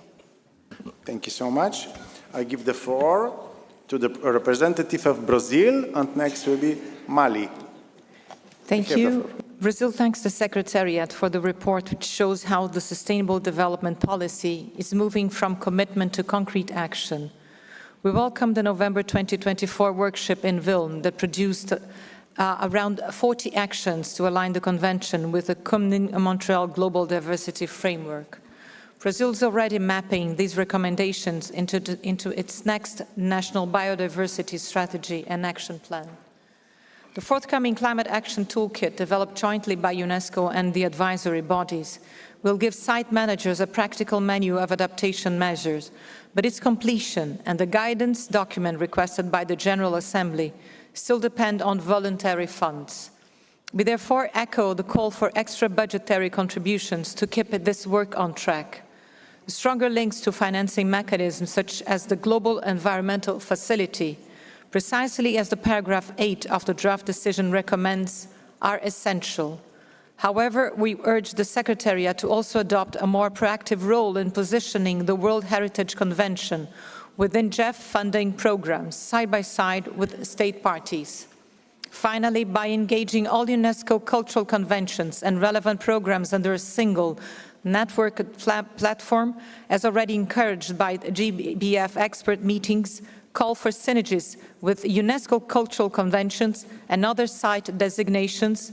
We could pool expertise, leverage diversified funding, and speak with a stronger collective voice in global fora, thereby reinforcing the case for culture's dedicated place in the next developmental framework. I thank you. Mali first. Thank you so much. I give the floor to representative of Mali, and next will be Tanzania. Thank you so much.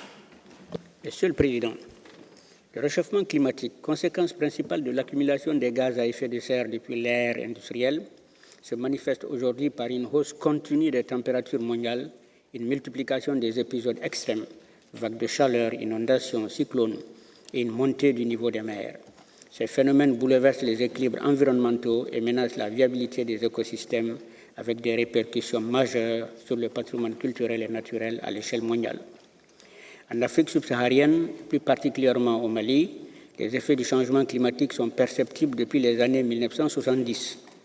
Ils se traduisent notamment par un climat plus rigoureux, hausse des températures moyennes, sécheresse récurrente et pluies de plus en plus irrégulières, une dégradation des sols, baisse de la fertilité, érosion accélérée et ensablement des zones habitées, des pressions anthropiques, surpâturage, feux de brousse, exploitation non durable des ressources forestières et halieutiques qui accentuent la fragilité des milieux. Ces facteurs combinés fragilisent la préservation de notre patrimoine bâti en terre avec l'ensablement de la perte d'élasticité, des argiles compromettant l'intégrité des architectures vernaculaires. Ils entraînent également la raréfaction du bois et le départ forcé des communautés artisanales, dépositaires d'un savoir-faire ancestral essentiel à la conservation de ces sites. Face à ce constat, le Mali a engagé plusieurs initiatives nationales, notamment l'élaboration d'une politique de paysage intelligent visant à concilier aménagement, conservation et résilience des écosystèmes.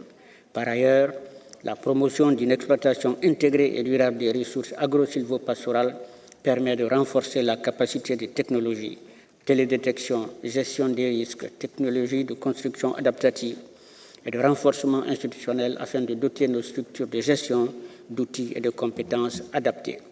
Ces efforts s'inscrivent pleinement dans le cadre de la Convention du patrimoine mondial et s'appuient sur la politique de développement durable du patrimoine mondial. Nous veillons à ce que chaque décision et chaque projet demeure cohérent avec ses orientations en associant étroitement autorités étatiques, communautés locales et partenaires techniques. Enfin, nous soutenons les recommandations relatives au transfert des technologies, au renforcement des capacités institutionnelles et à la bonne gouvernance, conformément à la stratégie pour le patrimoine mondial en Afrique, afin de faire face aux défis climatiques. C'est par une action collective fondée sur la solidarité et le partage des savoirs que nous préserverons la veille de nos biens pour les générations futures. Je vous remercie. Thank you so much. I give the floor to the representative Tanzania, and after them, Honduras. Tanzania, we have the floor. Chairperson, thank you for giving us the floor. As tradition requires, with all due respect, I would like to congratulate you on your election as we are taking the floor for the first time. My delegation thanks the Secretariat for a good report, which covers a number of areas with regards to implementing sustainable development policies, as it was decided by the committee back then in its 40th session. Chair, we would like to focus on a few areas of this item. My delegation takes note of the World Heritage Marine Program, which spans to 51 marine sites in Latin America and Caribbean, focusing on addressing environmental challenges emanating from climatic threats. Chair, as you may be aware, environmental challenges were among the reasons why the World Heritage Convention was established, as some of these sites before the convention had faced devastating environmental challenges which led to their destruction. Chair, as part of the efforts of the United Republic of Tanzania in contributing to SDG 14 and 15 on environmental resilience and thus support the convention, United Republic of Tanzania hosted the collaborative summit in February this year, 2025, in Dar es Salaam, aimed at accelerating and scaling up nature, climate, and people-positive ocean solutions across Africa and beyond on Regenerative Ocean Week. Chair, with regards to promoting sustainable livelihoods and economic resilience at World Heritage properties, aligned with the SDG 1 and 12, The report highlights that 73% of these sites globally indicate that tourism benefits are shared with the local communities. This is a significant achievement as involving local communities from the nomination stage not only fosters inclusive development, but also enhances the governance of our sites or heritage. Lastly, my delegation welcomes the envisaged new capacity building strategy focused on Africa and the small development states for promoting peace and security and facilitating international cooperation. We understand that the World Heritage sites, especially cultural sites, are being vandalized during the time of war, and thus we are of the opinion that during the planning of the capacity building activities, it is vital to bring synergies with the other conventions, particularly 1954 and 1970. Conclude, thank you, Chair, for giving us the floor. Yes.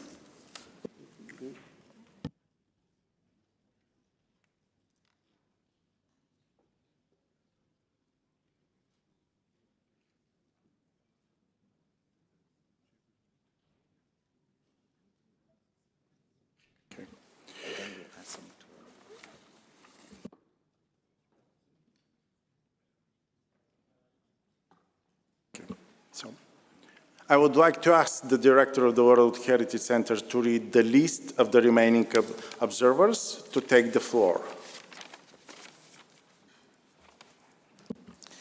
Thank you, Chairperson. The following state parties observers will take the floor in the following order: Honduras, Zimbabwe, Uganda, Czechia, Latvia, and Austria.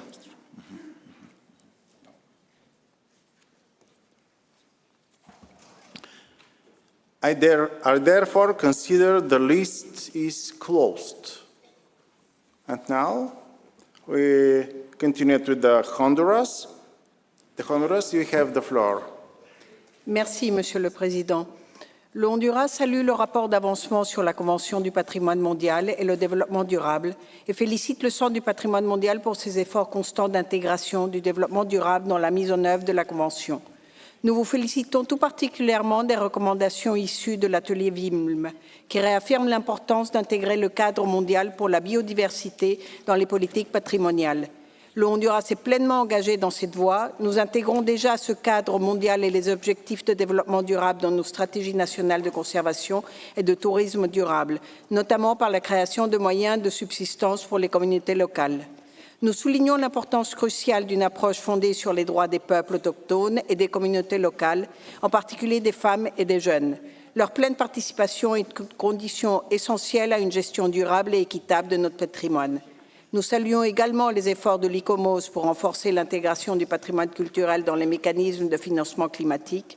Un soutien technique et financier accru est vital, en particulier pour les pays en développement comme le nôtre.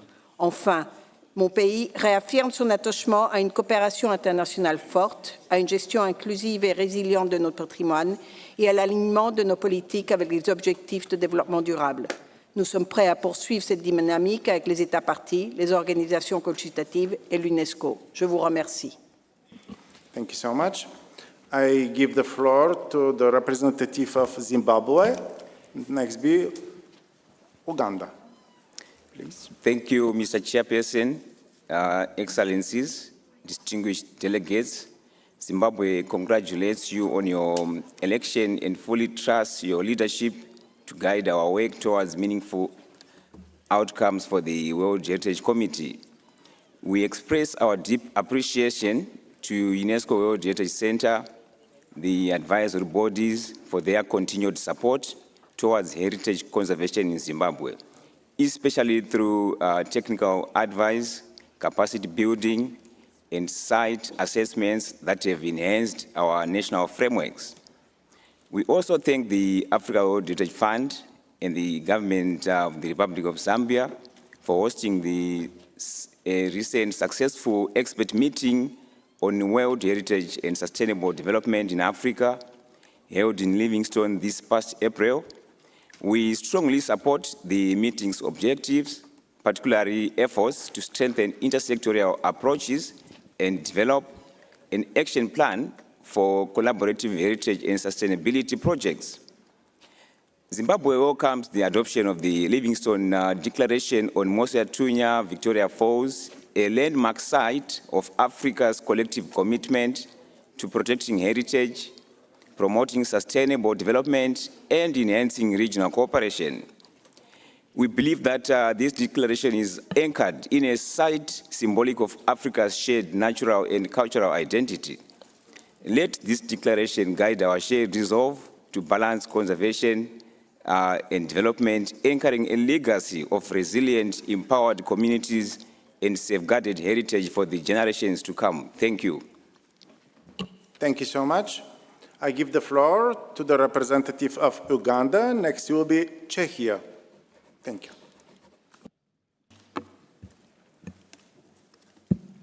Mr. Chairperson, distinguished delegates, since this is Uganda's first time to take the floor, allow me to warmly congratulate you, Mr. Chairperson, on your election and to commend the exceptional manner in which you are guiding the deliberations of this committee. We also wish to express our appreciation to the World Heritage Center and advisory bodies for their steadfast support in assisting states parties to implement the World Heritage Convention in line with principles of sustainable development. Mr. Chairperson, Uganda acknowledges the multifaceted challenges confronting World Heritage properties globally, including environmental pressures, climate change, and increasing demands from surrounding communities. These realities underscore the urgent need for a balanced, inclusive, and sustainable approach to heritage conservation, one that not only safeguards outstanding universal value, but also responds to the legitimate aspirations of local communities for improved livelihoods and well-being. In this regard, we draw the committee's attention to the Mosia Tunya Declaration on World Heritage and Sustainable Development in Africa, which was adopted during the April 2025 expert meeting in Livingstone, Zambia. At this gathering, facilitated by the Africa World Heritage Fund, this milestone declaration, endorsed by a broad and inclusive spectrum of stakeholders, including African experts, state party representatives, traditional custodians, site managers, civil society, the private sector, and academia, calls for a paradigm shift in the operationalization of the Convention in Africa. It advocates for integrated planning, equitable benefit sharing, and context-sensitive approaches that link heritage preservation with local development. Chairperson, state parties such as Uganda are increasingly expected to demonstrate how World Heritage can contribute to tangible improvements in community welfare. We remain fully committed to fulfilling our obligations under the Convention. We deeply value the technical and financial support extended to Uganda, and we remain open to dialogue and collaboration. We believe that the future of World Heritage in Africa lies not only in choosing between conservation and development, but in embracing strategies that advance both. Thank you, Chairperson. Thank you so much. Dear colleagues, I implore you to respect the time allocated for your intervention. I may need to be very strict. Thank you so much. I now give the floor to the representative of Czechia. After them, Latvia. Czechia, we have the floor. Merci, Monsieur le Président. La Tchéquie remercie le Centre du patrimoine mondial et les organisations consultatives pour les avancées dans la mise en œuvre de la politique du développement durable de la Convention, notamment dans les domaines du climat, de la biodiversité, de la résilience urbaine et de la participation communautaire. Nous saluons en particulier le développement d'outils pour l'adaptation au changement climatique, le renforcement des synergies avec d'autres accords multilatéraux et l'attention portée aux droits humains avec une meilleure implication des peuples autochtones et des communautés locales. Nous saluons également l'alignement sur des cadres comme le Pacte pour l'avenir, Mondiacult 2022 déclaration et les indicateurs Culture 2030 qui affirment la place du patrimoine culturel dans l'agenda post-2030. Finalement, nous aimerions poser une question, à savoir quand le secrétariat prévoit-il de présenter les outils liés à la mise en œuvre du document d'orientation sur l'action climatique pour le patrimoine mondial, notamment sa boîte à outils en cours d'élaboration et le manuel révisé sur les risques des catastrophes. Merci pour votre attention. Thank you so much. I give the floor to the representative of Latvia, and the last will be Austria. Thank you. Thank you, Mr. Chair. Since Latvia taking the floor for the first time, let me congratulate you on your election. As well, we would like to express our gratitude towards the World Heritage Center, advisory bodies, and Secretariat for their excellent work. Distinguished colleagues, we strongly support the synergy between World Heritage and Sustainable Development Goals. We believe that culture, creative expression, the safeguarding of cultural heritage can meaningfully contribute to peace, reducing the impact of climate change, strengthening social cohesion, and enhancing the quality of life, particularly by drawing on the unique contribution of indigenous cultures and local knowledge system. In this context, we would like to underline the importance of SDG 16, the promotion of peaceful and inclusive societies for sustainable development, and highlight the potential of World Heritage sites to foster resilient communities.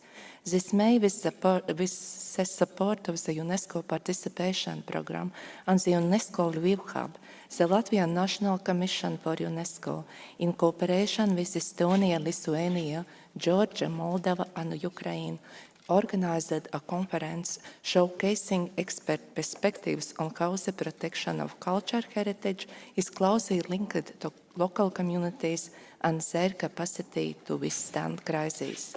Culture and natural heritage shape a sense of belonging and identity, making them essential components of peace building before, during, and after conflicts. Thank you for your attention. Thank you so much. And I give the floor to the estimate delegates of Austria. Please. Thank you, Mr. Chair. As this is the first time Austria is taking the floor, allow me to congratulate you on your election and to thank you and the World Heritage Center for the most diligent and excellent way you have been organizing and preparing this conference. I commend the World Heritage Center and its director, Lazai Lundu-Asomo, for the leadership in this quintessential issue of World Heritage and sustainable development. We live in changing times and we also need some new answers to new questions, and most certainly World Heritage and sustainable development is such an issue. Austria, together with Hungary, has the honor to have the World Heritage Site of Lake Neusiedl. Neusiedl is a Fertö, and here we have to live this symbiosis of World Heritage and sustainable development on a daily basis. And we are very privileged to have the close cooperation, the Austrian Foreign Ministry, together with the Minister of Culture, other federal ministries, and also the Austrian National UNESCO Commission. And here I would like to emphasize that for Austria also a proactive involvement of civil society is very, very important. So once again, I'm looking on the clock and I try to fulfill your question to stick to time. I would once again say Austria thanks the World Heritage Center and UNESCO, also under the leadership of ADG Ernesto Ottone, for this important symbiosis of World Heritage and sustainable development.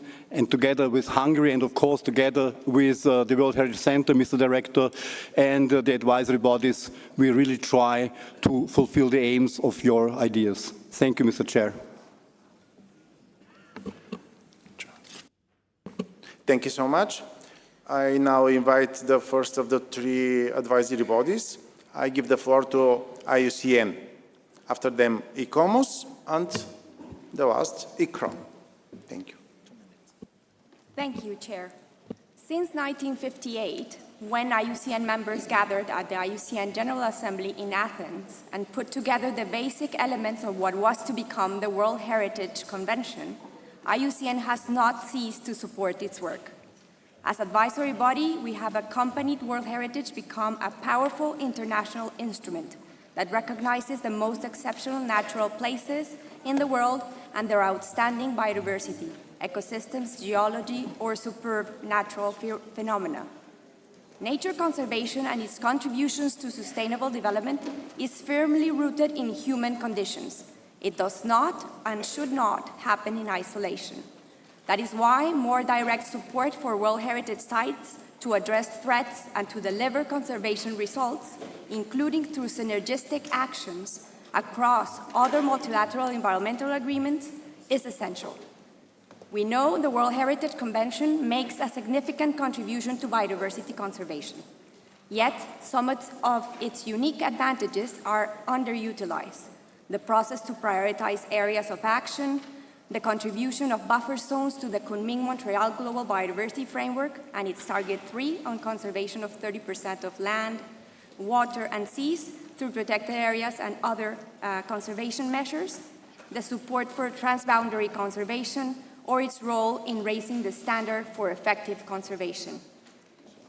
The film expert meeting on linkages between World Heritage and the GBF highlighted the overlap between World Heritage and almost all of the 23 global biodiversity targets. A priority for state parties is now to connect World Heritage and other international designations in natural biodiversity strategies and action plans, and ensuring World Heritage benefits from biodiversity finance. IUCN thus emphasizes the need to further explore the interoperability of World Heritage and other biodiversity-related conventions. Chair, we welcome the International Indigenous Peoples Forum for World Heritage and support the positions advanced in the report of the open-ended working group. Finally, natural World Heritage needs much more sustained and diversified financial support and strengthened and more systematic connections with international conservation finance. Thank you, Chair. Thank you so much. I give the floor to the representative of ICOMOS. Please, you have the floor. Thank you, Mr. Chair. Distinguished delegates, Report 5 on Sustainable Development and World Heritage confirms that the implementation of the Convention continues to evolve in response to global priorities. It reflects a broad collective effort, and ICOMOS is pleased to have contributed actively to many of the activities highlighted. ICOMOS underscores the importance of integrating cultural heritage perspectives into the implementation of the Kunming-Montreal Global Biodiversity Framework. Through our SDGs working group, we are supporting the alignment of cultural heritage with national biodiversity strategies and advocate for access to climate and biodiversity finance for heritage-related actions.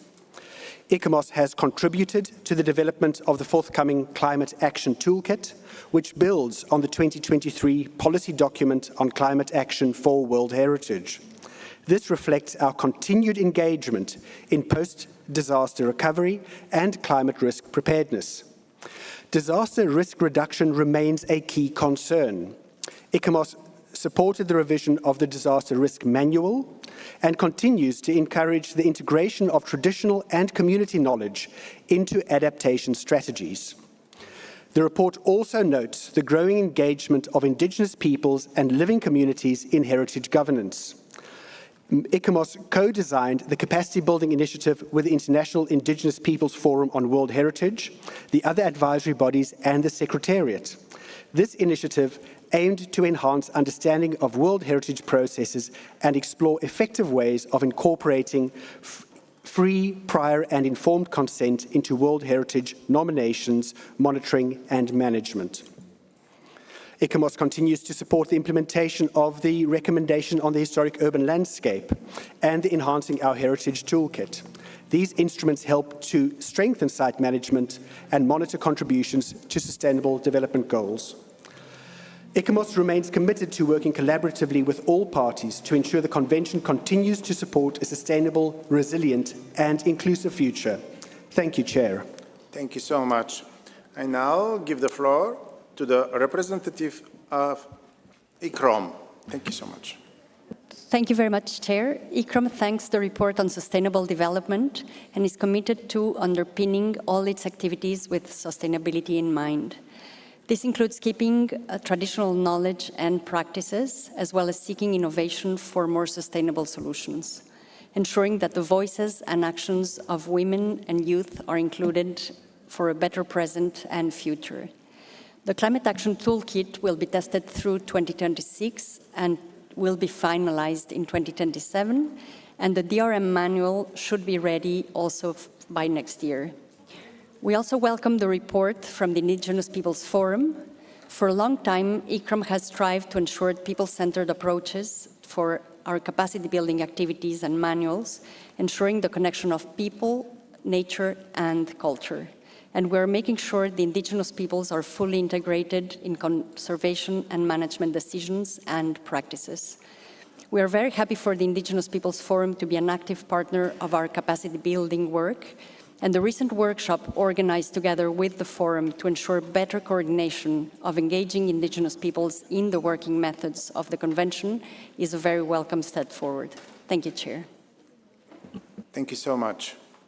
So I will ask the Secretariat to briefly answer your questions. Mr. Alendo Samo or Joxy Hosografer, you have the floor, Madam. Thank you very much, Mr. Chairperson. Many, many thanks to all the states states parties who have spoken. We had more than 23 states parties who took the floor, and this is very welcome. In response to the point raised by the distinguished representative of Zambia, thank you very much for informing us about this very important workshop that was carried out and for sharing with us. We have just received this declaration, which is the Mosi Ua Tunya Declaration, and we very much look forward to reading it and discussing it together with the advisory bodies and, of course, and yourselves. And we very much appreciate also the comments of the distinguished representatives of Rwanda, Zimbabwe, and Uganda on this point. With regard to the point raised by Ukraine, we fully appreciate your view regarding the importance of highlighting the impact of armed conflict on World Heritage properties. This is addressed in item 7, on the document 7, on the topic on emergencies in situations arising from conflicts, as well as in the topic in document 7 on recovery and reconstruction. Just to clarify that we try not to repeat in the two documents the same material.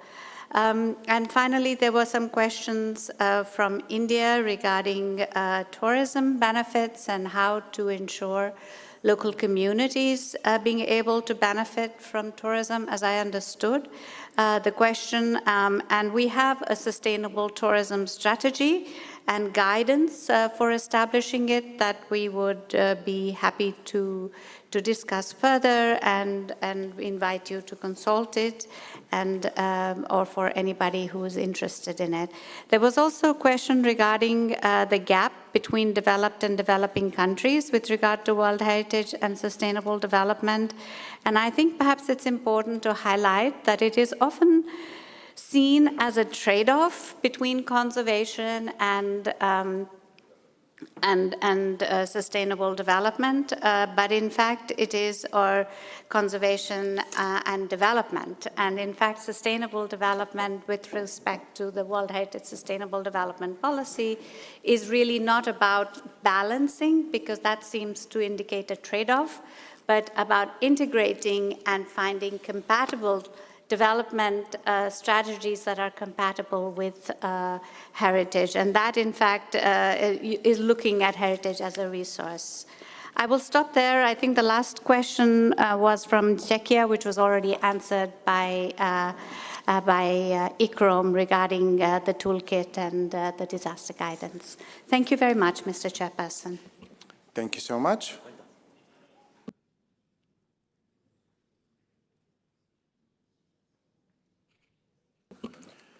Thank you. I therefore invite you, dear colleagues, to proceed with the adoption of draft decision 47.5D. But before doing so, I would like to ask the rapporteur if she has received any amendments on the draft decision proposed. Merci, Monsieur le Président. Nous avons reçu des amendements de 2 États parties. On va commencer par un amendement reçu par l'État partie de la Zambie et coécrit par le Kenya, Rwanda et le Sénégal, et qui propose d'insérer 2 nouveaux paragraphes, les 7 et les 8. Nouveau paragraphe 7 prend également note des résultats de la réunion d'experts sur le patrimoine mondial et le développement durable en Afrique, organisée par le gouvernement de la République de Zambie à Livingstone, du 4 au 6 mars 2024. Remercie le gouvernement de la Zambie et le Fonds africain pour le patrimoine mondial pour leur leadership et leur coordination et encourage les États parties à intégrer les principes et les priorités de la déclaration de Mossoatonia, chute Victoria, sur le patrimoine mondial et le développement durable en Afrique dans leur politique nationale en matière de patrimoine, leur stratégie de conservation et leur plan de développement durable conformément à la WHSDP de 2015 de l'UNESCO. Monsieur le Président, si vous permettez, on a reçu une légère modification sur la date et qui est maintenant du 15 au 17 avril 2025 plutôt que du 4 au 6 mars 2024. Merci.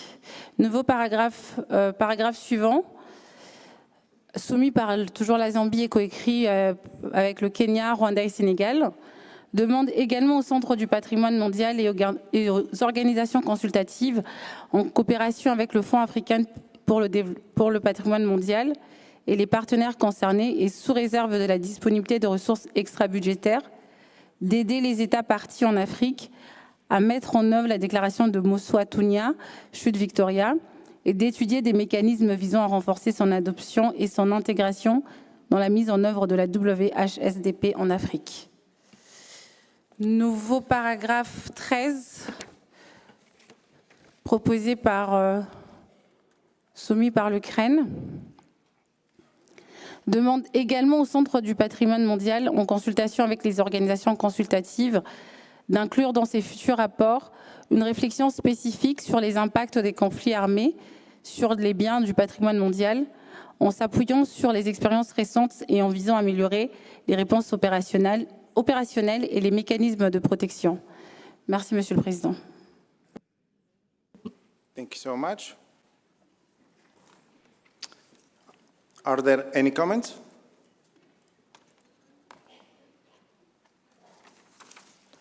I see none. Is the committee, sorry?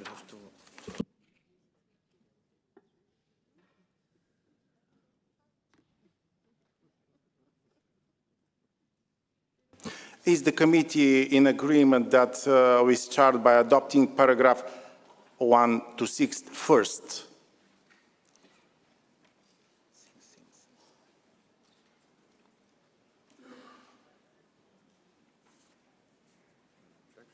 No objections? Adopted. Let's move to para 7.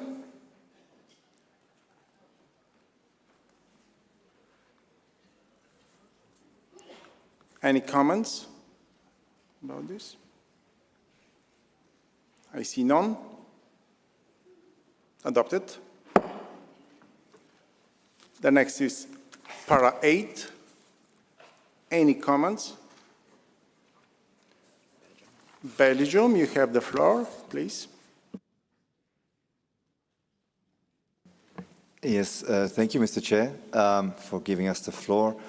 We just would like to raise a question since it is requested to implement a declaration, but we are not really sure what this actually entails. If the proposing member states could clarify what is understood. I know we just adopted in the previous paragraph, it goes a bit fast, but nonetheless, we would like to hear about what is exactly expected and what does it actually mean. Thank you very much. Thank you so much.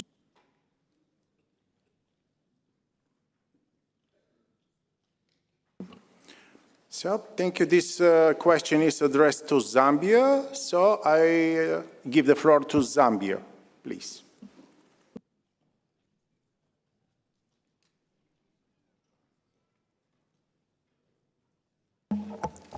Thank you, Mr. President. This declaration is about sustainable development in World Heritage context, and this declaration was premised on the meeting the session which was held in Riyadh, Saudi Arabia, and this declaration is a 13-point declaration, and I believe that this declaration, rather I know that this declaration was circulated to the committee members through our delegation, this declaration is something to do with the coexistence between heritage conservation and sustainable development. If I may just ask my colleagues to just give me a reference document. So allow me, Mr. Chairman, quickly to spell out that the declaration, sorry, no, I want to just...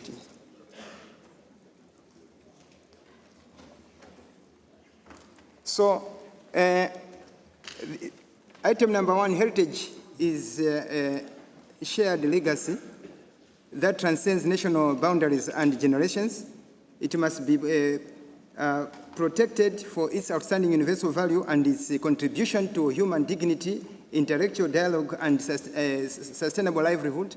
2, cultural and natural heritage are intrinsically linked and must be embedded in national and regional policies. Inclusive approaches must empower communities, especially youths and women, to actively engage in heritage conservation and benefit sharing. 3, local communities are central to heritage governance. They must be involved in decision-making, management, and benefit sharing, including from heritage-based incentives. 4, heritage contributes to peace and reconciliation by fostering a natural mutual understanding and supporting post-conflict recovery and healing through culture. 5, development must be heritage sensitive. It must include impact assessments and uphold integrity and authenticity of heritage sites, ensuring economic and social and environmental progress enhances. Excuse me, we need to explain what is the amendment here in this para 8. We need to, sorry? We need to explain what is we amended in this para, just. Thank you so much. Okay. So, maybe I missed the question, Mr. President. Okay, yeah. The Belgium, please repeat the question. Yes, well, thank you, Mr. Chair. It appears indeed that we have received the declaration, and I apologize, we have had received a number of emails over the past days. So, but I think what the question was indeed, what is on the practical side, how does implementation looks like? And maybe also the question to Secretariat, does Secretariat understand what is asked of them when we ask to implement this declaration? I mean, that's basically what the question was. Thank you. So I give the floor to the Mr. Ottone. Never mind, we can change. Mr. Chairperson, what we understand of this amendment proposal in the 7 was to acknowledge what was mentioned as part of the declaration. In this one, we are asked to implement. Normally, UNESCO implement decisions taken by the committee on matters that have been discussed at UNESCO. Here you are asking us to adopt the outcome of this declaration that was, as you mentioned, specifically for one region. So the question for us is to understand, because until now the practice has always been not to adopt and implement decision that has been made outside the scope of what UNESCO does. So for the first, we acknowledge, we can, as you encourage the state party to integrate it, but something else is to ask specifically the Secretariat of UNESCO to implement something that has been in other fora decided, where UNESCO, if I'm not wrong, has not participated. Or, Lazar, we were not invited to participate. We were invited, but we didn't participate. And as it's mentioned in the point 7, is like many fora that we have, where we have outcome documents, declaration, recommendation that are coming, that for us as Secretariat, it's very difficult to implement without having the proper discussion of the document in this committee. But that's what we understand, no, Lazar? Thank you so much. Zambia, you have the floor. Yes, we appreciate, Mr. President, that this document may not have been given enough time, but we also take note of the fact that some documents have been given just under 10 minutes. They are submitted and have been discussed. This document was circulated 24 hours before it being presented before the floor, on the floor, but we don't want to push this matter further. As a matter of that is being exemplary, being the chair of Africa Group 5A, we will listen to your guidance, but we also want to state that, categorically state, that the center also had a responsibility of following up on this activity, because it's an activity which we have been in discussion with the center. I submit, Chair. Thank you so much. So, is the committee agreeable to adopt to para 8? I see. Any comments? No. You are adopting. Is there somebody opposing? Because go back to Belgium.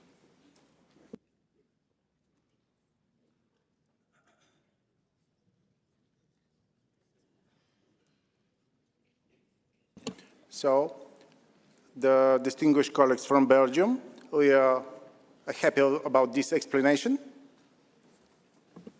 Well, indeed, thank you, Chair. It's an interesting debate. We understand that this has been supported by the African delegations, and indeed the document has been circulated. However, I think it would be useful if we could have an integration of this document, at least in the decision somehow, a link or something, because of course, when for future reference, someone would consult this document, might not know what it is. We had it, but it's not part of the decision, formally speaking. So I'm not sure how we can go about this, but I think it would be useful to attach it somehow to the decision, at least, so that we have a clear understanding of what is to be implemented. Thank you. But so just to say, as no other colleagues are making comments or objections, we are not going to object against the amendment as such. Thank you. Thank you so much.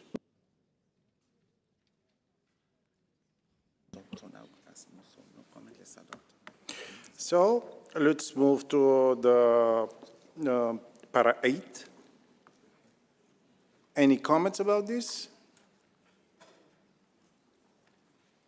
So the committee agreeable to adopt the para 8. Adopted. Let's move to the next. Maybe it's the committee agreeable to adopt from para 7 to, to para 9, 10, So 10, 11, and 12. St. Vincent. Okay, St. Vincent and the Grenadines, you have the floor. No, Mr. Chair, it's too late. The paragraph was adopted, but I wanted to say that any declaration, any document, any meeting of experts category 6 made outside of UNESCO or not under UNESCO leadership, it is very important to have the document attached to the main document to know what we are adopting. I wanted to refer to what has been said by my colleague from Belgium, that it is very important to have the document and to know what we are adopting in the committee. We are not against, of course, but for the future, Mr. Chair, we need an INF document or annexes to see, to know, to understand, especially when we have meetings outside of UNESCO. And of course, we know that the outcomes are very good. And I would like to thank my colleague from Zambia to read some outcomes of the declaration. But it is very important to have written documents. It is very important to have them before taking any decision. Thank you. Thank you so much. Yes, it's important. Let's move to para 13. No, yes, please.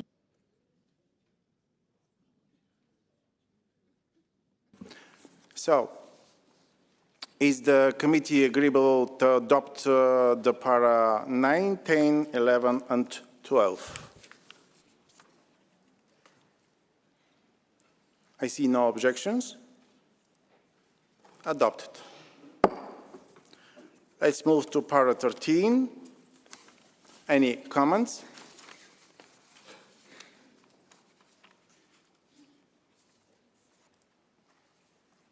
No objections? Adopted. So, is the committee agreeable to adopt para 14, 15, 16? That is last. 14, 15, 16, yes.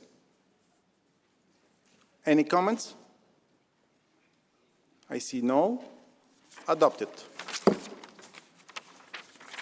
So, can we adopt the decision as a whole? Any comments about this? I see none. So I declare, therefore, that the draft decision 47.5D adopted. Thank you.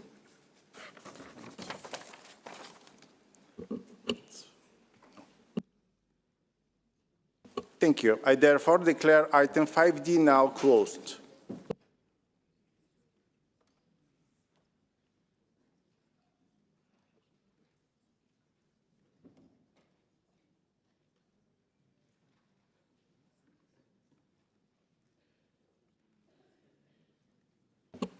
Dear colleagues, as announced earlier today, we are now moving to the examination of General Item 7 on the states of conservation of World Heritage.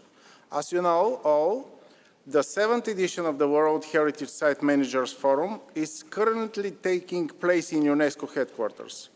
This capacity building event has gathered site managers from all over the world under the theme Enhancing Engagement in the World Heritage Reactive Monitoring Process. This edition of the forum has benefited from the generous support of various donors, highlighting the growing interest to the forum and its increasing significance. I would like to express my sincere thanks to the financial support of the Republic of Bulgaria. The English-French interpretation is provided with the support of the Republic of Azerbaijan, the Republic of Ireland, the Republic of Korea, and ICOMOS provided travel grants to selected participants.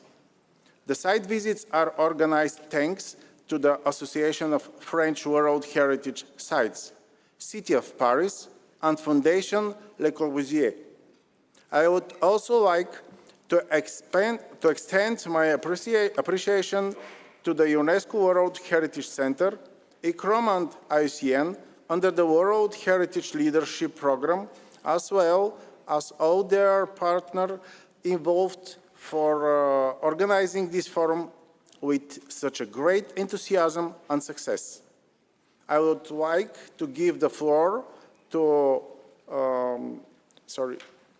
Madame Shan Long, China, to Madame Macarena Alejandra Carossa Solar, Chile, to Madame Benedict Gandini, France, Madame El Mahdi Sehasseh, Morocco, and Mr. Claudio Diamantino Tsungwene, Mozambique, to deliver a statement on behalf of all state managers present. You have the floor.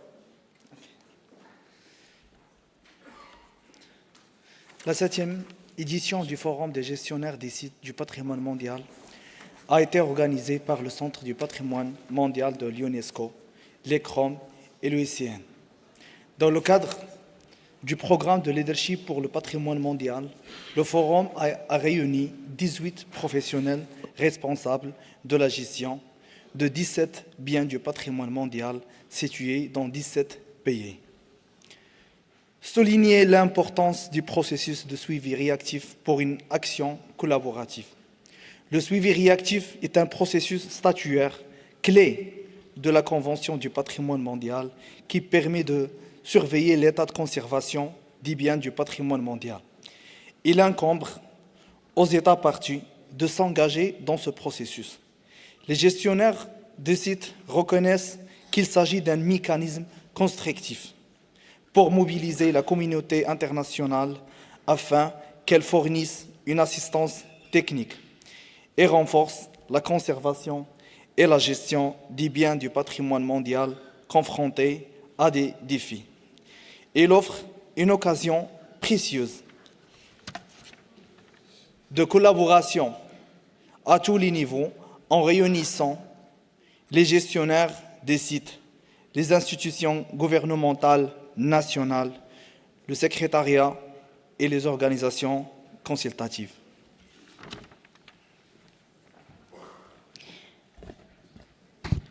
Engage a wide range of actors in the reactive monitoring process.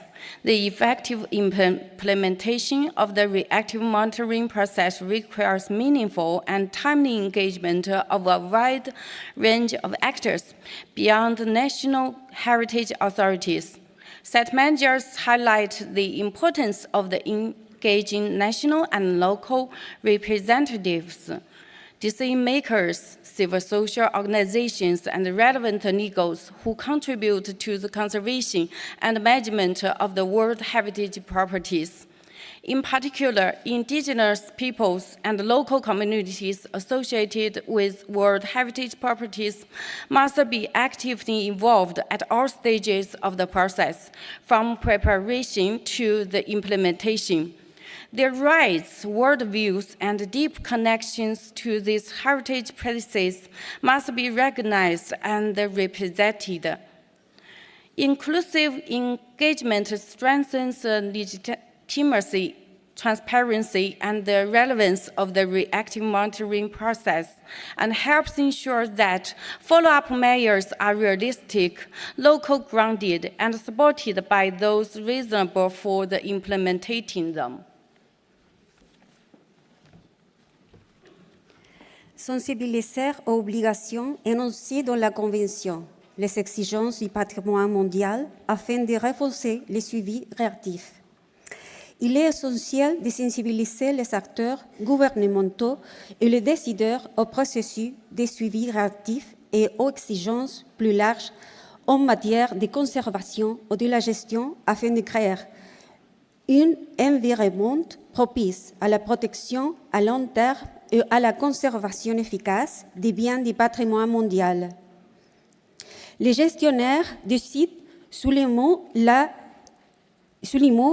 efficace des biens du patrimoine mondial. Les gestionnaires des sites soulignent la nécessité d'une meilleure compréhension et reconnaissance des engagements pris par les États parties dans le cadre de la Convention. Ils soulignent l'importance de rendre l'information plus accessible, par exemple en traduisant les documents clés dans les langues nationales et locales, en améliorant la communication publique et le partage d'informations, afin de garantir que tous les niveaux administratifs concernés soient informés et impliqués dans la mise en œuvre des résultats du suivi réactif.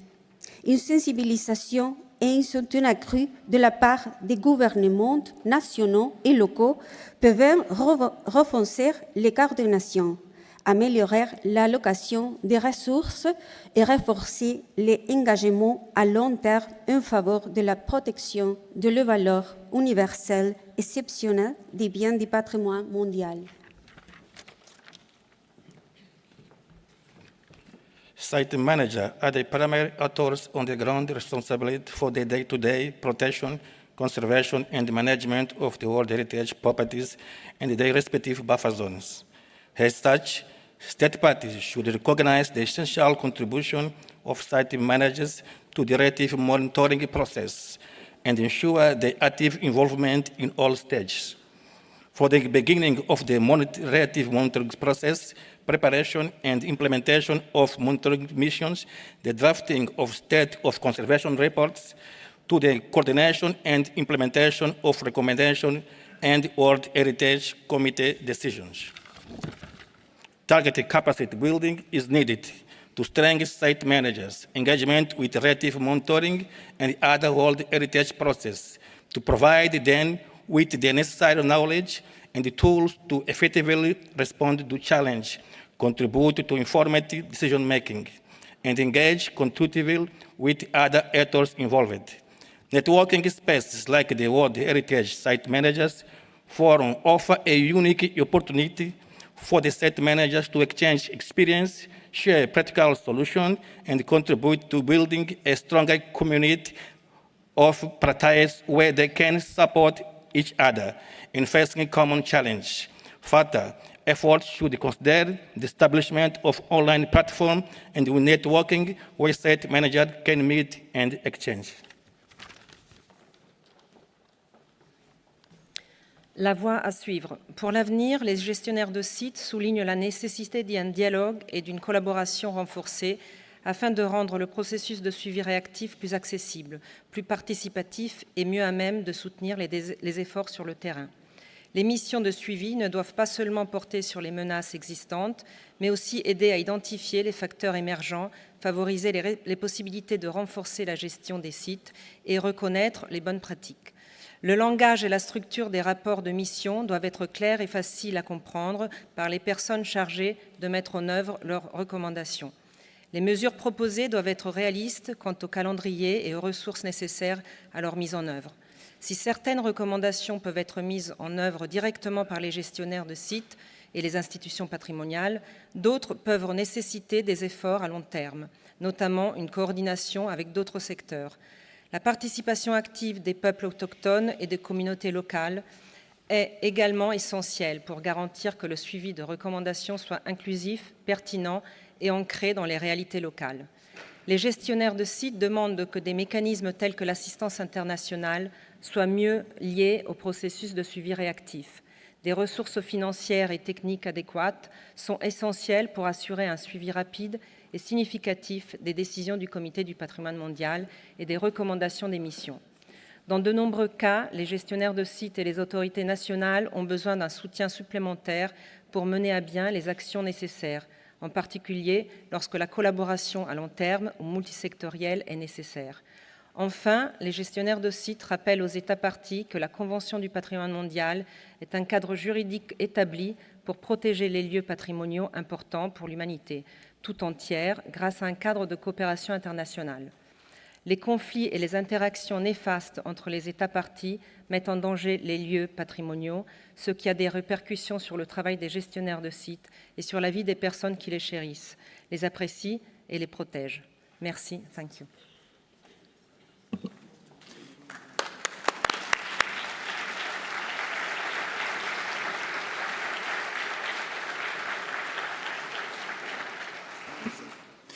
Many thanks for this very inspiring feedback from the Site Managers Forum, and I am very proud that this unique capacity building and exchange initiative could be pursued again this year at the UNESCO headquarters. Thank you so much. Thank you.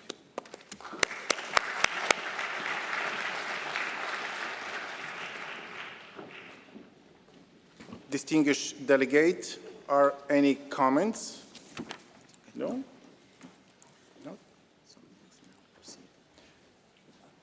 I see none. Let's proceed then. We can now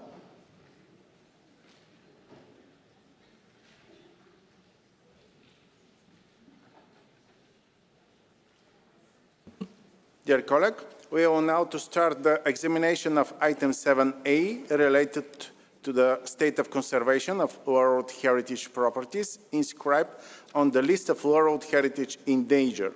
I would like to inform you that, as usual practice, we will immediately start with the adoption of the draft decision of 4 reports related to item 7A.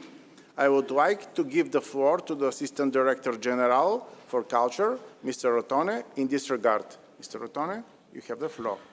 Thank you, Mr. Chairperson. Indeed, these reports are 7A.38, Old City of Jerusalem and its walls, site proposed by Jordan. 7A.45, Hebron Al-Khalif Old Town, Palestine. 7A.46, Palestine, land of olives and vines, cultural landscape of southern Jerusalem, Batir, Palestine.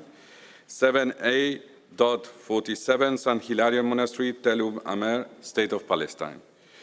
Please note that these draft decisions were the subject of negotiation and have been agreed upon all the parties concerned. We wish to thank all concerned delegations, especially the delegation of Palestine and Jordan, for their support. Furthermore, I would also like to inform that the consensus implies no statements or declaration being made after the adoption of this draft decision, as it was last year. Thank you. Thank you, Mr. Rotone. So, I see no objections. Draft decision 47.7A.38, 47.7.8.45, 47.7A.46, and the 47.7A.47 are therefore adopted. Thank you. We shall now proceed with the examination of item 5C. Thank you.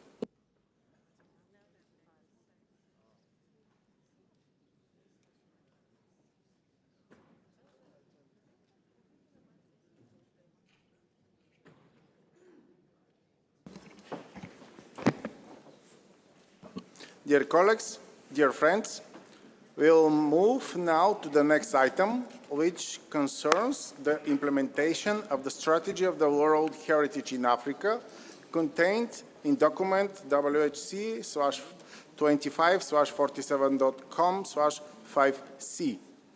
Allow me now to give the floor to Mr. Muhammad Juma Mahamat, Chief of the Africa Unit of the World Heritage Center, to present to us this document. Please, you have the floor.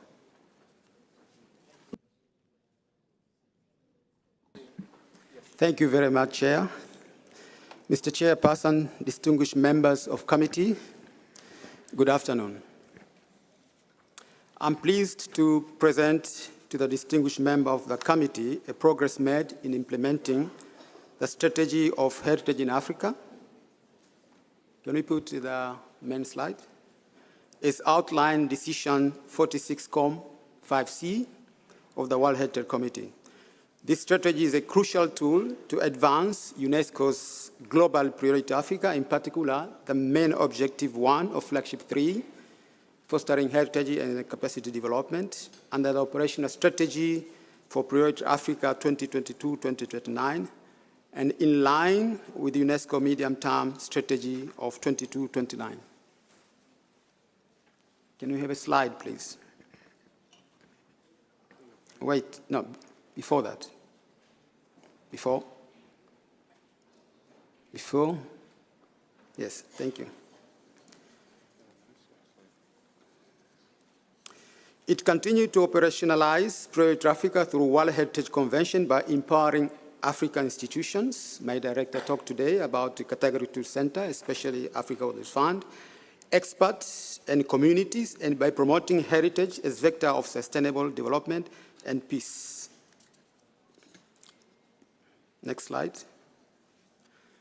Mr. Chair, the presentation will focus on 3 main parts. First, achievements of the strategy from 2022 to 2025. Second, the key challenge that have emerged. And third, the way forward for until 2029. Next slide. Distinguished member of the committee, as you recall, the strategy is built around 4 interconnected outputs: enhancing African representativity on the World Heritage List, empowering institutions and experts, strengthening community engagement, and fostering inter-African cooperation. Each of these contributes to African taking ownership of the heritage agenda and positioning heritage as a catalyst for transformation. Next. Since 2022, 5 complete nomination dossiers has been submitted by Rwanda, already inscribed in 2023, Comoro, Guinea-Bissau, Sao Tome and Principe, and Sierra Leone. That is 5 out of the 12 countries that didn't have site in 2022. I might add the 2 tentative lists which have been submitted by Somalia and Sao Tome in principle, while Guinea Equatorial is now finalizing its process to develop its tentative list. Next. Mr. Chair and distinguished members, since 2022, more than 100 heritage practitioners have been trained. Crucially, 50 young professionals, half of them women, have been mentored through the Pan-Africa Mentorship Program, exceeding the target of 2025. These professionals are now agents of change within their institution and community, and we are seeing them the result across level of implementation. Next, please. This is one pillar where impact is most visible. 5 pilot entrepreneurship projects has been initiated in Comoro, Gabon, Ghana, Namibia, and the United States of Tanzania. The development of community-based sustainable tourism is also being supported in Cameroon and Seychelles. Next, please. The African Site Manager Network now counts over 7 members actively engaging in exchange experience and best practice. Over 100 African experts are engaged through platform Steward of African Heritage, which is Pan-African knowledge sharing platform. Next, please. Despite significant progress, key challenges remain. Of course, the first one is funding, which constrains to the impact of scope of implementation. For example, in the mentorship program, our idea was to allow mentees from Africa to do this mentorship program outside Africa, but due to the lack of funds, they're still doing their mentorship and mission in Africa. Next, please. Looking ahead, we are pleased to inform the distinguished member of committee that the strategy remains on track to meet its objective of 2025.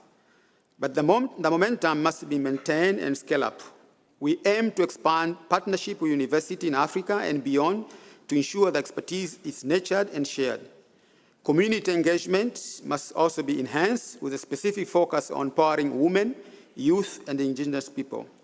A regional meeting of African focal point is planned for the year 2026 to assess the implementation and recalibration of the course toward 2029. Next. Mr. Chair and distinguished member, in closing, I would like to express my gratitude to our generous donors. The achievement presented today would not have been possible without the invaluable contribution of countries and the government of Australia, China, Flanders, Belgium, France, Japan, Republic of Korea, the Kingdom of Netherlands, Norway, the Sultanate of Oman, and the Kingdom of Saudi Arabia. Also, we would like to acknowledge the continuous support and the role played by the advisor body and the Africa Heritage Fund, our strategic partner in this achievement. Mr. Chair, I would like also to thank my colleagues in field office in Africa who support the implementation of this strategy. My gratitude also to my colleagues here, Ms. Michelle, Chief of Africa Unit, and her team. Finally, the merit goes to my team, Africa Unit, which worked very hard to meet this delay and produce this result. Thank you very much. Mr. Chair, distinguished member of committee, Africa Heritage is not only gaining visibility, is gaining ground. Through this strategy, African state parties are assessing leadership, investing in community, and reshaping the narrative of heritage from community to action. Thank you very much for your attention. Thank you so much. Thank you for this very clear presentation. I would like to know whether there are any comments on this agenda item.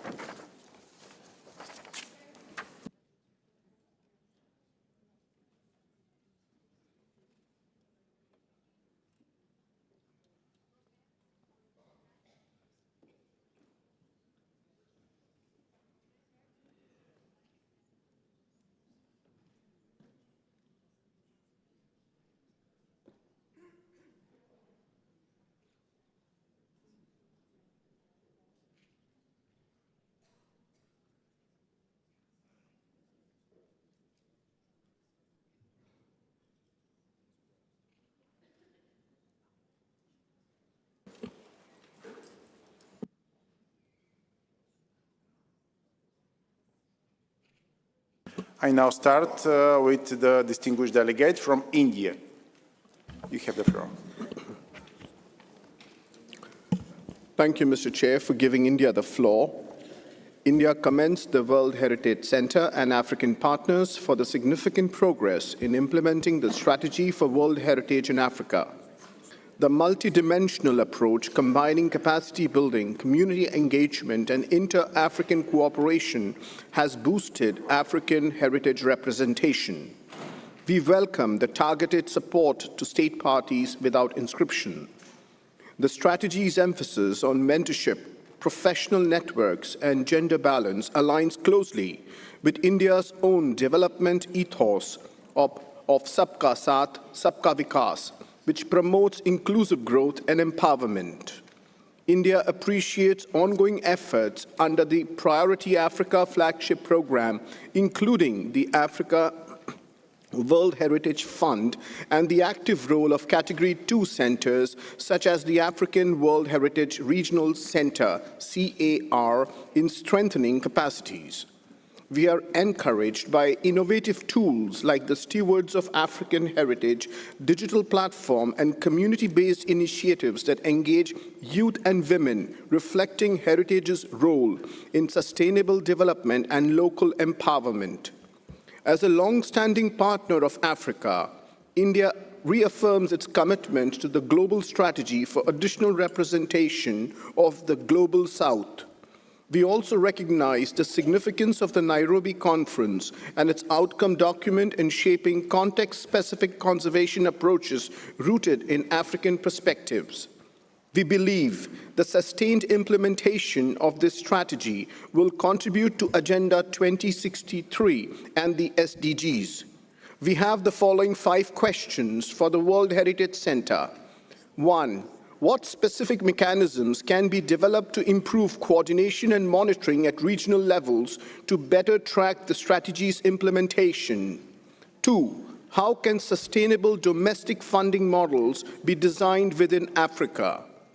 3. What are the practical impacts of the Nairobi Outcome Document on heritage and authenticity nomination and management processes across Africa?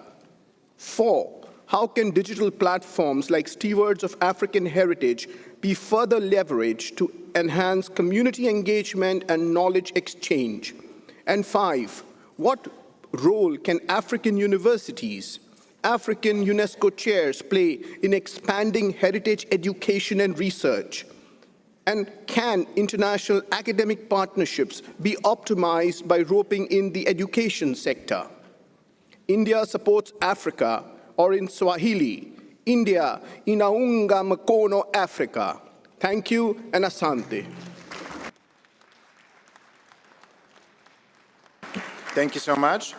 I now give the floor to the esteemed delegate of Kenya. Next will be Greece. Thank you so much. Thank you, Mr. Chairman. Excellencies, dear colleagues, ladies and gentlemen, the Republic of Kenya firmly espouses an Pan-African outlook while appreciating global perspectives. On this basis, it is my pleasure to make the statement on behalf of the Africa Group at UNESCO. Africa expresses utmost gratitude to the World Heritage Center and other key stakeholders for their support of the work undertaken during the period under review. We are on course with our venture to conserve and manage our rich cultural and natural heritage. Mr. Chairman, during the 46th session of the World Heritage Committee, Kenya committed to hosting the Nairobi Conference on Cultural Heritage and Authenticity. The conference yielded the Nairobi outcome, which the 54 African state parties, along with the World Heritage Center, advisory bodies, policymakers, NGOs, youth and community leaders unanimously adopted. The Nairobi Conference, which yielded the outcome, is a product of the open-ended Working Group 45-COM11. It is widely accepted and appreciated. Indeed, in its 2025 report, the World Heritage Center described it as a strategic reflection that sets the objectives to ensure the continent's heritage is fully recognized, protected, community-centered, and celebrated worldwide. This outcome is ready for adoption by the committee. The Nairobi outcome, the summary report for the conference, and the book of abstracts have been available on the UNESCO website. We engaged in a robust exchange on the concepts of authenticity and integrity in heritage with a focus on Africa, while considering diverse expressions of authenticity worldwide. Overall, the conference revealed that authenticity is not a static condition, but an evolving continuum encompassing memory, identity, community, and intangible significance in the African context. Key among these are oral traditions and expressions, performing arts, spiritual associations, use, function, and social values. The outcome is a declaration of shared values, aspirations, and agency, representing Africa's voice in shaping a more inclusive and representative global heritage discourse. The outcome reinforces the need to strengthen communities' role in the collaboration of all stakeholders, notably local and national authorities. Kenya aligns with the African Group in its support for the adoption of the Nairobi outcome and expresses gratitude to all stakeholders who contributed to its development. Thank you, Chairman. Thank you so much. I give the floor to esteemed delegate of Greece, and next will be Turkey. Thank you, Mr. Chair, for giving us the floor. It is with great satisfaction that we take note of the significant progress reflected in the report regarding the implementation of the UNESCO Global Strategy for Africa. This comprehensive approach addresses the multifaceted dimensions of heritage conservation, management, and promotion while ensuring inclusivity, gender balance, and alignment with the Sustainable Development Goals. Africa is home to an extraordinary wealth of cultural diversity and heritage, resources that have yet to be fully developed and showcased to their fullest potential. The continent also stands as the cradle of a vibrant cultural and creative economy, offering significant opportunities for economic growth, job creation, and professional advancement, particularly for its younger generations. We firmly believe that the sustainable development of the cultural economy must be aligned with the broader strategic goals and needs of the African continent. This includes strengthening resilience in the face of climate change and environment challenges which pose serious and growing threats to both tangible and intangible cultural heritage globally.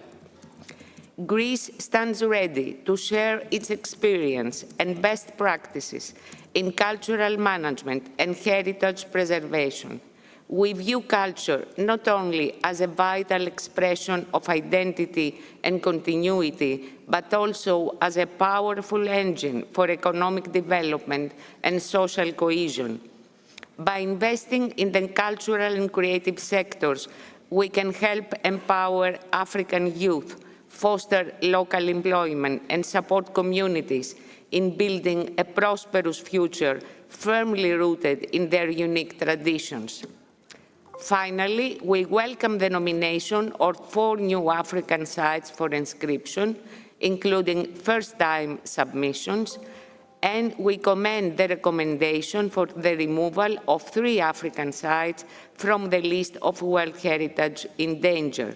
This positive development reflects the active engagement of local communities and the firm commitment of the respective states parties to the safeguarding of their heritage, even though some challenges remain.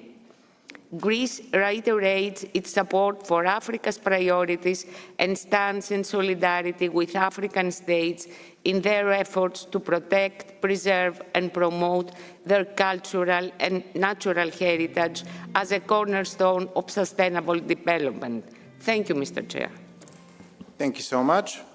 I give the floor to the esteemed delegate of Turkey, and next will be Senegal. You have the floor. Thank you, Mr. Chair. Turkey welcomes the progress outlined in the report on the implementation of the strategy for World Heritage in Africa and commends the World Heritage Center, the advisory bodies, the African World Heritage Fund, and all partners for their dedicated efforts. We particularly value the inclusive and people-centered approaches reflected in capacity-building activities, the increasing use of the preliminary assessment mechanism, and the tailored support to states parties preparing their first nominations. At the same time, the challenges highlighted in the report merit serious attention. Limited coordination mechanisms, insufficient national reporting systems, and the absence of dedicated focal points in some countries continue to hinder effective monitoring and follow-up. These structural issues risk weakening the long-term impact of the strategy and must be addressed through strengthened national frameworks and targeted technical assistance. Financial sustainability remains a key concern. Many African states parties rely heavily on external funding, which is often unpredictable and not always aligned with national priorities. This threatens the continuity of essential processes such as capacity building, nomination preparation, and community-based conservation, particularly in underrepresented and vulnerable contexts. In this regard, Turkey sees the proposed regional meeting of national focal points in 2026 as an important milestone. We also commend the outcomes of the International Conference on Heritage and Authenticity held in Nairobi in May 2025. The Nairobi outcome document offers a meaningful contribution to the global reflection on authenticity and advocates for a more context-sensitive approach to World Heritage. Turkey remains fully committed to the objectives of Priority Africa and will continue to support African countries through dialogue, cooperation, and shared learning. Thank you. Thank you so much. I give the floor to the esteemed delegate of Senegal, and next will be Japan. Thank you.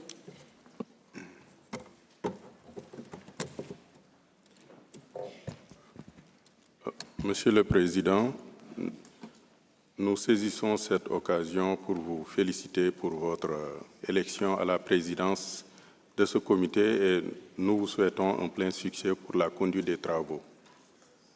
Nous félicitons également Monsieur le directeur, Monsieur Lazare, et à travers lui, le Centre du patrimoine mondial, pour tous les efforts consentis pour la gestion du patrimoine mondial.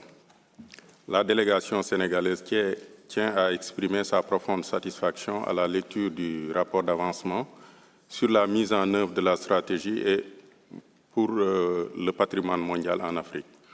Nous saluons les réalisations significatives notées dans sa mise en œuvre, notamment les projets réalisés pour l'amélioration de la représentation des sites africains sur la liste du patrimoine mondial et pour le renforcement de l'expertise institutionnelle et nationale. À cela s'ajoute le renforcement des capacités des femmes et des jeunes professionnels. Nous souhaitons particulièrement souligner et nous félicitons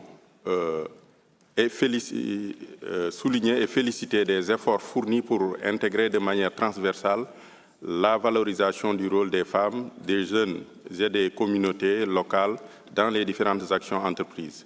Cette approche participative est un levier indispensable pour une gestion durable et inclusive de notre patrimoine commun. Nous saluons également la dynamique de coopération intersectorielle et interconvention de l'UNESCO qui permet de créer des passerelles entre le patrimoine mondial, le patrimoine culturel immatériel, les musées, la diversité culturelle et les objectifs de développement durable. Cette approche intégrée renforce l'impact de nos actions tout en favorisant une coordination plus cohérente, solidaire et orientée vers les besoins concrets du terrain. Cependant, la mise en œuvre des activités prévues par la stratégie et le plan d'action n'est pas sans contrainte car les ressources financières sont limitées et fragmentées. Relever ce défi permettra à coup sûr une mise en œuvre efficace de cette stratégie et de son plan d'action. Merci, Monsieur le Président. Thank you so much. I give the floor to the esteemed delegate of Japan. Next will be Qatar. Thank you. Thank you, Mr. Chair. We'd like to thank the Secretariat for the report and gratefully acknowledge the progress made in the past year. Japan has long been committed to the protection of all forms of heritage.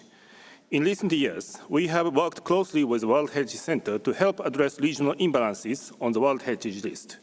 One such effort is a project aimed at assisting World Heritage nominations from Africa, particularly in 10 countries that had no sites inscribed. This project has already delivered tangible results. This year, nominations from Guinea-Bissau and Sierra Leone have received positive recommendations for inscription. Furthermore, Sao Tome and Principe and Comoros submitted their first nominations, which will be examined at the 48th session next year. These are truly encouraging developments. Furthermore, Japan, with great honor and pleasure, supported the International Conference on Heritage Authenticity in Africa, organized by UNESCO and the government of the Republic of Kenya. The outcome of this conference provided important insights and milestones towards greater inclusivity, broader geographical representation, and deeper engagement with local communities. At the same time, Japan is equally committed to the safeguarding and sustainable management of existing World Heritage properties. In Stone Town on Zanzibar, Tanzania, we support a project of rehabilitate the historical majestic cinema through adaptive reuse, contributing to the socio-economic development of the local community. On Gore Island in Senegal, a new project has been launched to ensure the emergency protection of the embankment, engaging local youth in heritage safeguarding efforts. Japan reaffirms its strong commitment to supporting the World Heritage Center's efforts, both in promoting representativity and ensuring the continued safeguarding of natural and cultural heritage across Africa. Thank you, Mr. Chair. Thank you so much. I give the floor to the esteemed delegate of Qatar, and next will be Zambia. Please, you have the floor. Thank you, Mr. Chair. Qatar supports the amendment proposal and commends the significant progress made in the implementation of the strategy for World Heritage in Africa. Well, we welcome the inclusive and comprehensive efforts undertaken to enhance representation, conservation, and community engagement across the continent. We particularly acknowledge and congratulate the successful organization of the International Conference on Cultural Heritage in Africa held in Nairobi, and we take note with appreciation of the Nairobi outcome document on the heritage and authenticity. We appreciate that it was available online and duly circulated among member states. This outcome is a valuable step in clarifying and promoting the concept of the authenticity within the Africa context and comparable global settings. We believe that adopting this document will offer an important framework to guide future heritage-related policies and practices in Africa and beyond, in a way that is rooted in regional values and perspectives. We commend the efforts taken by the State Party of Kenya, the World Heritage Center and the advisory bodies, and the Africa World Heritage Fund for their leadership, as well as to the State Party to their valuable support. And we also recognize the important contribution of all partners. Qatar reaffirms the importance of collaborations of all partners with regional institutions and universities to build lasting capacity in heritage conservation. Qatar also welcomes the decision to include a follow-up on the implementation of the Nairobi outcome as a standalone agenda item at the Committee 48 session, which will allow for continued engagement and monitoring. We reaffirm the importance of sustained partnership with Africa, training centers, universities, and institutions to build long-term capacity and professional expertise in world heritage.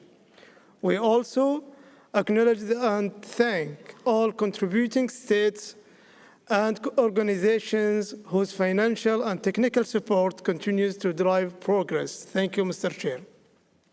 Thank you so much. I give the floor to Zambia, and next will be Republic of Korea. Please. Thank you, Chair, for the opportunity to take the floor. The State Party of Zambia wishes to highlight 3 key points with regards to the progress report. First of all, we wish to express our gratitude and commend the various donors acknowledged for contributing to the implementation of the strategy. However, we wish to state that it is very important to also acknowledge the contributions of African states parties, as well as the African World Heritage Fund, which has been very instrumental in the successful implementation of various projects and programs in the Africa region. With regards to the strategy for World Heritage in Africa, these contributions, often channeled through the AWHF, and national heritage budgets, are critical to sustaining capacity building and conservation efforts.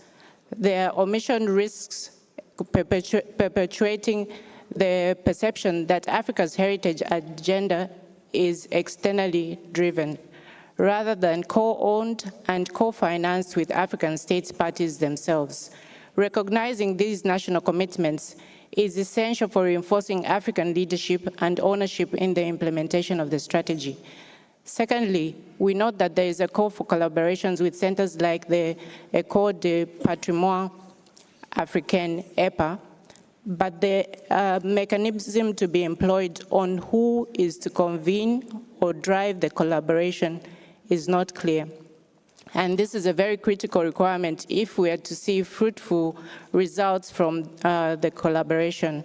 We also wish to stress the fact that the good efforts being made in the implementation of the strategy could produce better results if efforts of actors on the ground in the region are recognized and encouraged, as opposed to actors from outside the region, even when the work can be done by those within. Thirdly, we wish to draw your attention to the Conference on Authenticity from an African Perspective, which was organized by the State Party of Kenya, the UNESCO Secretariat, and the AWHF, with the general support from the governments of Japan and France. You may wish to recall that the Nairobi conference was held in furtherance to the recommendation by the committee contained in Decision 46-11 for an in-depth reflection on heritage authenticity in Africa to be undertaken. One key outcome of the conference was the Nairobi Outcome Document on Heritage and Authenticity, which was endorsed by the African state parties to whom the document speaks and was published on the UNESCO website more than a month ago, as the state party of Zambia wished to explicitly state that the conference arising from the recommendation of the committee would be proved futile if the key outcome is simply noted as opposed to being adopted, which adoption would make it actionable and ensure follow-up reporting on its actualization. Thank you, Chair. Thank you so much. I give the floor to the esteemed delegate of Republic of Korea and following by the Ukraine. Thank you, Mr. Chair. The Republic of Korea warmly welcomes the meaningful progress made in advancing representativity and community-based heritage protection through the implementation of the African World Heritage Strategy. We extend our deep appreciation to the African state parties, the Secretariat, the advisory bodies, and the African World Heritage Fund for their continued dedication and leadership. Aligned with the objectives of the 2024 Korea-Africa Summit, the Republic of Korea has significantly expanded its cooperation with 48 African countries, reflecting our strong commitment to fostering regional balance and inclusivity under the World Heritage Convention. We particularly commend the strategy's emphasis on inclusive participation, especially of youth, women, and local communities.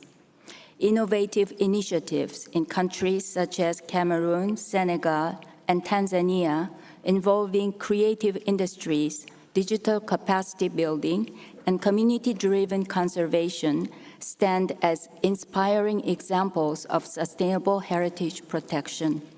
Looking ahead, we believe that the long-term success of the strategy depends on strengthening the capacities of regional institutions and universities, providing technical assistance to countries preparing their first nominations, expanding mentorship programs, and ensuring reliable and targeted funding.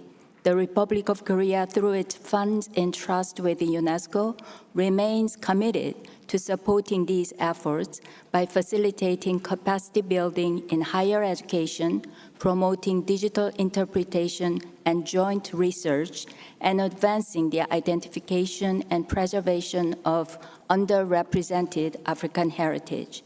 In this spirit, we were pleased to host a regional interpretation workshop in 2024 through WIPIC, Korea's Category 2 Center for Site Managers from 8 African countries. Lastly, we underscore the importance of evaluating the on-the-ground impact of strategy implementation. In this regard, we would appreciate further clarification as to whether the advisory bodies and the World Heritage Center are considering the development of a joint framework for impact assessment and whether successful case studies can be integrated into strategic feedback mechanisms to guide future implementation. Thank you. Thank you so much. I give the floor to the esteemed delegate of Ukraine, followed by Kazakhstan. Thank you. Thank you very much, Mr. President. We commend the progress report of the implementation of the Strategy for World Heritage in Africa. Ukraine supports the UNESCO Global Priority Africa. We would like to underline the importance of the World Heritage Strategy for Africa. We commend Kenya for the successful organization of the International Conference on Cultural Heritage in Africa, a dialogue on the concept of the authenticity in Nairobi in May of this year, and welcome the outcomes of the conference. Delegation from Ukraine participated in that conference. We welcome the event Women, Heritage, Digital Technology, Action to Safeguard World Heritage in Africa, which was held at the World Heritage Property of the island of Gorée in Senegal as part of the project Creating a Sustainable Heritage Ecosystem for Socioeconomic Development in Africa, as well as other UNESCO's events organized on the African continent. Would like to emphasize the importance of mentorship program for African professionals launched last year and the African Site Managers Network. We underline the importance of the UNESCO's work on strengthening institutional capacities for World Heritage education in Africa by supporting higher education institutions and heritage centers. We emphasize the necessity and support the increasing of the inscription of the sites from Africa on the World Heritage List. Ukraine is ready to share its experience in the sphere of protection of culture, cultural and natural heritage, education in the field of culture and cultural heritage, as well as in the other fields. African countries dispose of very rich culture and cultural heritage, cultural diversity, which make their great contribution to the treasury of world culture. Thank you for your attention. Thank you so much. I give the floor to the esteemed delegate of Kazakhstan. Next will be Vietnam. Thank you so much.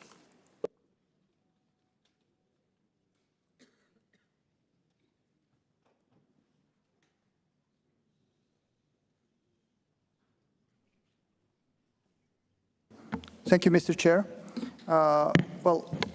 Since it's the first time that the delegation of Kazakhstan takes the floor, we join congratulations on the good beginning of your chairmanship at this session and wish you continued success. We have closely studied the document titled Nairobi Outcome on Heritage and Authenticity. While its focus on was on the particularities of the authenticity concept and practice in the African context, we come to conclusion that its key provisions are relevant for other parts of the world, including in some aspects my own region of Central Asia. Therefore, we fully endorse the Nairobi Outcome document and believe it deserves full recognition by the mechanisms of the 1972 Convention, including the General Assembly of the State Parties and this committee. We also think that the World Heritage Center could consider presenting this document at the closest regular global assemblies or meetings of the advisory bodies of our convention, including, as is known, the ICOMOS, the IUCN, and the ICROM. I thank you for your attention. Thank you so much. I give the floor to the esteemed delegate of Vietnam. We have the floor.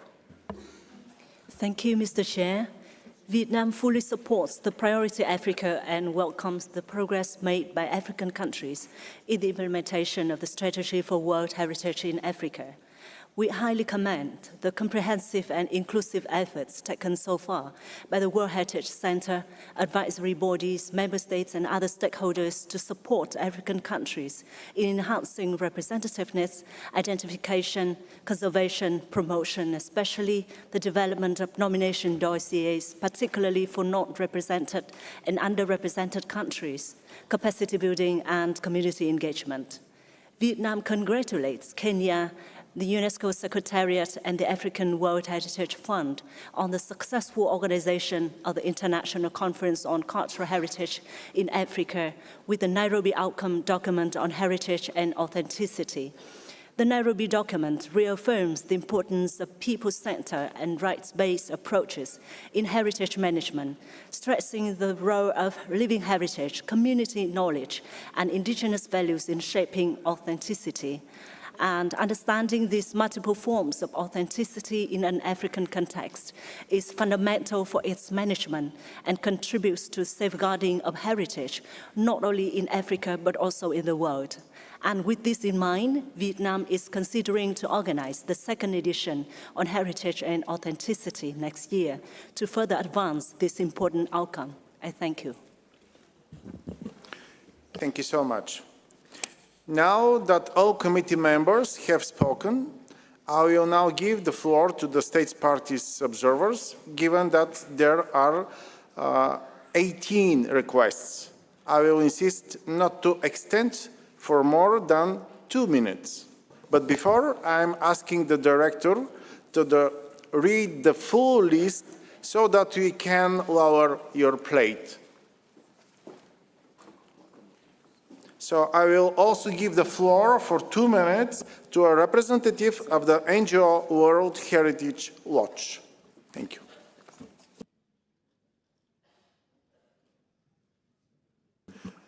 I give the floor to the St. Vincent and Grenadines. Thank you, Mr. Chair. We commend the Secretariat, the African World Heritage Fund, and all partners for the tangible and the inspiring work done for Africa. The strategy is clearly delivering on its promises, and the achievements so far deserve recognition.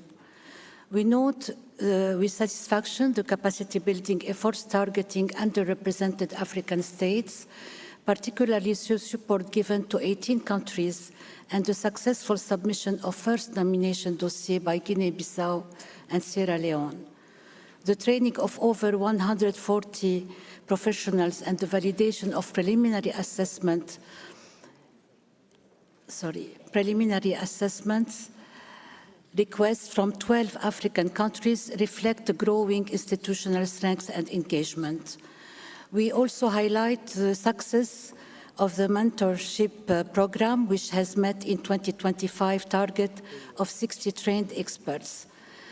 We also recognize the work done on the community level, especially the initiatives led by women and youth in Senegal, Tanzania, and Cameroon. Nevertheless, challenges remain. The report points to gaps in coordination and monitoring mechanisms at the national levels, and the reliance of external funding threatens long-term sustainability. We call for stronger regional institutions, enhanced academic networks, and better communication strategy to ensure that no country is left behind. Finally, we welcome the Nairobi outcome document on heritage and authenticity, and I would like to ask the Secretariat why the Nairobi outcome document is not attached to this main document on Africa. Thank you. Thank you so much. Now I give the floor to the esteemed delegate of Mauritius for 2 minutes. Next will be Czechia. Thank you. Thank you, Chair. This is the first time my state party is taking the floor. Allow me to congratulate you on your leadership of this 47th session of the World Heritage Committee. Mauritius thanks the World Heritage Center for its continued efforts and welcomes the progress made in the implementation of the strategy for World Heritage in Africa. We take note of the outcomes of the recent conference on authenticity hosted by Kenya, which contributes meaningfully to the reflection on heritage management in our region. Mr. Chairperson, Mauritius is pleased to have actively contributed to the implementation of the strategy through targeted activities, including initiatives for conservation, community engagement, and capacity building, while we wish to dwell further on harnessing digital technologies. As a country from the African continent and a small island development state, we consider digital innovation as a crucial enabler to address challenges such as disaster risk preparedness and to promote digital entrepreneurship linked to heritage preservation. We reaffirm our support for the strategy and look forward to strengthen collaboration in ensuring that small islands of Africa, rich and diverse heritage, is protected and sustained. Mauritius looks forward to continuing its active engagement in initiatives led by the World Heritage Center, particularly those aimed at supporting the implementation of the strategy's key outputs in SIDS. Thank you, Chair. Thank you so much. Now I give the floor to the esteemed delegate of Czechia. Next will be Sierra Leone. Czechia, you have the floor. Merci, Monsieur le Président. La Tchéquie remercie le Centre du patrimoine mondial pour son rapport sur la mise en œuvre de la stratégie pour l'Afrique. Nous saluons les résultats concrets obtenus en matière de renforcement des capacités, de mentorat, d'augmentation de la représentativité des sites africains, et de coopération avec les universités et les communautés, y compris les femmes, les jeunes et les peuples autochtones, que les orateurs précédents ont décrits plus en détail. Nous adressons nos félicitations au gouvernement du Kenya et à l'UNESCO pour l'organisation réussie de la conférence internationale sur le patrimoine culturel en Afrique et pour l'élaboration du document de Nairobi sur le patrimoine et l'authenticité. Cette nouvelle approche de la compréhension de l'authenticité dans le contexte africain, qui met notamment l'accent sur la spiritualité, la mémoire, les traditions orales, les systèmes de croyances et de savoir, ainsi que sur la continuité des valeurs portées par les communautés, soulève des questions intéressantes et pourrait avoir des implications significatives. Nous serions intéressés d'en apprendre davantage sur la manière dont ce concept pourrait être reflété dans les outils de la Convention et les processus d'évaluation à venir, et saluons l'intention du comité de demander au secrétariat un rapport plus détaillé sur les résultats de la conférence lors de sa prochaine session. Merci pour votre attention. Thank you so much. I give the floor to the esteemed delegate of Sierra Leone. Next will be Morocco.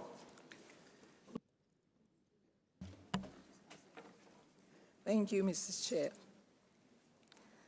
As Sierra Leone takes the floor for the first time, we wish to extend warm greetings to you and congratulate you on your election as chair of the 47th session of the World Heritage Committee. We also wish to acknowledge the presence of the Assistant Director General for Culture and the Director of the World Heritage Center, whose continued leadership and dedication to Africa's heritage have been instrumental in guiding the implementation of the strategy. Your Excellencies, colleagues, ladies and gentlemen, the strategy for the World Heritage in Africa, as presented in the report, demonstrates encouraging progress, not only in terms of capacity building and awareness raising, but also in supporting states parties towards their first size nominations and inscriptions. Sierra Leone commends this work. In our case, the nomination of our Gola TY complex exemplifies how targeted assistance through coordinated actions by the World Heritage Center, the African World Heritage Fund, and advisory bodies such as IUCN and individual states can concretely support countries historically underrepresented on the list. The strategy support for the development of nomination dossiers and the training of national experts has indeed directly strengthened Sierra Leone's capacity to engage meaningfully with the convention. As we look toward the full implementation of the strategy, some key questions arise. How can coordination among stakeholders be further strengthened? What mechanisms would allow for more continuous long-term support beyond nomination cycles? How can we ensure that the growing pool of trained professionals translates into national-level policy and institutional developments? These are questions that merit open reflection as we move into the next phase. Sierra Leone stands ready in this regard. I thank you for your attention. Thank you so much. Okay, now I give the floor to the director to read the full list, and so you can lower your plate. So I again will insist not to extend for more than 2 minutes, please. Mr. Alondro Somo, you have the floor. Yes, thank you, Chairperson.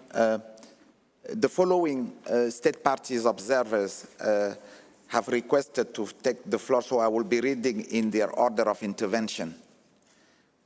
So you already indicated Morocco, then Burkina Faso, then Egypt, followed by Ghana, followed by Angola, then Botswana, followed by South Africa, then China, followed by Colombia, then France, followed by Mali, And the last state parties observer will be Saudi Arabia.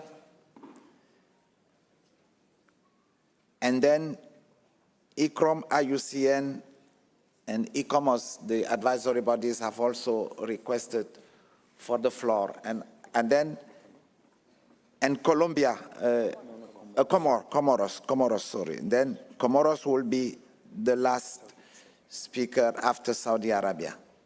So that's the full list, Chairperson. Thank you. Thank you so much. Now I give the floor to the esteemed delegate of Morocco, and next will be Burkina Faso. Thank you so much. Merci, Monsieur le Président.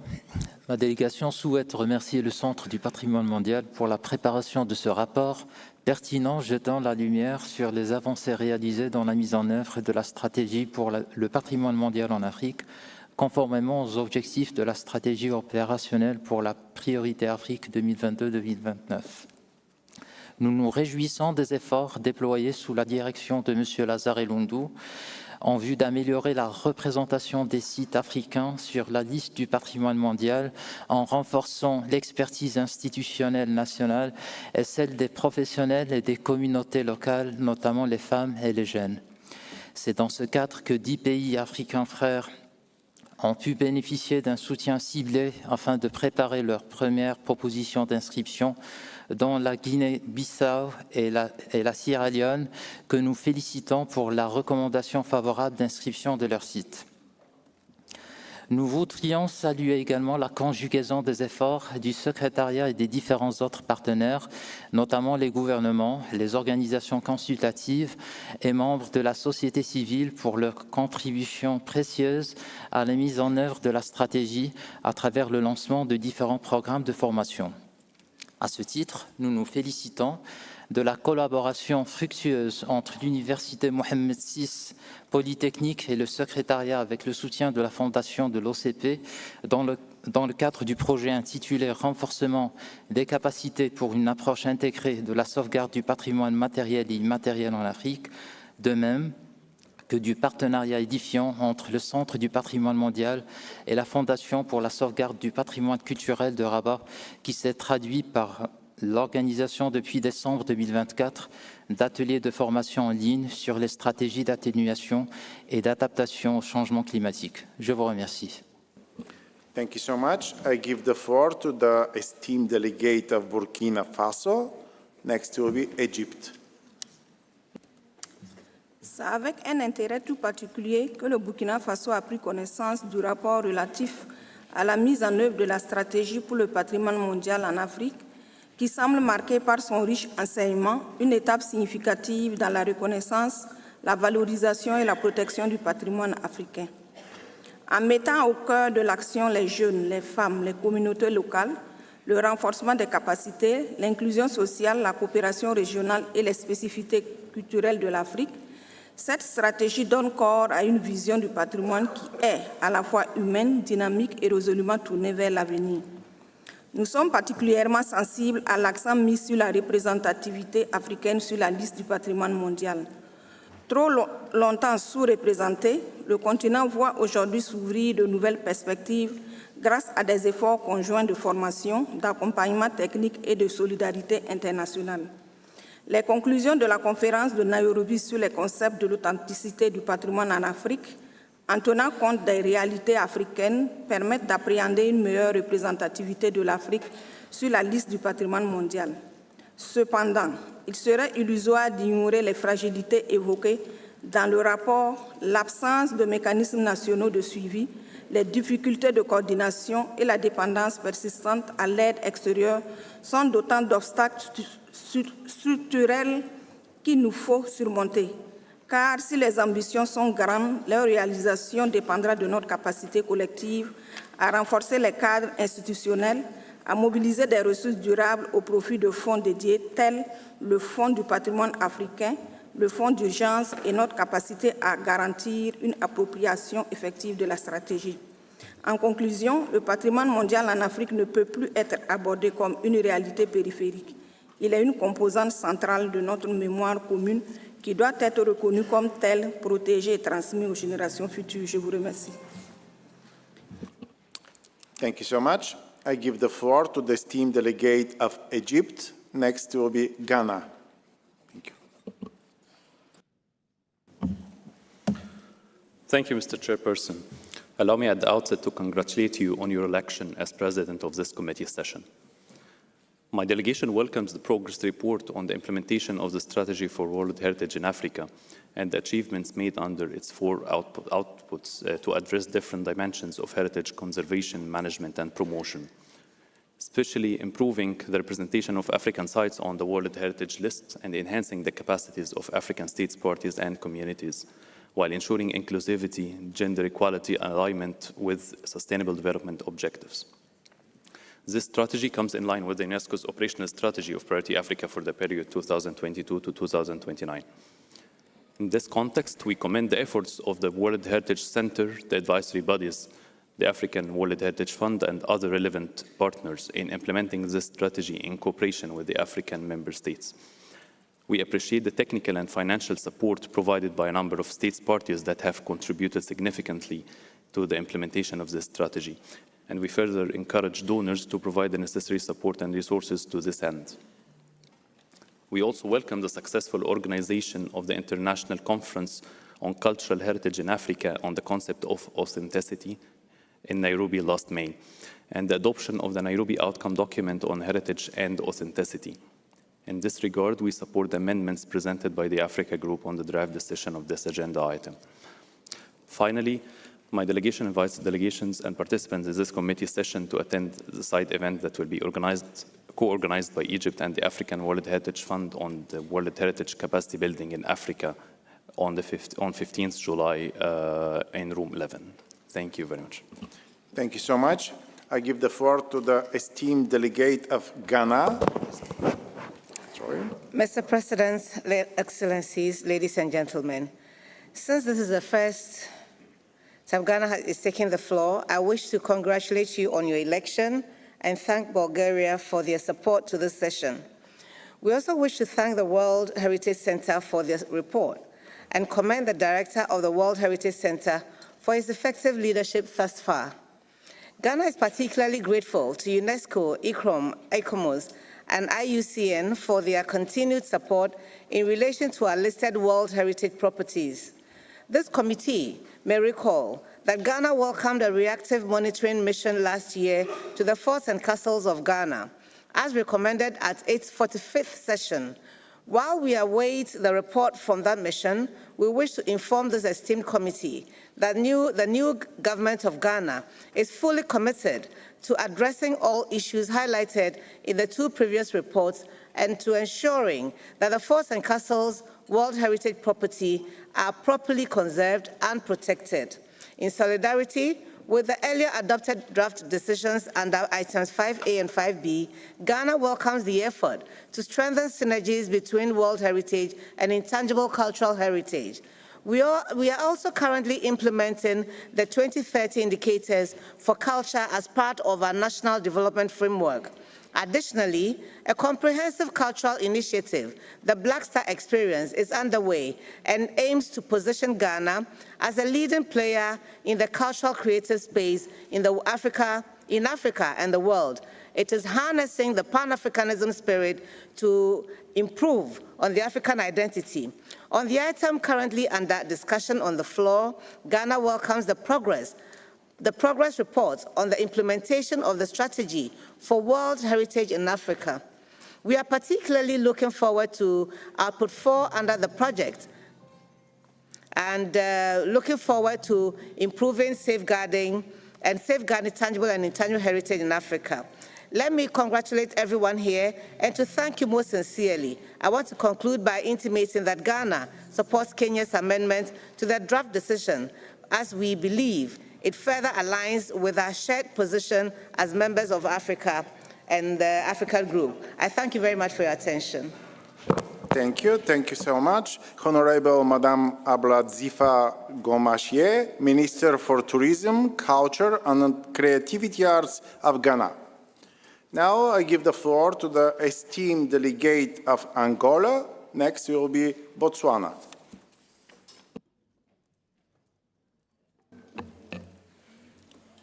Merci, Monsieur le Président. Tout d'abord, je voudrais saluer tous les délégués ici présents et vous féliciter pour votre élection et pour la façon dont vous menez cette session. La République d'Angola, dans le cadre de la mise en œuvre de la Convention de 1972 et de ses politiques publiques, réaffirme son engagement à continuer à travailler pour améliorer la gestion du site inscrit sur la liste du patrimoine mondial et à s'engager dans la préparation des dossiers des biens en vue de leurs inscriptions sur la liste du patrimoine mondial. À cette fin, l'Angola a intensifié sa coopération avec le Fonds africain du patrimoine mondial par des contributions financières régulières visant à renforcer le mandat du fonds qui consiste à fournir une assistance technique spécialisée aux États parties, en veillant à ce que les projets de renforcement de capacité pour la préparation des propositions d'inscription soient à mesure d'être approuvés par les organes de la Convention. L'Angola soutient le document de Nairobi comme une étape clé pour la mise en œuvre de la Convention du patrimoine mondial en Afrique, car il résume l'engagement collectif des parties prenantes africaines à redéfinir et à contextualiser des concepts clés du patrimoine tels que l'authenticité, l'intégrité, les valeurs universelles exceptionnelles. L'Angola a accueilli l'année dernière la 12e réunion régionale des commissions nationales africaines pour l'UNESCO, qui a abouti à l'approbation d'un plan opérationnel régional qui s'aligne sur les documents de Nairobi dans le cadre de l'agenda 2063 de l'Union africaine, l'Afrique que nous voulons et la déclaration de mondiale culte de 2022 dans le but de contribuer à la réalisation des objectifs des programmes de l'UNESCO pour la région. À cette fin, l'État angolais a soutenu toutes les initiatives mises en œuvre des fonds de patrimoine africain, de l'ICOMOS et l'IUCN et d'autres partenaires en vue d'établir une stratégie de formation des professionnels africains de patrimoine, l'objectif étant d'améliorer la représentation du continent africain au sein du patrimoine mondial. Je vous remercie. Thank you so much. I'll give the floor to the esteemed delegate of Botswana. After them, South Africa. Thank you, Mr. President. As this is the first time that we take the floor, Botswana wishes to congratulate you on your election to direct proceedings of this important gathering and has full trust that you, with your able leadership, will have a productive 47th session of this esteemed gathering. Distinguished delegates, Africa is home to an extraordinary wealth of natural and cultural heritage, yet faces challenges in identifying, protecting, and preserving these endowments. The adoption of the Strategy for World Heritage in Africa 2022 to 2029 has marked important progress in increasing Africa's representation on the World Heritage List and building heritage expertise thanks to targeted support from partners such as the World Heritage Center, African World Heritage Fund, and advisory bodies. Botswana, with only 2 World Heritage Sites inscribed, Solilo in 2001 and Okavango in 2014, continues to demonstrate its commitment to safeguarding her natural and cultural heritage. We are pleased to report that UNESCO, having prioritized enhancing Southern Africa representation on the World Heritage List, is implementing a project called Supporting Southern African Member States and Increasing the Number of Inscriptions on the World Heritage List. This initiative aims to assist the national authorities of 4 Southern African countries, Botswana included, in identifying, protecting, and nominating their cultural and natural heritage. For Botswana, the focus is on building a sustainable multidisciplinary team capable of independently preparing and managing World Heritage nominations. As part of this effort, Botswana is working to nominate Cuba Caves National Monument as its next World Heritage Site. A preliminary form was submitted to the World Heritage Center in 2014. We are pleased to report that this submission has met all preliminary technical requirements. Position Botswana to prepare a comprehensive nomination dossier and submit it in 2026. The project will help Botswana establish the necessary technical foundation for future nomination beyond 2026. Thank you. Thank you very much. Mr. President. Yes. I give the floor to the esteemed delegate of South Africa. Next will be China. Thank you so much. Thank you, Mr. Chair, for affording South Africa the floor. As an observer state party, we have been carefully listening and following the discussions, and we wish to also contribute to this important item as an affected state party. Mr. Chair, as this strategy marks 4 years of implementation, it is critical to take stock of tangible progress made thus far, what has been achieved, and most importantly, its impact.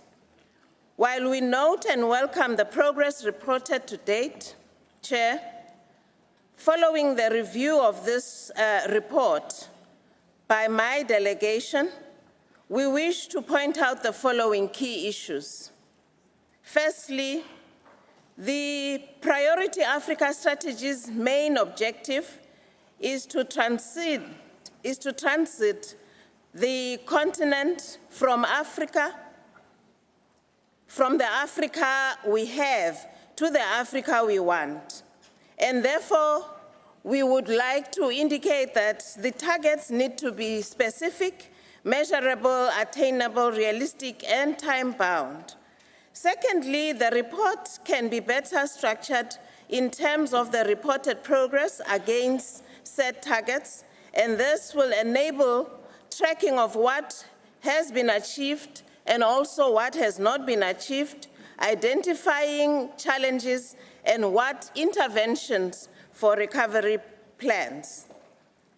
There might be a need to undertake a strategic review for this strategy to assess if 2029 is indeed realistic. South Africa notes that the implementation of the strategy is a collaborative effort that involves many stakeholders, which is the World Heritage Center, UNESCO, advisory bodies, and also the state parties. And this must be done in a collaborative manner. Therefore, South Africa urges the center to involve the African World Heritage Fund in the implementation of this strategy and ensure implementation and optimal monitoring of the strategy by UNESCO and African state parties. Lastly, South Africa welcomes the draft decision proposed for regional meeting of the focal point to be organized in early January 2026. Thank you so much. Thank you, Madam. Really. I give the floor to the esteemed delegate of China. Next will be Colombia. Thank you. China commends the World Heritage Center for its continued efforts in implementing the strategy for world heritage in Africa. To better preserve African world heritage for future generations, it is essential to empower local experts and site managers through targeted capacity building. China appreciates the discussion on authenticity held in Nairobi and welcomes the Nairobi outcome. We believe that taking the significance and possible influence of this important topic, future discussions should also involve more regions and stakeholders. China fully supports UNESCO's Global Priority Africa, particularly in the area of world heritage. In March this year, China and UNESCO jointly launched the China Funds in Trust for capacity building on world heritage in Africa with a contribution of $1 million from China. Under this framework, China will soon co-organize in Quanzhou with the Center a UNESCO Africa-China Symposium on World Heritage capacity building and cooperation, as well as a training session focused on World Heritage nomination. We hope that the Center will take effective measures to ensure the timely and successful organization of these activities. We warmly invite representatives from UNESCO and African countries to attend, and we welcome the participation of African experts and site managers. Looking ahead, China will continue to work closely with UNESCO and African partners to advance capacity building, promote collaboration, and enhance international exchange in the field of World Heritage. I thank you. Thank you so much. I give the floor to the esteemed delegate of Colombia, and next will be France. Thank you. Thank you, Mr. Chair, and allow me to congratulate you on your election. Considering the synergies between nature and culture, tangible and intangible heritage, and the central role of communities in protecting and safeguarding heritage, we are pleased to announce the organization of the International Forum on Technical Recommendations for the Repatriation and Restitution of Properties of Cultural, Geological, and Paleontological Interest. This meeting, which will be held from September 1st to 5th, 2025 in Bogotá and San Agustin, aims to generate a space for reflection and collective construction based on shared experiences. Furthermore, this forum is part of the principles of South-South cooperation, bringing together partner countries such as Cameroon, Egypt, Ghana, Kenya, and South Africa, whose experiences in conservation, safeguarding, repatriation, and cultural restitution processes will be key to nurturing this collaborative effort. At the close of the event, we hope to have a document of technical recommendations that will serve as a reference for strengthening institutional and legal capacities in our regions, and as a guide to promote actions that recognize the interdependence between memory, territory, biodiversity, and environmental justice. For Colombia, the protection and restitution of heritage is an act of historical justice, an opportunity to restore the links between peoples, their natural environments, and their knowledge, and a recognition that cultural legacy belongs, above all, to the communities that created it and keep it alive. Thank you very much. Thank you so much. I give the floor to the esteemed delegate of France, and next will be Mali. Please. Merci, Monsieur le Président. La France remercie le secrétariat et en particulier le directeur du Centre du patrimoine mondial, Monsieur Lazare Elundu Assomo, pour la qualité du rapport présenté. Nous saluons les progrès accomplis durant cette année dans les différents volets de la stratégie pour le patrimoine africain et nous félicitons que la mise en œuvre de cette stratégie soit sur la bonne voie. La France est pleinement engagée pour aider à la réalisation des différents objectifs de cette stratégie. Cet engagement se manifeste en particulier par nos contributions volontaires. Notre pays, qui est l'un des principaux contributeurs au Centre du patrimoine mondial, oriente en priorité son soutien pour le continent africain. Ce soutien financier permet notamment une aide à la rédaction des dossiers de candidature via notamment la Convention France-UNESCO qui est financée par le ministère de la Culture français. Nous avons pu apporter une assistance à la préparation du dossier d'inscription des médinas des sultanats historiques des Comores déposé en janvier 2025 et appuyons désormais les démarches du Togo pour inscrire les sites de la métallurgie ancienne du fer à Bassar. Ce soutien permet également une aide à la conservation des sites qui sont déjà inscrits. C'est par exemple le cas pour le site des églises de Lalibela en Éthiopie, où les experts reconnaissent la plus-value de la coopération internationale entre l'Éthiopie et la France. Elle permet un renforcement des capacités des professionnels africains du patrimoine naturel et culturel via le programme de mentorat de l'UNESCO qui est développé depuis 2020. L'organisation, enfin, de réunions comme la Conférence internationale sur le patrimoine culturel en Afrique, un dialogue global sur le concept d'authenticité qui a été un véritable succès à Nairobi. Et nous tenons ici à remercier et féliciter chaleureusement le Kenya pour cette réussite. Enfin, la France encourage les gestionnaires de sites français inscrits à collaborer avec les professionnels africains dans une dynamique de partage et de bonnes pratiques. Je vous remercie. Thank you so much. I give the floor to the esteemed delegate of Mali, and next will be Saudi Arabia. Monsieur le Président, nous remercions le secrétariat pour cette présentation sur la mise en œuvre de la stratégie pour le patrimoine mondial en Afrique. Saisissons cette occasion pour réitérer nos félicitations au gouvernement du Kenya pour le succès de la conférence internationale sur le patrimoine en Afrique, un dialogue sur le concept d'authenticité. Nous réjouissons des résultats de cette conférence et espérons que les recommandations y contenues ouvriront la voie à des réformes substantielles permettant de mieux prendre en compte le point de vue africain concernant l'applicabilité du critère d'authenticité pour le riche patrimoine du continent. Nous saluons également les précieuses contributions apportées dans le cadre du projet renforcement des capacités pour une approche intégrée de la sauvegarde du patrimoine matériel et immatériel en Afrique. En effet, ces initiatives permettent de consolider les compétences de nombreux professionnels africains et posent les bases d'une coopération renforcée. Nous accueillons avec satisfaction les soutiens ciblés qui ont permis, dans un premier temps, à 10 partis africains de préparer leurs premières propositions d'inscription.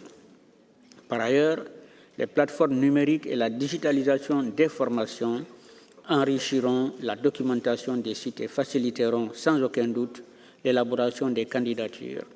Nous encourageons donc l'intensification du développement et du partage de ces outils afin de renforcer l'efficacité et la rapidité de nos démarches communes. Monsieur le Président, le Mali est l'un des 12 États africains ayant vu sa demande d'évaluation préliminaire validée pour examen. Cela témoigne de l'impact positif d'une approche intégrée. C'est pourquoi nous sommes d'avis qu'il convient d'unir nos efforts autour des axes relatifs à l'évaluation préliminaire afin que la liste du patrimoine mondial reflète définitivement la richesse et la diversité du patrimoine africain. Enfin, nous réitérons nos remerciements au Centre du patrimoine mondial, au Fonds pour le patrimoine mondial africain, ainsi qu'à l'ensemble des donateurs pour leurs efforts en faveur d'une meilleure promotion, protection et préservation du patrimoine culturel en Afrique. Je vous remercie. Thank you so much. I give the floor to the esteemed delegate of Saudi Arabia, and the last will be Comoros. Thank you. Thank you very much, Mr. Chair, and allow me to congratulate you on your election as a chairperson of the committee, and we wish you all the best in conducting the work of the session. Excellencies, distinguished delegates, we would like to thank the Secretariat for their comprehensive report, and Saudi Arabia is steadfast in its commitment to supporting the World Heritage Center and the effective implementation of the 1972 World Heritage Convention. Practically, through the Saudi Fund and Trust for Culture and Heritage, we take great pride in funding various projects, one of which is the Framework Project, creating a sustainable heritage ecosystem for socio-economic development in Africa. In the face of rapid urbanization, escalating climate risks, and growing inequalities, it is crucial to harness our heritage as a powerful driver for sustainable socio-economic transformation. This project leverages technologies and creative industries to protect and promote heritage through capacity building for nominations, training African experts in advanced conservation techniques, and fostering innovations for socio-economic transformation. Our collaboration with the World Heritage Center alongside member states has also played a vital role in supporting Guinea-Bissau and the Comoros in the preparation of their first nomination forms for inscription on the World Heritage List. In addition, we would like to thank the government of Kenya for hosting the International Conference on Heritage on Africa, a dialogue on the concept of authenticity. The outcomes of the conference shed the light on the need for a better understanding of diverse heritage values and typologies. In conclusion, we extend our sincere gratitude to all partners who support the World Heritage Center in protecting Africa's natural and cultural heritage. Their continued contributions are deeply valued in advancing our shared objectives for heritage protection and sustainable development across the continent. I thank you. Thank you so much. I give the floor to the esteemed delegate of Comoros. Please. Merci beaucoup, Monsieur le Président. Les Comores vous félicitent et saluent votre leadership durant cette 47e session du Comité du patrimoine mondial. Les îles de la Lune tiennent particulièrement à remercier le directeur du patrimoine mondial, Monsieur mon frère Lazare Elundou, et son équipe qui font un travail remarquable et louable.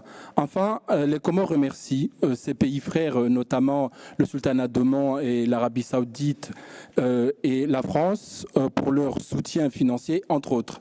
Monsieur le Président, Monsieur le Directeur, il a été dit et vu il y a si peu que les Comores ont pu déposer leur premier bien au titre du patrimoine de l'humanité pour 2026. Ce pas historique est le fruit de programmes bien ciblés par l'UNESCO. En tant que pays du continent africain et pays des petits États insulaires en développement, les Comores encouragent ce type de programme visant une liste représentative équilibrée. Enfin, mon pays soutient tout naturellement le programme du Projet Afrique, les actions du Fonds du patrimoine africain et toutes les initiatives orientées à l'endroit des petits États insulaires en développement. Je vous remercie beaucoup. Thank you so much. I give the floor to the representative the ICROM, IUCN, and ICOMOS. ICROM, we have the floor. Thank you, Mr. Chair. ICROM wholeheartedly supports the strategy for World Heritage in Africa and stands ready to support the capacity-building activities being implemented by the World Heritage Center, the African World Heritage Fund, and together with all our sister advisory bodies. We are very much engaged with the Africa unit of the World Heritage Center to coordinate and align our activities together to ensure impactful results on the ground and reaching the widest possible audience with our limited resources available. ICROM, through its dedicated programs such as the World Heritage Leadership, Youth Heritage Africa, and First Aid and Resilience for Cultural Heritage in Times of Crisis, have been actively engaged with supporting the implementation of the disaster risk management impact assessment courses together with UNESCO, and in supporting the workshop implemented for the removal of properties included on the World Heritage List in danger. ICROM is also in the process of implementing the mentoring program called World Heritage in Africa, Processes and Strategies, that specifically focuses on building capacities for effective management and conducting impact assessments that supports not only in already inscribed sites, but also those sites that are preparing for their potential nominations, that is generally supported by the government of Italy. ICROM also takes the opportunity to thank the State Party of Kenya for organizing and facilitating the important discussions regarding the topic of authenticity from an African perspective by hosting the Nairobi conference that we have been part of, and supports the outcomes derived from the discussions. Thank you very much. Thank you so much. I give the floor to the representative of IUCN, please. Thank you very much, Mr. Chair. IUCN has been actively supporting state parties through actions aimed at building capacities, improving site management, and empowering local communities in and around World Heritage properties in Africa. We particularly recognize the African World Heritage Fund, as well as UNESCO, as key partners in our effort. In May 2025, IUCN joined the International Conference on Cultural Heritage in Africa. We welcome the adoption of the Nairobi Outcome on Heritage and Authenticity as an important contribution to the convention work. We are fully committed to acting on its recommendations.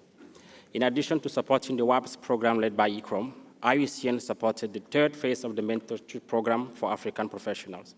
We also co-organized a Heritage Impact Assessment workshop in Malawi, benefiting 32 participants from 5 key transboundary and iconic World Heritage properties in Southern Africa. IUCN contributed to the development and implementation of DSOCA for numerous properties.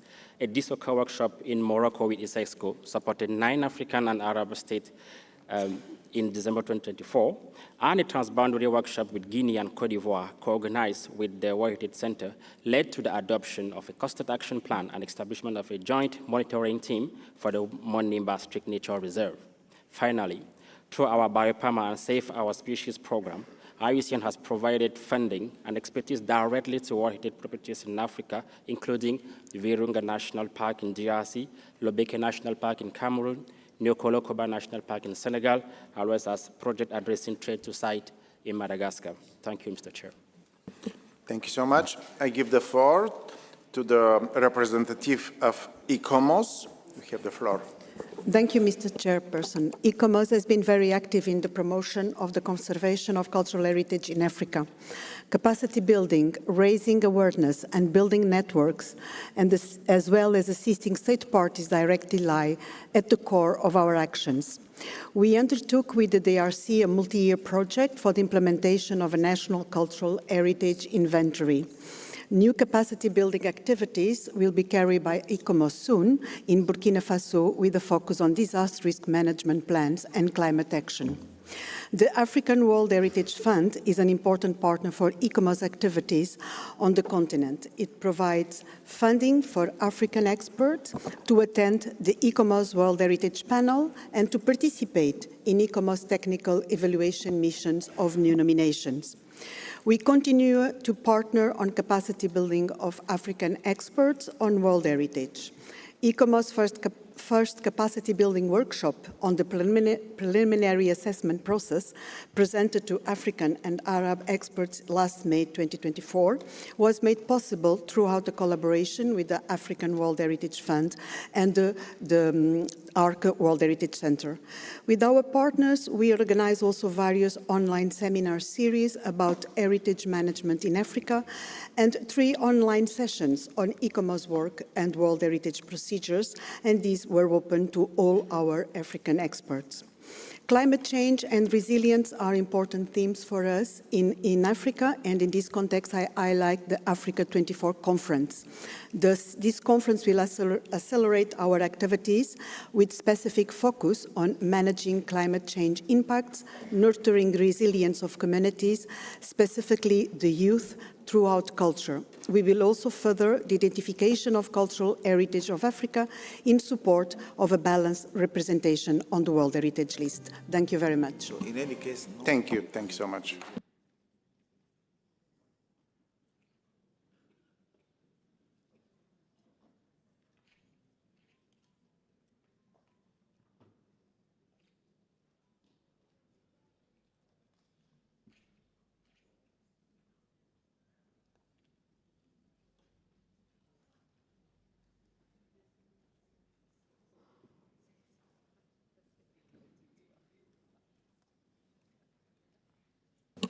Now I give the floor the representative of the NGO World Heritage Watch.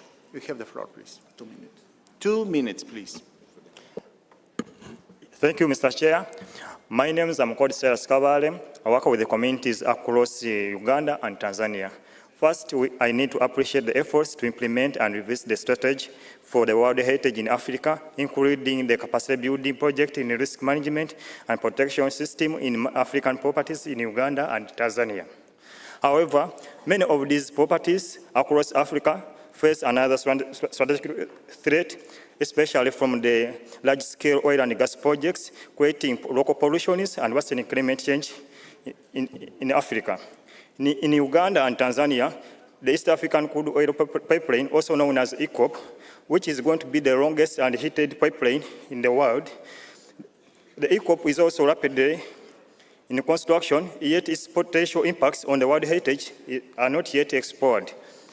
Already, the project has displaced at least 13,000 local people within Uganda and Tanzania, causing biodiversity loss, environmental destruction within the communities. The oil projects will affect the Ngorongoro conservation area in Tanzania, which is on the list for this week, where the eco project are not directly crossing the World Heritage Properties boundary. Both the pipeline routes and the Ngorongoro lies within the Tanzania's internal drainage basin. Just this one drainage basin will be crossed by 235 kilometers of the pipeline, passing as close as 100 kilometers to the Lake AC within Tanzania.